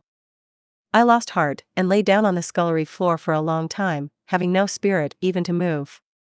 And after that I abandoned altogether the idea of escaping by excavation. It says much for the impression the Martians had made upon me that at first I entertained little or no hope of our escape being brought about by their overthrow through any human effort. But on the 4th or 5th night I heard a sound like heavy guns.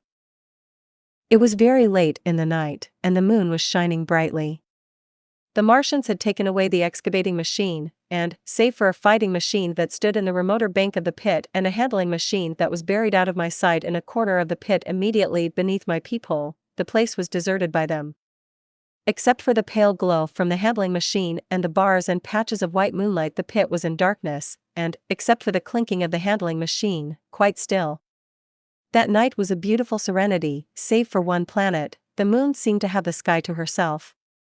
I heard a dog howling, and that familiar sound it was that made me listen. Then I heard quite distinctly a booming exactly like the sound of great guns. 6 distinct reports I counted, and after a long interval, 6 again. And that was all. 4. The death of the curate. It was on the 6th day of our imprisonment that I peeped for the last time, and presently found myself alone. Instead of keeping close to me and trying to oust me from the slit, the curate had gone back into the scullery. I was struck by a sudden thought. I went back quickly and quietly into the scullery. In the darkness, I heard the curate drinking. I snatched in the darkness, and my fingers caught a bottle of Burgundy. For a few minutes there was a tussle. The bottle struck the floor and broke, and I desisted and rose. We stood panting and threatening each other.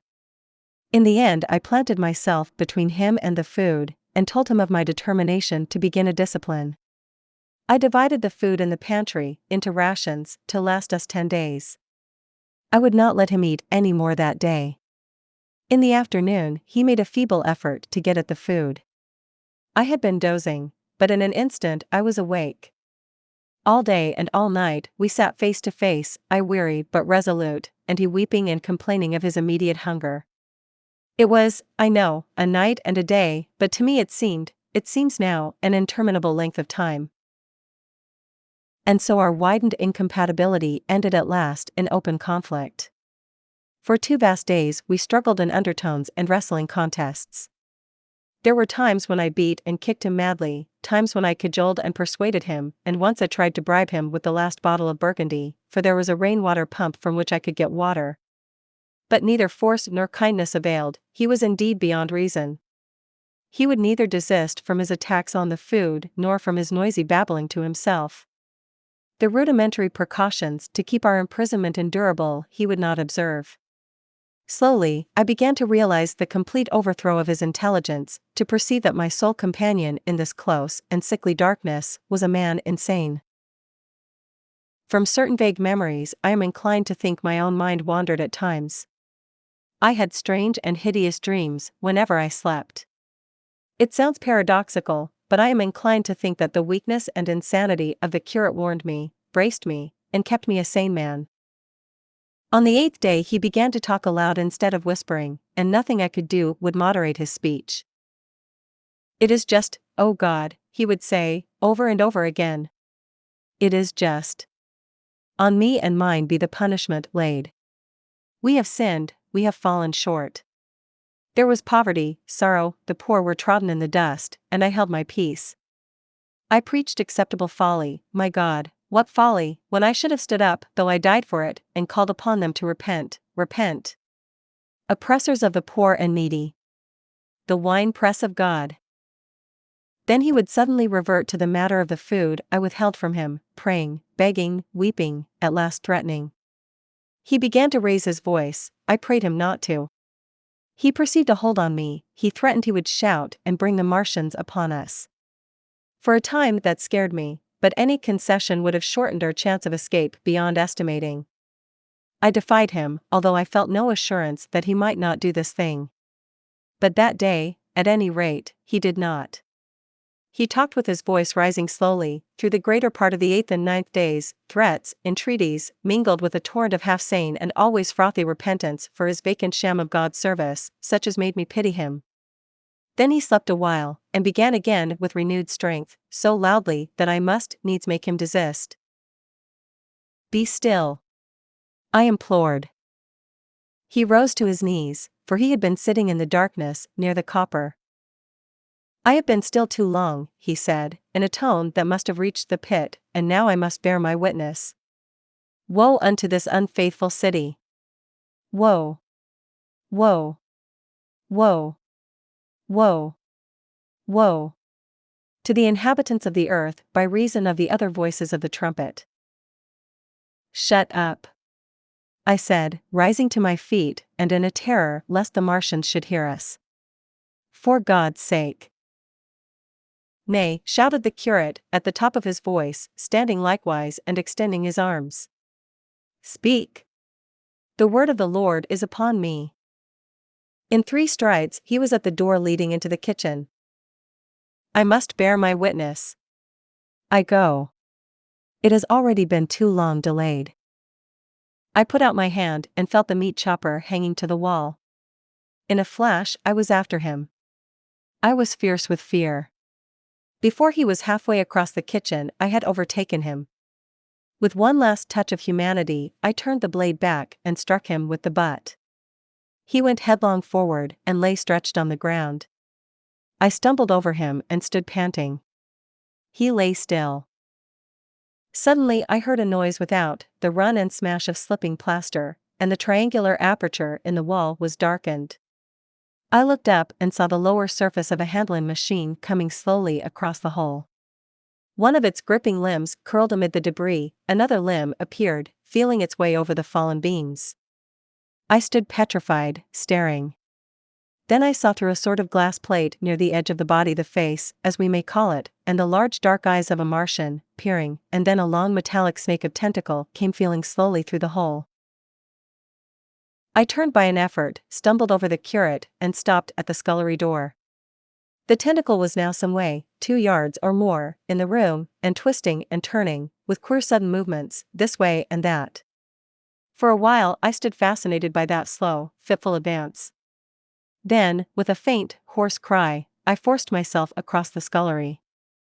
I trembled violently, I could scarcely stand upright. I opened the door of the coal cellar, and stood there in the darkness staring at the faintly lit doorway into the kitchen, and listening. Had the Martian seen me? What was it doing now? Something was moving to and fro there, very quietly. Every now and then it tapped against the wall, or started on its movements with a faint metallic ringing, like the movements of keys on a split ring. Then a heavy body, I knew too well what, was dragged across the floor of the kitchen towards the opening. Irresistibly attracted, I crept to the door and peeped into the kitchen. In the triangle of bright outer sunlight I saw the Martian, in its Briareus of a handling machine, scrutinizing the curate's head. I thought at once that it would infer my presence from the mark of the blow I had given him. I crept back to the coal cellar, shut the door, and began to cover myself up as much as I could, and as noiselessly as possible in the darkness, among the firewood and coal therein. Every now and then I paused, rigid, to hear if the Martian had thrust its tentacles through the opening again. Then the faint metallic jingle returned. I traced it slowly, feeling over the kitchen. Presently, I heard it nearer, in the scullery, as I judged. I thought that its length might be insufficient to reach me. I prayed copiously. It passed, scraping faintly across the cellar door. An age of almost intolerable suspense intervened, then I heard it fumbling at the latch. It had found the door. The Martians understood doors. It worried at the catch for a minute, perhaps, and then the door opened. In the darkness I could just see the thing, like an elephant's trunk more than anything else, waving towards me and touching and examining the wall, coals, wood and ceiling. It was like a black worm, swaying its blind head to and fro. Once, even, it touched the heel of my boot. I was on the verge of screaming. I bit my hand. For a time, the tentacle was silent. I could have fancied it had been withdrawn. Presently, with an abrupt click, it gripped something. I thought it had me, and seemed to go out of the cellar again. For a minute I was not sure. Apparently it had taken a lump of coal to examine. I seized the opportunity of slightly shifting my position, which had become cramped, and then listened. I whispered passionate prayers for safety. Then I heard the slow, deliberate sound creeping towards me again. Slowly, slowly it drew near, scratching against the walls and tapping the furniture. While I was still doubtful, it rapped smartly against the cellar door and closed it. I heard it go into the pantry, and the biscuit tins rattled and a bottle smashed, and then came a heavy bump against the cellar door. Then silence that passed into an infinity of suspense. Had it gone? At last I decided that it had. It came into the scullery no more, but I lay all the 10th day in the close darkness, buried among coals and firewood, not daring even to crawl out for the drink for which I craved. It was the 11th day before I ventured so far from my security. My first act before I went into the pantry was to fasten the door between the kitchen and the scullery. But the pantry 10. was The empty, epilogue. every scrap of food had gone. Apparently, the Martian had taken it all on the previous day. At that discovery, I despaired for the first time. I took no food, or no drink either, on the 11th or the 12th day. At first, my mouth and throat were parched, and my strength ebbed sensibly. I sat about in the darkness of the scullery, in a state of despondent wretchedness. My mind ran on eating. I thought I had become deaf, for the noises of movement I had been accustomed to hear from the pit had ceased absolutely. I did not feel strong enough to crawl noiselessly to the peephole, or I would have gone there. On the 12th day my throat was so painful that, taking the chance of alarming the Martians, I attacked the creaking rainwater pump that stood by the sink and got a couple of glassfuls of blackened and tainted rainwater. I was greatly refreshed by this, and emboldened by the fact that no inquiring tentacle followed the noise of my pumping. During these days, in a rambling, inconclusive way, I thought much of the curate and of the manner of his death. On the 13th day, I drank some more water, and dozed and thought disjointedly of eating and of vague impossible plans of escape. Whenever I dozed, I dreamed of horrible phantasms, of the death of the curate or of sumptuous dinners, but, asleep or awake, I felt a keen pain that urged me to drink again and again. The light that came into the scullery was no longer grey, but red. To my disordered imagination it seemed the color of blood. On the 14th day I went into the kitchen, and I was surprised to find that the fronds of the red weed had grown right across the hole in the wall, turning the half-light of the place into a crimson-colored obscurity. It was early on the 15th day that I heard a curious, familiar sequence of sounds in the kitchen, and, listening, identified it as the snuffing and scratching of a dog. Going into the kitchen, I saw a dog's nose peering in through a break among the ruddy fronds. This greatly surprised me. At the scent of me he barked shortly. I thought if I could induce him to come into the place quietly, I should be able, perhaps, to kill and eat him, and in any case, it would be advisable to kill him, lest his actions attracted the attention of the Martians. I crept forward, saying, "Good dog," very softly, but he suddenly withdrew his head and disappeared. I listened. I was not deaf, but certainly the pit was still. I heard a sound like the flutter of a bird's wings, and a horse croaking, but that was all. For a long while I lay close to the peephole, but not daring to move aside the red plants that obscured it. Once or twice I heard a faint pitter-patter like the feet of the dog going hither and thither on the sand far below me, and there were more bird-like sounds, but that was all. At length, encouraged by the silence, I looked out. Except in the corner, where a multitude of crows hopped and fought over the skeletons of the dead the Martians had consumed, there was not a living thing in the pit. I stared about me, scarcely believing my eyes. All the machinery had gone. Save for the big mound of grayish-blue powder in one corner, certain bars of aluminium in another, the blackbirds, and the skeletons of the killed, the place was merely an empty circular pit in the sand. Slowly, I thrust myself out through the red weed, and stood upon the mound of rubble. I could see in any direction save behind me, to the north, and neither Martians nor sign of Martians were to be seen. The pit dropped sheerly from my feet, but a little way along the rubbish afforded a practicable slope to the summit of the ruins. My chance of escape had come. I began to tremble.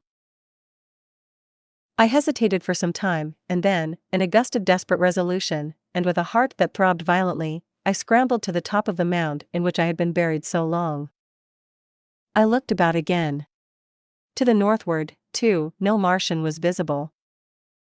When I had last seen this part of Sheen in the daylight, it had been a straggling street of comfortable white and red houses, interspersed with abundant shady trees.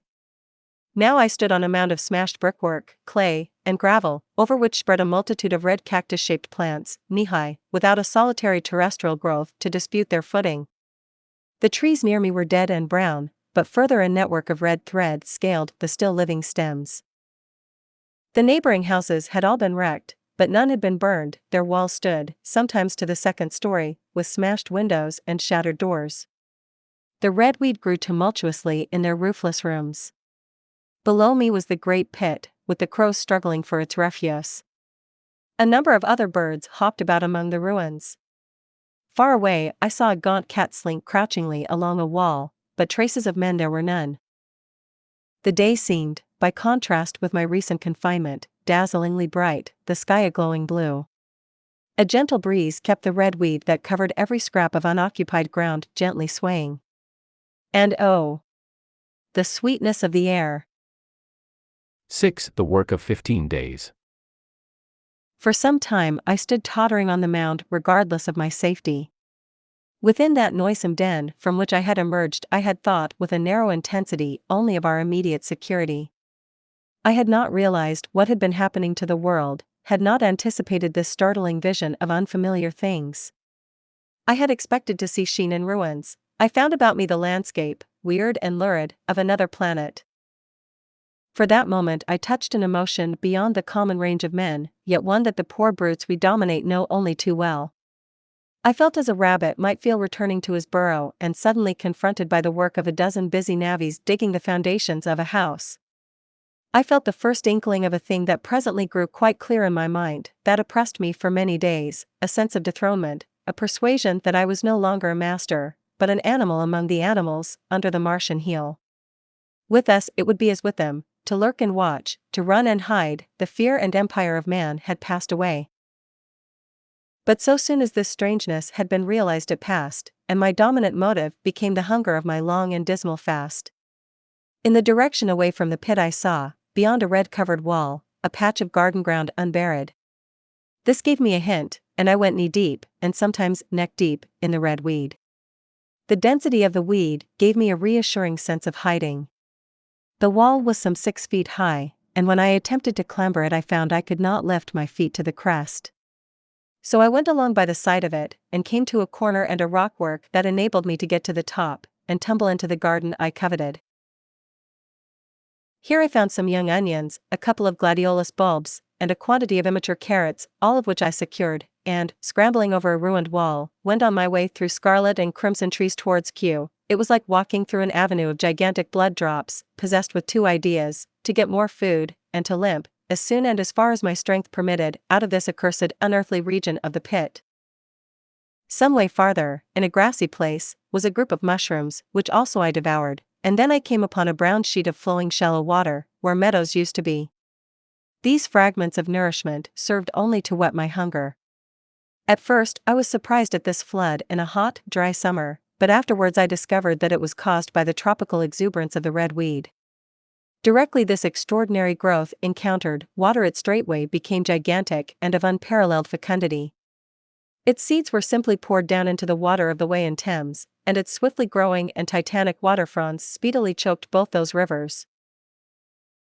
At Putney, as I afterwards saw, the bridge was almost lost in a tangle of this weed, and at Richmond, too, the Thames water poured in a broad and shallow stream across the meadows of Hampton and Twickenham. As the water spread the weed followed them, until the ruined villas of the Thames Valley were for a time lost in this red swamp, whose margin I explored, and much of the desolation the Martians had caused was concealed. In the end the red weed succumbed almost as quickly as it had spread. A cankering disease, due, it is believed, to the action of certain bacteria, presently seized upon it. Now by the action of natural selection, all terrestrial plants have acquired a resisting power against bacterial diseases. They never succumb without a severe struggle, but the red weed rotted like a thing already dead. The fronds became bleached, and then shriveled and brittle. They broke off at the least touch, and the waters that had stimulated their early growth carried their last vestiges out to sea. My first act on coming to this water was, of course, to slake my thirst. I drank a great deal of it and, moved by an impulse, gnawed some fronds of red weed, but they were watery, and had a sickly, metallic taste. I found the water was sufficiently shallow for me to wade securely, although the red weed impeded my feet a little, but the flood evidently got deeper towards the river, and I turned back to Mortlake. I managed to make out the road by means of occasional ruins of its villas and fences and lamps, and so presently I got out of this spate and made my way to the hill going up towards Roehampton, and came out on Putney Common. Here the scenery changed from the strange and unfamiliar to the wreckage of the familiar. Patches of ground exhibited the devastation of a cyclone, and in a few score yards I would come upon perfectly undisturbed spaces, houses with their blinds trimly drawn and doors closed, as if they had been left for a day by the owners, or as if their inhabitants slept within. The red weed was less abundant, the tall trees along the lane were free from the red creeper. I hunted for food among the trees, finding nothing, and I also raided a couple of silent houses, but they had already been broken into and ransacked. I rested for the remainder of the daylight in a shrubbery, being, in my enfeebled condition, too fatigued to push on.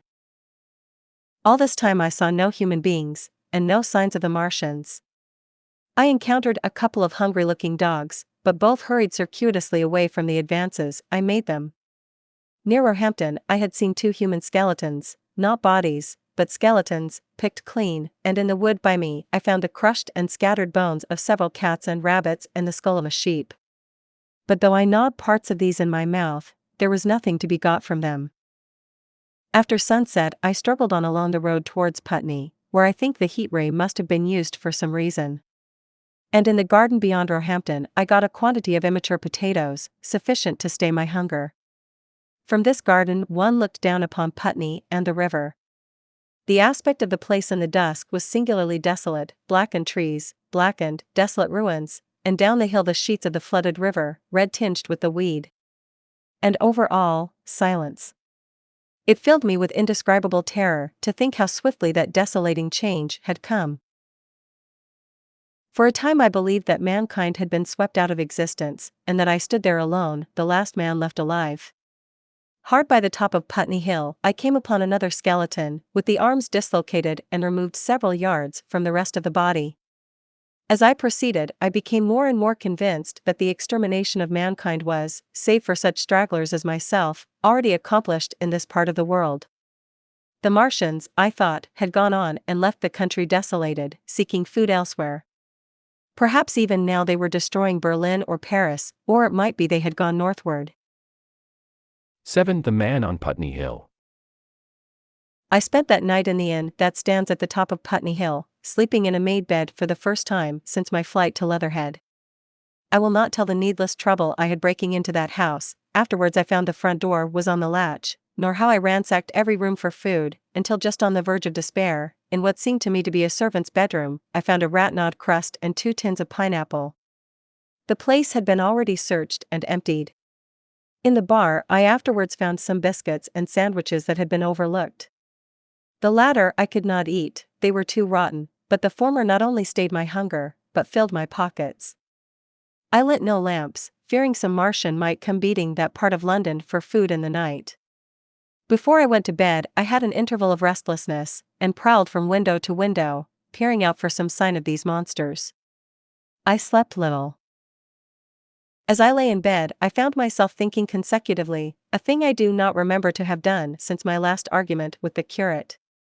During all the intervening time, my mental condition had been a hurrying succession of vague emotional states or a sort of stupid receptivity. But in the night my brain, reinforced, I suppose, by the food I had eaten, grew clear again, and I thought. 3 things struggled for possession of my mind: the killing of the curate, the whereabouts of the Martians, and the possible fate of my wife. The former gave me no sensation of horror or remorse to recall. I saw it simply as a thing done, a memory infinitely disagreeable, but quite without the quality of remorse. I saw myself then as I see myself now, driven step by step towards that hasty blow, the creature of a sequence of accidents leading inevitably to that. I felt no condemnation, yet the memory, static, unprogressive, haunted me.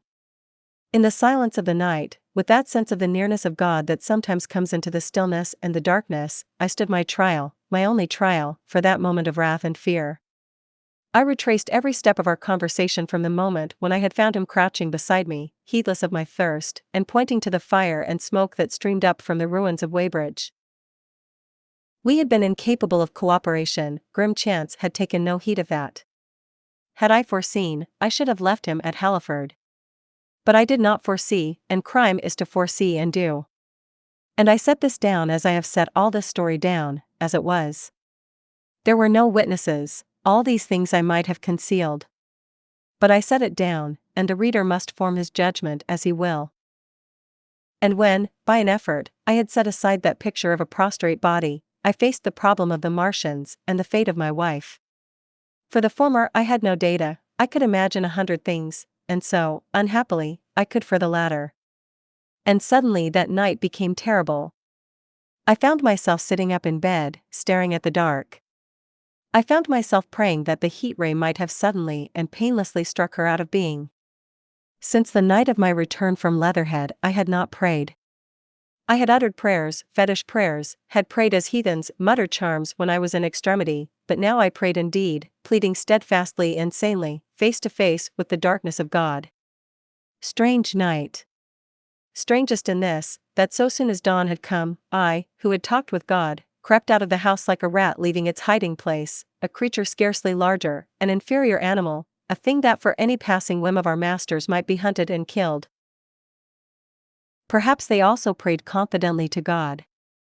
Surely, if we have learned nothing else, this war has taught us pity, pity for those witless souls that suffer our dominion. The morning was bright and fine, and the eastern sky glowed pink, and was fretted with little golden clouds.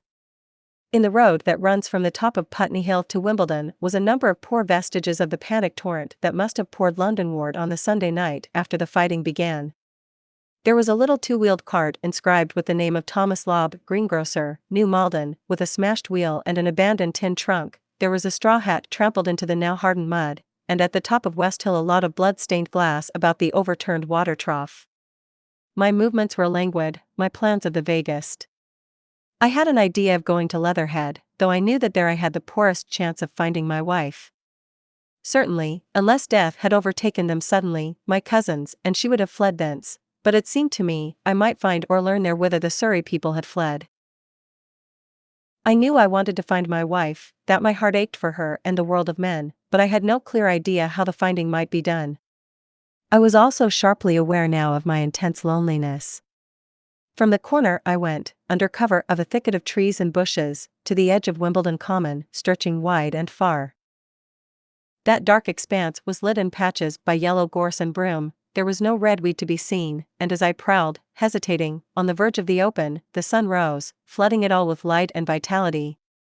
I came upon a busy swarm of little frogs in a swampy place among the trees. I stopped to look at them, drawing a lesson from their stout resolve to live. And presently, turning suddenly, with an odd feeling of being watched, I beheld something crouching amid a clump of bushes. I stood regarding this. I made a step towards it, and it rose up and became a man armed with a cutlass. I approached him slowly. He stood silent and motionless, regarding me. As I drew nearer, I perceived he was dressed in clothes as dusty and filthy as my own. He looked, indeed, as though he had been dragged through a culvert. Nearer, I distinguished the green slime of ditches mixing with the pale drab of dried clay and shiny, coaly patches. His black hair fell over his eyes, and his face was dark and dirty and sunken, so that at first I did not recognize him. There was a red cut across the lower part of his face. "Stop," he cried, when I was within 10 yards of him, and I stopped. His voice was hoarse.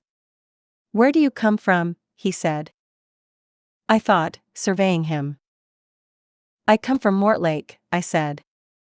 "I was buried near the pit the Martians made about their cylinder. I have worked my way out and escaped." "There is no food about here," he said. "This is my country. All this hill down to the river, and back to Clapham, and up to the edge of the common. There is only food for one. Which way are you going?" I answered, slowly. "I don't know," I said. "I have been buried in the ruins of a house 13 or 14 days. I don't know what has happened." He looked at me doubtfully, then started, and looked with a changed expression. "I've no wish to stop about here," said I. "I think I shall go to Leatherhead, for my wife was there." He shot out a pointing finger. "It is you," said he, "the man from Woking. And you weren't killed at Weybridge?" I recognized him at the same moment. "You are the artilleryman who came into my garden." "Good luck," he said. "We are lucky ones. Fancy you." He put out a hand, and I took it. "I crawled up a drain," he said. "But they didn't kill everyone. And after they went away, I got off towards Walton across the fields. But it's not 16 days altogether, and your hair is grey." He looked over his shoulder suddenly. "Only a rook," he said. "One gets to know that birds have shadows these days. This is a bit open. Let us crawl under those bushes and talk." "Have you seen any Martians?" I said. "Since I crawled out." "They've gone away across London," he said. "I guess they've got a bigger camp there. Of a night, all over there, Hampstead Way, the sky is alive with their lights. It's like a great city, and in the glare you can just see them moving. By daylight you can't. But nearer, I haven't seen them." He counted on his fingers, 5 days. "Then I saw a couple across Hammersmith Way carrying something big. And the night before last, he stopped and spoke impressively. It was just a matter of lights, but it was something up in the air. I believe they've built a flying machine, and are learning to fly. I stopped, on hands and knees, for we had come to the bushes. Fly. Yes, he said, fly. I went on into a little bower, and sat down. It is all over with humanity, I said. If they can do that, they will simply go round the world. He nodded. They will. But it will relieve things over here a bit. And besides, he looked at me. Aren't you satisfied it is up with humanity? I am. We're down, we're beat. I stared. Strange as it may seem, I had not arrived at this fact, a fact perfectly obvious so soon as he spoke. I had still held a vague hope, rather, I had kept a lifelong habit of mind. He repeated his words, we're beat. They carried absolute conviction. It's all over, he said. They've lost one, just one. And they've made their footing good and crippled the greatest power in the world. They've walked over us. The death of that one at Weybridge was an accident. And these are only pioneers. They kept on coming. These green stars, I've seen none these 5 or 6 days, but I've no doubt they're falling somewhere every night. Nothing's to be done. We're under. We're beat. I made him no answer. I sat staring before me, trying in vain to devise some countervailing thought. This isn't a war, said the artilleryman. It never was a war, any more than there's war between man and ants. Suddenly, I recalled the night in the observatory. After the 10th shot, they fired no more, at least, until the first cylinder came. How do you know? Said the artilleryman. I explained. He thought. Something wrong with the gun, he said. But what if there is? They'll get it right again. And even if there's a delay, how can it alter the end? It's just men and ants. There's the ants builds their cities, live their lives, have wars, revolutions, until the men want them out of the way, and then they go out of the way. That's what we are now, just ants. Only. Yes, I said. We're eatable ants. We sat looking at each other. And what will they do with us? I said. That's what I've been thinking, he said, that's what I've been thinking. After Weybridge, I went south, thinking. I saw what was up. Most of the people were hard at it squealing and exciting themselves. But I'm not so fond of squealing. I've been in sight of death once or twice, I'm not an ornamental soldier, and at the best and worst, death, it's just death. And it's the man that keeps on thinking comes through. I saw everyone tracking away south. Says food won't last this way, and I turned right back. I went for the Martians like a sparrow goes for man. All round, he waved a hand to the horizon, they're starving in heaps, bolting, treading on each other. He saw my face, and halted awkwardly. No doubt lots who had money have gone away to France, he said. He seemed to hesitate whether to apologize, met my eyes, and went on, there's food all about here. Canned things in shops, wines, spirits, mineral waters, and the water mains and drains are empty. Well, I was telling you what I was thinking. Here's intelligent things, I said, and it seems they want us for food. First, they'll smash us up, ships, machines, guns, cities, all the order and organization. All that will go. If we were the size of ants, we might pull through. But we're not. It's all too bulky to stop. That's the first certainty. I assented. It is, I've thought it out. Very well, then, next, at present we're caught as we're wanted. A Martian has only to go a few miles to get a crowd on the run. And I saw one day, out by Wandsworth, picking houses to pieces and routing among the wreckage. But they won't keep on doing that. So soon as they've settled all our guns and ships, and smashed our railways, and done all the things they are doing over there, they will begin catching us systematic, picking the best and storing us in cages and things. That's what they will start doing in a bit. Lord! They haven't begun on us yet. Don't you see that? Not begun, I exclaimed. Not begun. All that's happened so far is through our not having the sense to keep quiet, worrying them with guns and such foolery. And losing our heads, and rushing off in crowds to where there wasn't any more safety than where we were. They don't want to bother us yet. They're making their things, making all the things they couldn't bring with them, getting things ready for the rest of their people. Very likely that's why the cylinders have stopped for a bit, for fear of hitting those who are here. And instead of our rushing about blind, on the howl, or getting dynamite on the chance of busting them up, we've got to fix ourselves up according to the new state of affairs. That's how I figure it out.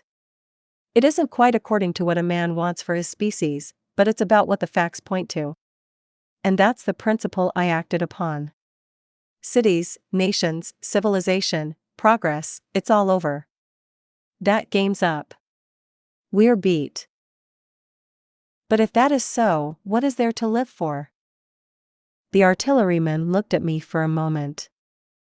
There won't be any more blessed concerts for a million years or so, there won't be any Royal Academy of Arts, and no nice little feeds at restaurants. If it's amusement you're after, I reckon the game is up. If you've got any drawing room manners, or a dislike to eating peas with a knife or dropping H's, you'd better chuck 'em away. They ain't no further use. You mean? I mean that men like me are going on living, for the sake of the breed. I tell you, I'm grim set on living. And if I'm not mistaken, you'll show what insides you've got, too, before long. We aren't going to be exterminated.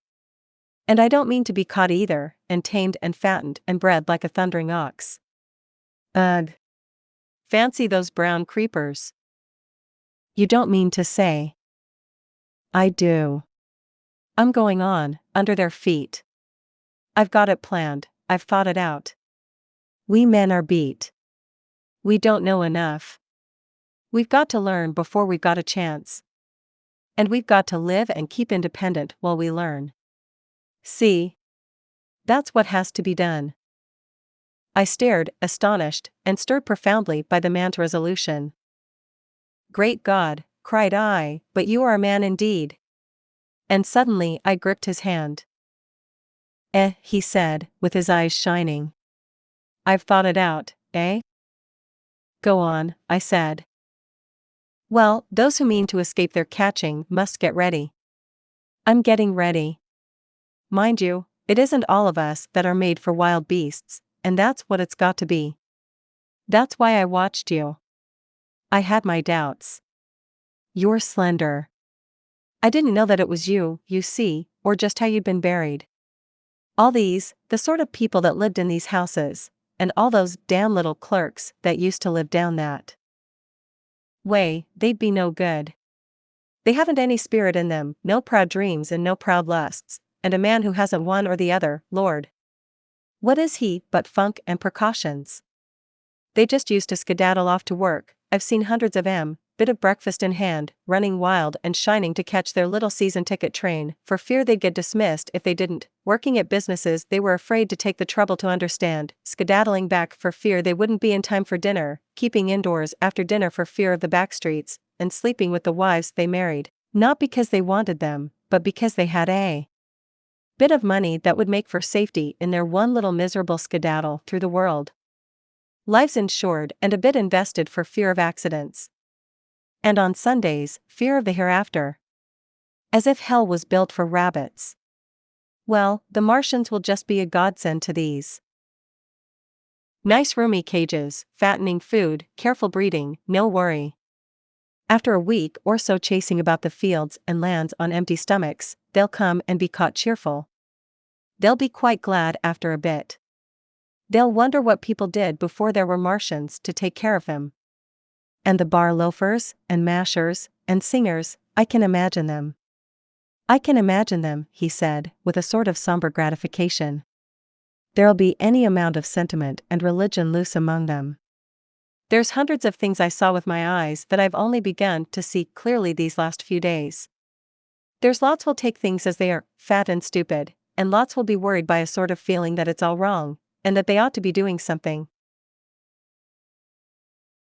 Now, whenever things are so that a lot of people feel they ought to be doing something, the weak, and those who go weak with a lot of complicated thinking, always make for a sort of do-nothing religion, very pious and superior, and submit to persecution and the will of the Lord. Very likely you've seen the same thing. It's energy in a gale of funk, and turned clean inside out. These cages will be full of psalms and hymns and piety. And those of a less simple sort will work in a bit of, eroticism. He paused. Very likely these Martians will make pets of some of them, train them to do tricks, who knows, get sentimental over the pet boy who grew up and had to be killed. And some, maybe, they will train to hunt us. No, I cried, that's impossible. No human being. What's the good of going on with such lies, said the artilleryman. There's men who do it cheerful. What nonsense to pretend there isn't.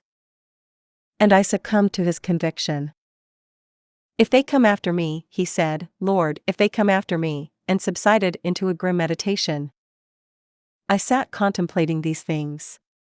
I could find nothing to bring against this man's reasoning. In the days before the invasion, no one would have questioned my intellectual superiority to his, I, a professed and recognized writer on philosophical themes, and he, a common soldier, and yet he had already formulated a situation that I had scarcely realized. What are you doing? I said presently. What plans have you made? He hesitated. Well, it's like this, he said. What have we to do? We have to invent a sort of life where men can live and breed, and be sufficiently secure to bring the children up. Yes, wait a bit, and I'll make it clearer what I think ought to be done. The tame ones will go like all tame beasts. In a few generations they'll be big, beautiful, rich-blooded, stupid, rubbish. The risk is that we who keep wild will go savage, degenerate into a sort of big, savage rat. You see, how I mean to live is underground. I've been thinking about the drains. Of course those who don't know drains think horrible things, but under this London are miles and miles, hundreds of miles, and a few days' rain and London empty will leave them sweet and clean. The main drains are big enough and airy enough for anyone. Then there's cellars, vaults, stores, from which bolting passages may be made to the drains. And the railway tunnels and subways. You begin to see? And we form a band, able-bodied, clean-minded men. We're not going to pick up any rubbish that drifts in. Weaklings, go out again. As you meant me to go? Well, I parleyed, didn't I?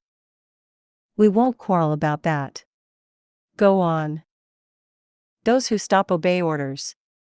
Able-bodied, clean-minded women we want also, mothers and teachers. No lackadaisical ladies, no blasted rolling eyes. We can't have any weak or silly. Life is real again, and the useless and cumbersome and mischievous have to die.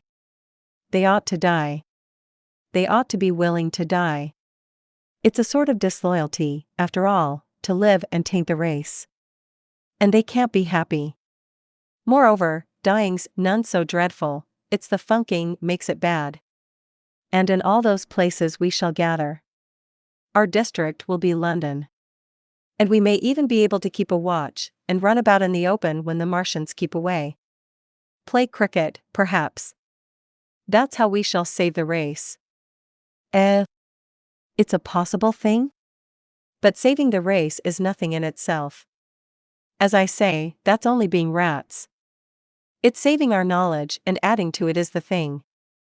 There men like you come in. There's books, there's models. We must make great safe places down deep, and get all the books we can, not novels and poetry swipes, but ideas, science books. That's where men like you come in. We must go to the British Museum and pick all those books through. Especially we must keep up our science, learn more. We must watch these Martians. Some of us must go as spies. When it's all working, perhaps I will. Get caught, I mean. And the great thing is, we must leave the Martians alone. We mustn't even steal. If we get in their way, we clear out. We must show them we mean no harm. Yes, I know. But they're intelligent things, and they won't hunt us down if they have all they want, and think we're just harmless vermin. The artilleryman paused and laid a brown hand upon my arm. After all, it may not be so much we may have to learn before. Just imagine this, 4 or 5 of their fighting machines suddenly starting off, heat rays right and left, and not a Martian in M. Not a Martian in M, but men who have learned the way how. It may be in my time, even, those men. Fancy having one of them lovely things, with its heat ray wide and free. Fancy having it in control. What would it matter if you smashed to smithereens at the end of the run, after a bust like that? I reckon the Martians opened their beautiful eyes. Can't you see them, man? Can't you see them hurrying, puffing and blowing and hooting to their other mechanical affairs? Something out of gear in every case. And swish, bang, rattle, swish. Just as they are fumbling over it, swish comes the heat ray, and, behold, man has come back to his own. For a while the imaginative daring of the artilleryman, and the tone of assurance and courage he assumed, completely dominated my mind. I believed unhesitatingly both in his forecast of human destiny and in the practicability of his astonishing scheme, and the reader who thinks me susceptible and foolish must contrast his position, reading steadily with all his thoughts about his subject, and mine, crouching fearfully in the bushes and listening, distracted by apprehension. We talked in this manner through the early morning time, and later crept out of the bushes, and, after scanning the sky for Martians, hurried precipitately to the house on Putney Hill, where he had made his lair. It was the coal cellar of the place, and when I saw the work he had spent a week upon, it was a burrow scarcely 10 yards long, which he designed to reach to the main drain on Putney Hill. I had my first inkling of the gulf between his dreams and his powers. Such a hole I could have dug in a day. But I believed in him sufficiently to work with him all that morning until past midday at his digging. We had a garden barrow and shot the earth we removed against the kitchen range. We refreshed ourselves with a tin of mock turtle soup and wine from the neighboring pantry. I found a curious relief from the aching strangeness of the world in this steady labor. As we worked, I turned his project over in my mind, and presently objections and doubts began to arise, but I worked there all the morning, so glad was I to find myself with a purpose again. After working an hour, I began to speculate on the distance one had to go before the cloaca was reached, the chances we had of missing it altogether. My immediate trouble was why we should dig this long tunnel, when it was possible to get into the drain at once down one of the manholes, and work back to the house. It seemed to me, too, that the house was inconveniently chosen, and required a needless length of tunnel. And just as I was beginning to face these things, the artilleryman stopped digging, and looked at me. "We're working well," he said. He put down his spade. "Let us knock off a bit," he said. "I think it's time we reconnoitered from the roof of the house." I was for going on, and after a little hesitation he resumed his spade, and then suddenly I was struck by a thought. I stopped, and so did he at once. "Why were you walking about the common," I said, "instead of being here?" "Taking the air," he said. "I was coming back. It's safer by night." "But the work?" "Oh, one can't always work," he said, and in a flash I saw the man plain. He hesitated, holding his spade. "We ought to reconnoiter now," he said, "because if any come near they may hear the spades and drop upon us unawares." I was no longer disposed to object. We went together to the roof and stood on a ladder peeping out of the roof door. No Martians were to be seen, and we ventured out on the tiles, and slipped down under shelter of the parapet. From this position a shrubbery hid the greater portion of Putney, but we could see the river below, a bubbly mass of red weed, and the low parts of Lambeth flooded and red. The red creeper swarmed up the trees about the old palace, and their branches stretched gaunt and dead, and set with shriveled leaves, from amid its clusters. It was strange how entirely dependent both these things were upon flowing water for their propagation. About us neither had gained a footing. Laburnums, pink maize, snowballs, and trees of arbor vitae rose out of laurels and hydrangeas, green and brilliant into the sunlight. Beyond Kensington dense smoke was rising, and that and a blue haze hid the northward hills. The artilleryman began to tell me of the sort of people who still remained in London. "One night last week," he said, "some fools got the electric light in order, and there was all Regent Street and the circus ablaze, crowded with painted and ragged drunkards, men and women, dancing and shouting till dawn. A man who was there told me. And as the day came, they became aware of a fighting machine standing near by the Langham and looking down at them. Heaven knows how long he had been there. It must have given some of them a nasty turn. He came down the road towards them and picked up nearly 100 too drunk or frightened to run away. Grotesque gleam of a time no history will ever fully describe. From that, in answer to my questions, he came round to his grandiose plans again. He grew enthusiastic. He talked so eloquently of the possibility of capturing a fighting machine that I more than half believed in him again. But now that I was beginning to understand something of his quality, I could divine the stress he laid on doing nothing precipitately. And I noted that now there was no question that he personally was to capture and fight the great machine. After a time we went down to the cellar. Neither of us seemed disposed to resume digging, and when he suggested a meal, I was nothing loath. He became suddenly very generous, and when we had eaten he went away and returned with some excellent cigars. We lit these, and his optimism glowed. He was inclined to regard my coming as a great occasion. "There's some champagne in the cellar," he said. "We can dig better on this Thameside Burgundy," said I. "No," said he, "I am host today. Champagne. Great God. We've a heavy enough task before us. Let us take a rest and gather strength while we may. Look at these blistered hands." And pursuant to this idea of a holiday, he insisted upon playing cards after we had eaten. He taught me euchre, and after dividing London between us, I taking the northern side and he the southern, we played for parish points. Grotesque and foolish as this will seem to the sober reader, it is absolutely true, and what is more remarkable, I found a card game and several others we played extremely interesting. Strange mind of man. That, with our species upon the edge of extermination or appalling degradation, with no clear prospect before us but the chance of a horrible death, we could sit following the chance of this painted pasteboard, and playing the joker with vivid delight. Afterwards he taught me poker, and I beat him at 3 tough chess games. When dark came we decided to take the risk, and lit a lamp. After an interminable string of games, we supped, and the artilleryman finished the champagne.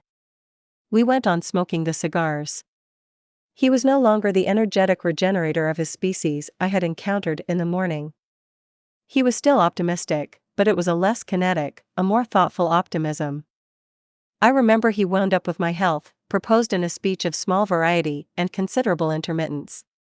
I took a cigar, and went upstairs to look at the lights of which he had spoken that blazed so greenly along the Highgate hills.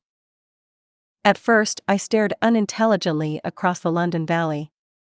The northern hills were shrouded in darkness, the fires near Kensington glowed redly, and now and then an orange-red tongue of flame flashed up and vanished in the deep blue night.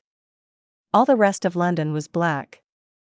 Then, nearer, I perceived a strange light, a pale, violet-purple fluorescent glow, quivering under the night breeze. For a space I could not understand it, and then I knew that it must be the red weed from which this faint irradiation proceeded. With that realization my dormant sense of wonder, my sense of the proportion of things, awoke again. I glanced from that to Mars red and clear, glowing high in the west, and then gazed long and earnestly at the darkness of Hampstead and Highgate. I remained a very long time upon the roof, wondering at the grotesque changes of the day. I recalled my mental states from the midnight prayer to the foolish card playing. I had a violent revulsion of feeling. I remember I flung away the cigar with a certain wasteful symbolism. My folly came to me with glaring exaggeration. I seemed a traitor to my wife and to my kind. I was filled with remorse. I resolved to leave this strange undisciplined dreamer of great things to his drink and gluttony, and to go on into London. There, it seemed to me, I had the best chance of learning what the Martians and my fellow men were doing.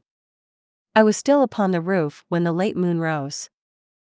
8. Dead London. After I had parted from the artilleryman, I went down the hill, and by the High Street across the bridge, to Fulham. The red weed was tumultuous at that time, and nearly choked the bridge roadway, but its fronds were already whitened in patches by the spreading disease that presently removed it so swiftly. At the corner of the lane that runs to Putney Bridge Station, I found a man lying. He was as black as a sweep with the black dust, alive, but helplessly and speechlessly drunk. I could get nothing from him but curses and furious lunges at my head. I think I should have stayed by him, but for the brutal expression of his face. There was black dust along the roadway from the bridge onwards, and it grew thicker in Fulham. The streets were horribly quiet.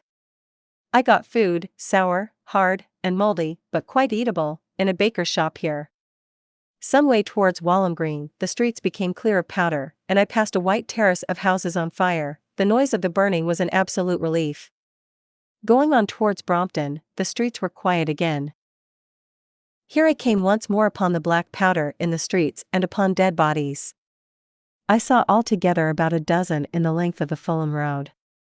They had been dead many days, so that I hurried quickly past them. The black powder covered them over, and softened their outlines. One or two had been disturbed by dogs. Where there was no black powder, it was curiously like a Sunday in the city, with the closed shops, the houses locked up and the blinds drawn, the desertion, and the stillness. In some places, plunderers had been at work, but rarely at other than the provision and wine shops. A jeweler's window had been broken open in one place, but apparently the thief had been disturbed, and a number of gold chains and a watch lay scattered on the pavement. I did not trouble to touch them. Farther on was a tattered woman in a heap on a doorstep. The hand that hung over her knee was gashed and bled down her rusty brown dress, and a smashed magnum of champagne formed a pool across the pavement. She seemed asleep, but she was dead.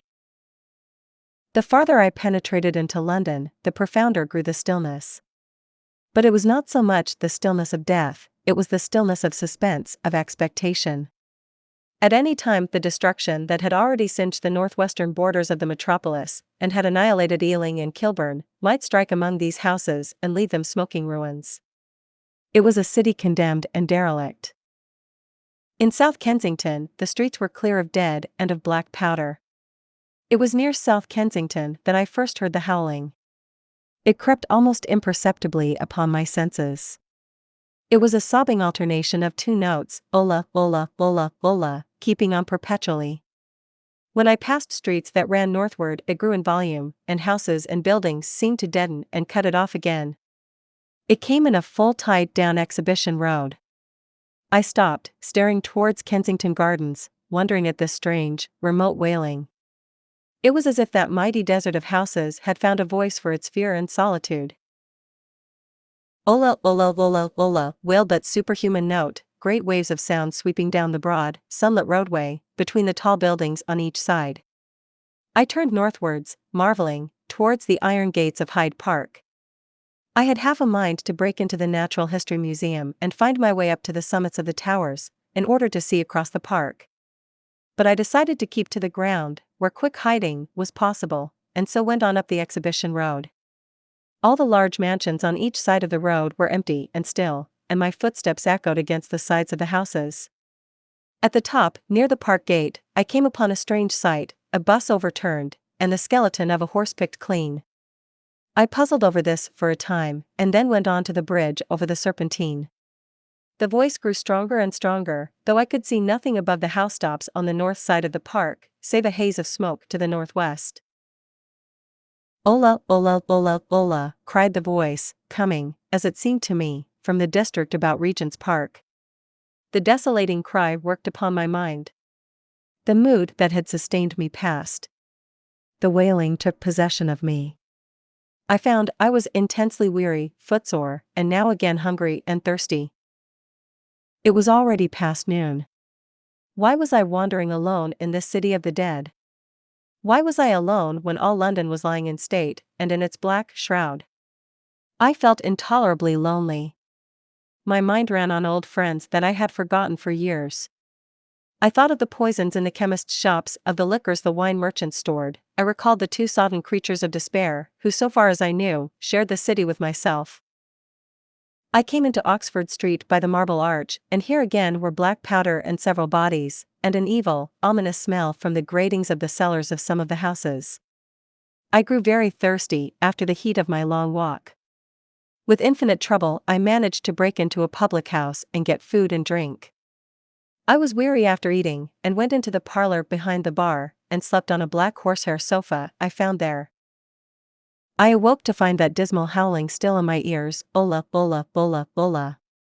It was now dusk, and after I had routed out some biscuits and a cheese in the bar, there was a meat safe, but it contained nothing but maggots. I wandered on through the silent residential squares to Baker Street. Portman Square is the only one I can name, and so came out at last upon Regent's Park.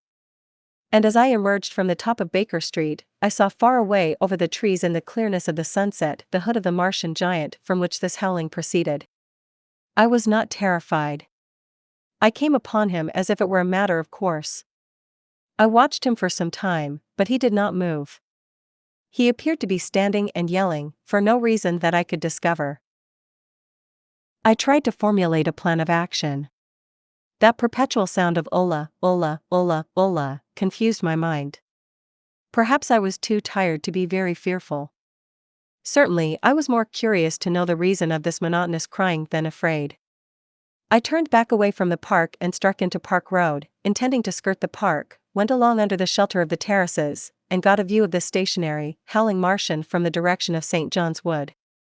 A couple of 100 yards out of Baker Street I heard a yelping chorus, and saw, first a dog with a piece of putrescent red meat in his jaws coming headlong towards me, and then a pack of starving mongrels in pursuit of him. He made a wide curve to avoid me, as though he feared I might prove a fresh competitor. As the yelping died away down the silent road, the wailing sound of "Ola, ola, ola, ola" reasserted itself. I came upon the wrecked handling machine halfway to St. John's Wood Station. At first I thought a house had fallen across the road. It was only as I clambered among the ruins that I saw, with a start, this mechanical Samson lying, with its tentacles bent and smashed and twisted, among the ruins it had made. The forepart was shattered. It seemed as if it had driven blindly straight at the house, and had been overwhelmed in its overthrow. It seemed to me, then, that this might have happened by a handling machine escaping from the guidance of its Martian.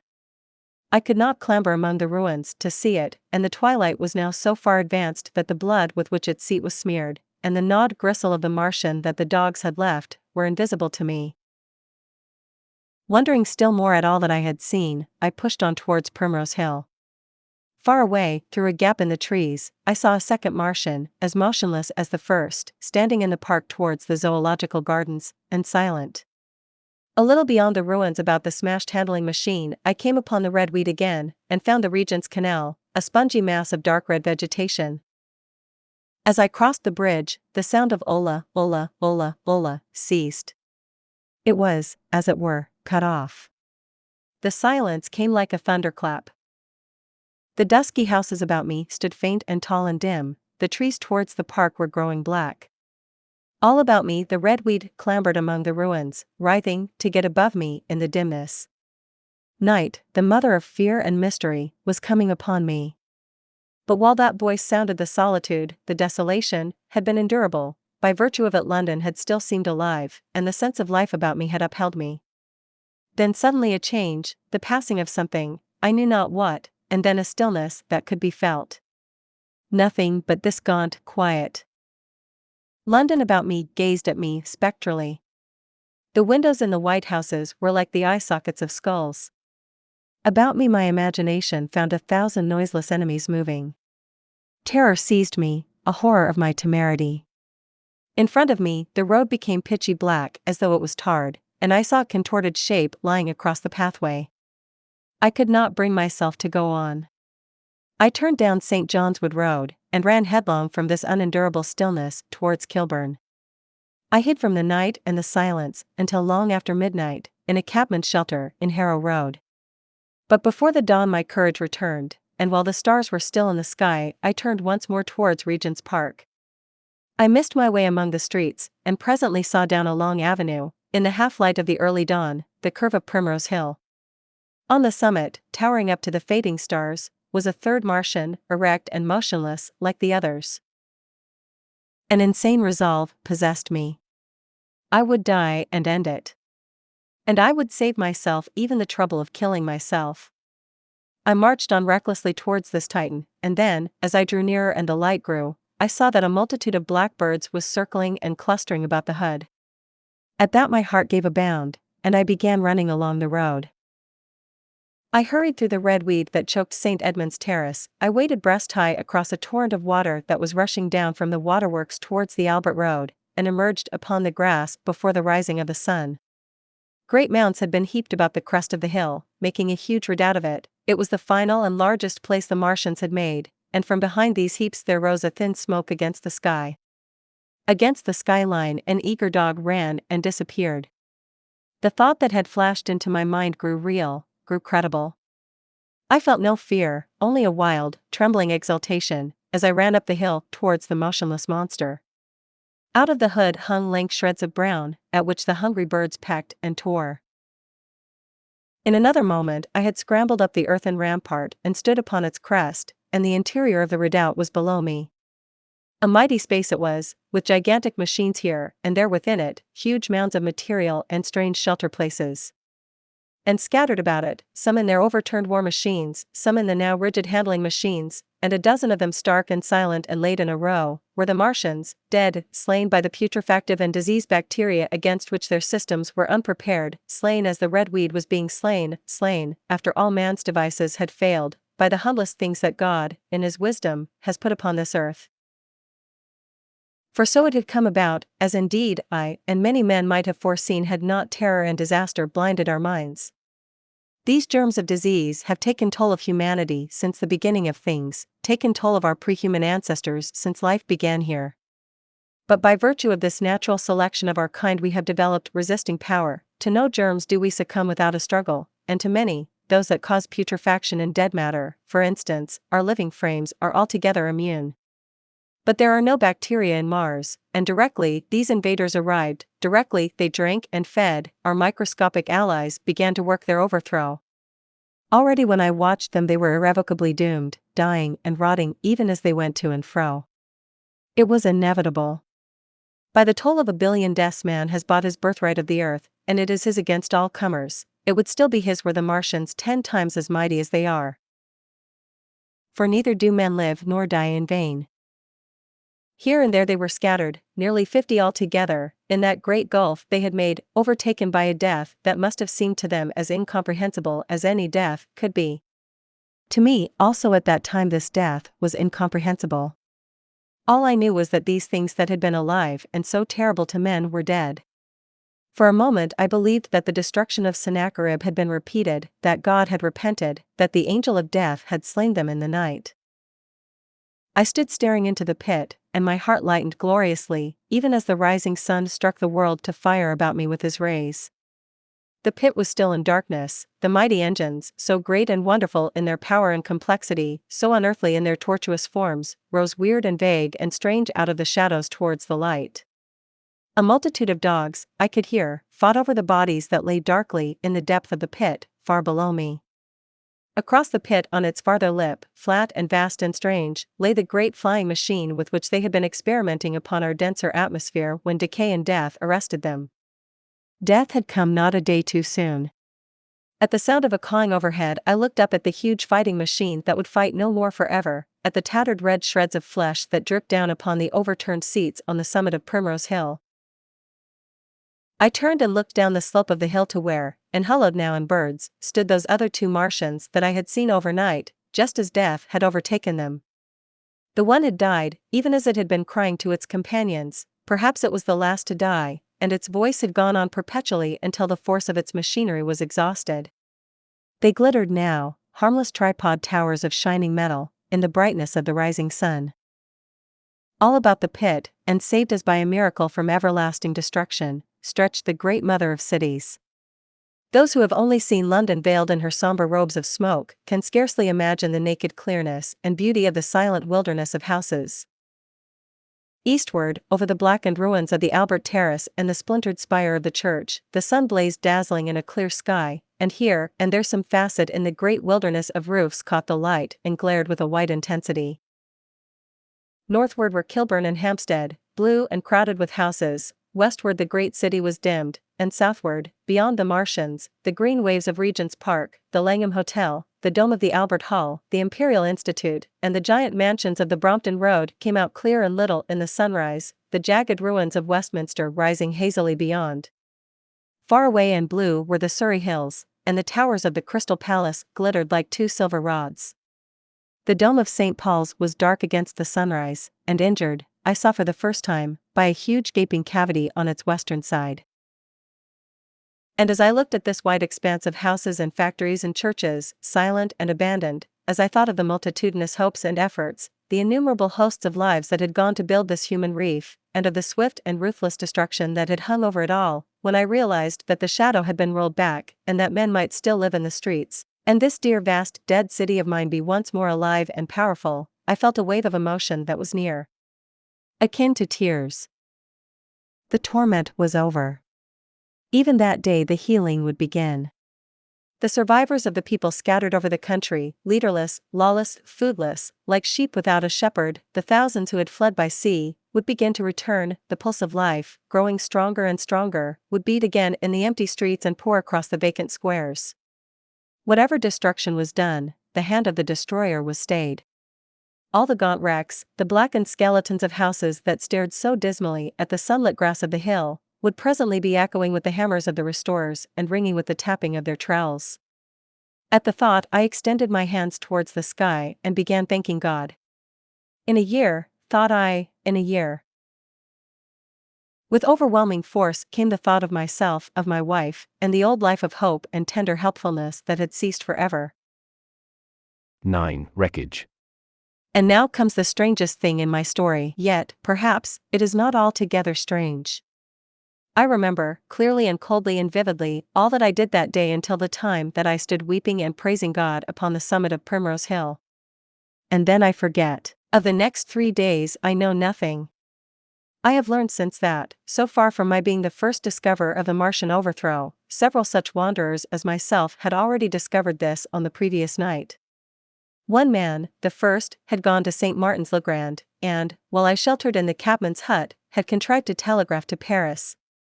Thence the joyful news had flashed all over the world. 1,000 cities, chilled by ghastly apprehensions, suddenly flashed into frantic illuminations. They knew of it in Dublin, Edinburgh, Manchester, Birmingham at the time when I stood upon the verge of the pit. Already men, weeping with joy, as I have heard, shouting and staying their work to shake hands and shout, were making up trains, even as near as Crewe, to descend upon London. The church bells that had ceased a fortnight since suddenly caught the news, until all England was bell-ringing. Men on cycles, lean-faced, unkempt, scorched along every country lane shouting of unhoped deliverance, shouting to gaunt, staring figures of despair. And for the food. Across the Channel, across the Irish Sea, across the Atlantic, corn, bread, and meat were tearing to our relief. All the shipping in the world seemed going Londonward in those days. But of all this I have no memory. I drifted, a demented man. I found myself in a house of kindly people, who had found me on the 3rd day wandering, weeping, and raving through the streets of St. John's Wood. They have told me since that I was singing some insane doggerel about the last man left alive. Hurrah! The last man left alive. Troubled as they were with their own affairs, these people, whose name, much as I would like to express my gratitude to them, I may not even give here, nevertheless, cumbered themselves with me, sheltered me, and protected me from myself. Apparently, they had learned something of my story from me during the days of my lapse. Very gently, when my mind was assured again, did they break to me what they had learned of the fate of Leatherhead. 2 days after I was imprisoned it had been destroyed, with every soul in it, by a Martian. He had swept it out of existence, as it seemed, without any provocation, as a boy might crush an ant hill, in the mere wantonness of power. I was a lonely man, and they were very kind to me. I was a lonely man and a sad one, and they bore with me. I remained with them 4 days after my recovery. All that time I felt a growing craving to look once more on whatever remained of the little life that seemed so happy and bright in my past.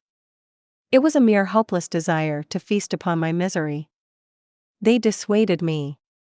They did all they could to divert me from this morbidity. But at last I could resist the impulse no longer, and, promising faithfully to return to them, and parting, as I will confess, from these 4-day friends with tears, I went out again into the streets that had lately been so dark and strange and empty. Already they were busy with returning people. In places even there were shops open, and I saw a drinking fountain running water. I remember how mockingly bright the day seemed as I went back on my melancholy pilgrimage to the little house at Woking, how busy the streets and vivid the moving life about me. So many people were abroad everywhere, busied in 1,000 activities, that it seemed incredible that any great proportion of the population could have been slain. But then I noticed how yellow were the skins of the people I met, how shaggy the hair of the men, how large and bright their eyes, and that every other man still wore his dirty rags. Their faces seemed all with one of two expressions, a leaping exultation and energy or a grim resolution. Save for the expression of the faces, London seemed a city of tramps. The vestries were indiscriminately distributing bread sent us by the French government. The ribs of the few horses showed dismally. Haggard special constables with white badges stood at the corners of every street. I saw little of the mischief wrought by the Martians until I reached Wellington Street, and there I saw the red weed clambering over the buttresses of Waterloo Bridge. At the corner of the bridge, too, I saw one of the common contrasts of that grotesque time, a sheet of paper flaunting against a thicket of the red weed, transfixed by a stick that kept it in place. It was the placard of the first newspaper to resume publication, the Daily Mail. I bought a copy for a blackened shilling I found in my pocket. Most of it was in blank, but the solitary compositor who did the thing had amused himself by making a grotesque scheme of advertisement stereo on the back page.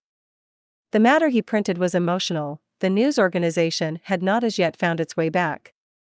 I learned nothing fresh except that already in 1 week, the examination of the Martian mechanisms had yielded astonishing results. Among other things, the article assured me what I did not believe at the time, that the secret of flying was discovered. At Waterloo, I found the free trains that were taking people to their homes. The first rush was already over. There were few people in the train, and I was in no mood for casual conversation. I got a compartment to myself, and sat with folded arms, looking greyly at the sunlit devastation that flowed past the windows. And just outside the terminus the train jolted over temporary rails, and on either side of the railway the houses were blackened ruins. To Clapham Junction the face of London was grimy with powder of the black smoke, in spite of 2 days of thunderstorms and rain, and at Clapham Junction the line had been wrecked again. There were hundreds of out-of-work clerks and shopmen working side by side with the customary navvies, and we were jolted over a hasty relaying. All down the line from there, the aspect of the country was gaunt and unfamiliar. Wimbledon, particularly, had suffered. Walton, by virtue of its unburned pine woods, seemed the least hurt of any place along the line. The Wandle, the Mole, every little stream, was a heaped mass of red weed, in appearance between butcher's meat and pickled cabbage. The Surrey pine woods were too dry, however, for the festoons of the red climber. Beyond Wimbledon, within sight of the line, in certain nursery grounds, were the heaped masses of earth about the 6th cylinder. A number of people were standing about it, and some sappers were busy in the midst of it. Over it flaunted a Union Jack, flapping cheerfully in the morning breeze. The nursery grounds were everywhere crimson with the weed, a wide expanse of livid color cut with purple shadows, and very painful to the eye. One's gaze went with infinite relief from the scorched grays and sullen reds of the foreground to the blue-green softness of the eastward hills. The line on the London side of Woking Station was still undergoing repair, so I descended at Byfleet Station and took the road to Maybury, past the place where I and the artilleryman had talked to the hussars, and on by the spot where the Martian had appeared to me in the thunderstorm. Here, moved by curiosity, I turned aside to find, among a tangle of red fronds, the warped and broken dog cart with the whitened bones of the horse scattered and gnawed. For a time I stood regarding these vestiges. Then I returned through the pine wood, neck-high with redweed here and there, to find the landlord of the spotted dog had already found burial, and so came home past the College Arms. A man standing at an open cottage door greeted me by name as I passed. I looked at my house with a quick flash of hope that faded immediately. The door had been forced, it was unfast and was opening slowly as I approached. It slammed again. The curtains of my study fluttered out of the open window from which I and the artilleryman had watched the dawn. No one had closed it since. The smashed bushes were just as I had left them nearly 4 weeks ago. I stumbled into the hall, and the house felt empty. The stair carpet was ruffled and discolored where I had crouched, soaked to the skin from the thunderstorm the night of the catastrophe. Our muddy footsteps I saw still went up the stairs. I followed them to my study, and found lying on my writing table still, with the selenite paper weight upon it, the sheet of work I had left on the afternoon of the opening of the cylinder. For a space I stood reading over my abandoned arguments. It was a paper on the probable development of moral ideas with the development of the civilizing process, and the last sentence was the opening of a prophecy. In about 200 years, I had written, we may expect. The sentence ended abruptly. I remembered my inability to fix my mind that morning, scarcely a month gone by, and how I had broken off to get my daily chronicle from the newsboy. I remembered how I went down to the garden gate as he came along, and how I had listened to his odd story of the men from Mars. I came down and went into the dining room. There were the mutton and the bread, both far gone now in decay, and a beer bottle overturned, just as I and the artilleryman had left them. My home was desolate. I perceived the folly of the faint hope I had cherished so long. And then a strange thing occurred. It is no use, said a voice. The house is deserted. No one has been here these 10 days. Do not stay here to torment yourself. No one escaped but you. I was startled. Had I spoken my thought aloud? I turned, and the French window was open behind me. I made a step to it, and stood looking out. And there, amazed and afraid, even as I stood amazed and afraid, were my cousin and my wife white and tearless. She gave a faint cry. I came, she said. I knew. She put her hand to her throat, swayed. I made a step forward, and caught her in my arms. 10. The Epilogue. I cannot but regret, now that I am concluding my story, how little I am able to contribute to the discussion of the many debatable questions which are still unsettled. In one respect I shall certainly provoke criticism. My particular province is speculative philosophy. My knowledge of comparative physiology is confined to a book or two, but it seems to me that Carver's suggestions as to the reason of the rapid death of the Martians is so probable as to be regarded almost as a proven conclusion. I have assumed that in the body of my narrative. At any rate, in all the bodies of the Martians that were examined after the war, no bacteria except those already known as terrestrial species were found. That they did not bury any of their dead, and the reckless slaughter they perpetrated, point also to an entire ignorance of the putrefactive process. But probable as this seems, it is by no means a proven conclusion. Neither is the composition of the black smoke known, which the Martians used with such deadly effect, and the generator of the heat rays remains a puzzle. The terrible disasters at the Ealing and South Kensington laboratories have disinclined analysts for further investigations upon the latter. Spectrum analysis of the black powder points unmistakably to the presence of an unknown element with a brilliant group of 3 lines in the green, and it is possible that it combines with argon to form a compound which acts at once with deadly effect upon some constituent in the blood. But such unproven speculations will scarcely be of interest to the general reader, to whom this story is addressed. None of the brown scum that drifted down the Thames after the destruction of Shepperton was examined at the time, and now none is forthcoming. The results of an anatomical examination of the Martians, so far as the prowling dogs had left such an examination possible, I have already given. But everyone is familiar with the magnificent and almost complete specimen in spirits at the Natural History Museum, and the countless drawings that have been made from it, and beyond that the interest of their physiology and structure is purely scientific. A question of graver and universal interest is the possibility of another attack from the Martians. I do not think that nearly enough attention is being given to this aspect of the matter. At present the planet Mars is in conjunction, but with every return to opposition I, for one, anticipate a renewal of their adventure. In any case, we should be prepared. It seems to me that it should be possible to define the position of the gun from which the shots are discharged, to keep a sustained watch upon this part of the planet, and to anticipate the arrival of the next attack. In that case, the cylinder might be destroyed with dynamite or artillery before it was sufficiently cool for the Martians to emerge, or they might be butchered by means of guns so soon as the screw opened. It seems to me that they have lost a vast advantage in the failure of their first surprise. Possibly they see it in the same light. Lessing has advanced excellent reasons for supposing that the Martians have actually succeeded in effecting a landing on the planet Venus. 7 months ago now, Venus and Mars were in alignment with the Sun, that is to say, Mars was in opposition from the point of view of an observer on Venus. Subsequently, a peculiar luminous and sinuous marking appeared on the unillumined half of the inner planet, and almost simultaneously a faint dark mark of a similar sinuous character was detected upon a photograph of the Martian disk. One needs to see the drawings of these appearances in order to appreciate fully their remarkable resemblance in character. At any rate, whether we expect another invasion or not, our views of the human future must be greatly modified by these events. We have learned now that we cannot regard this planet as being fenced in and a secure abiding place for man. We can never anticipate the unseen good or evil that may come upon us suddenly out of space.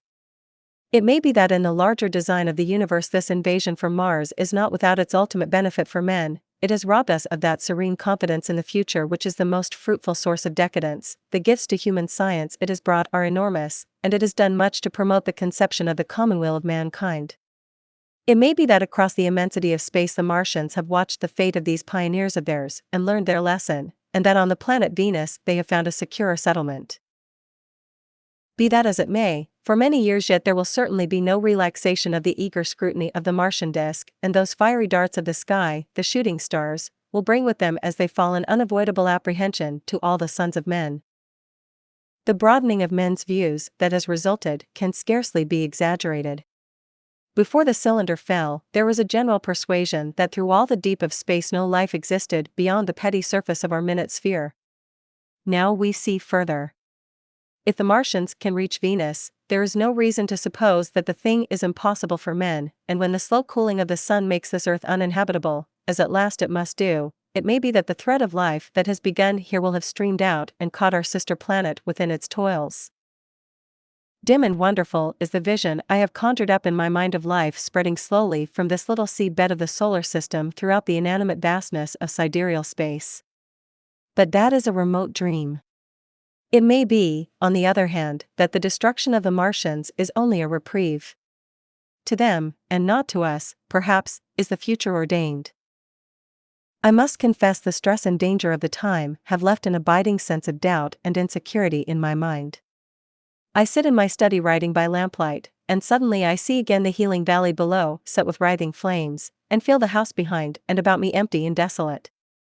I go out into the Byfleet Road, and vehicles pass me, a butcher boy in a cart, a cabful of visitors, a workman on a bicycle, children going to school, and suddenly they become vague and unreal, and I hurry again with the artilleryman through the hot, brooding silence.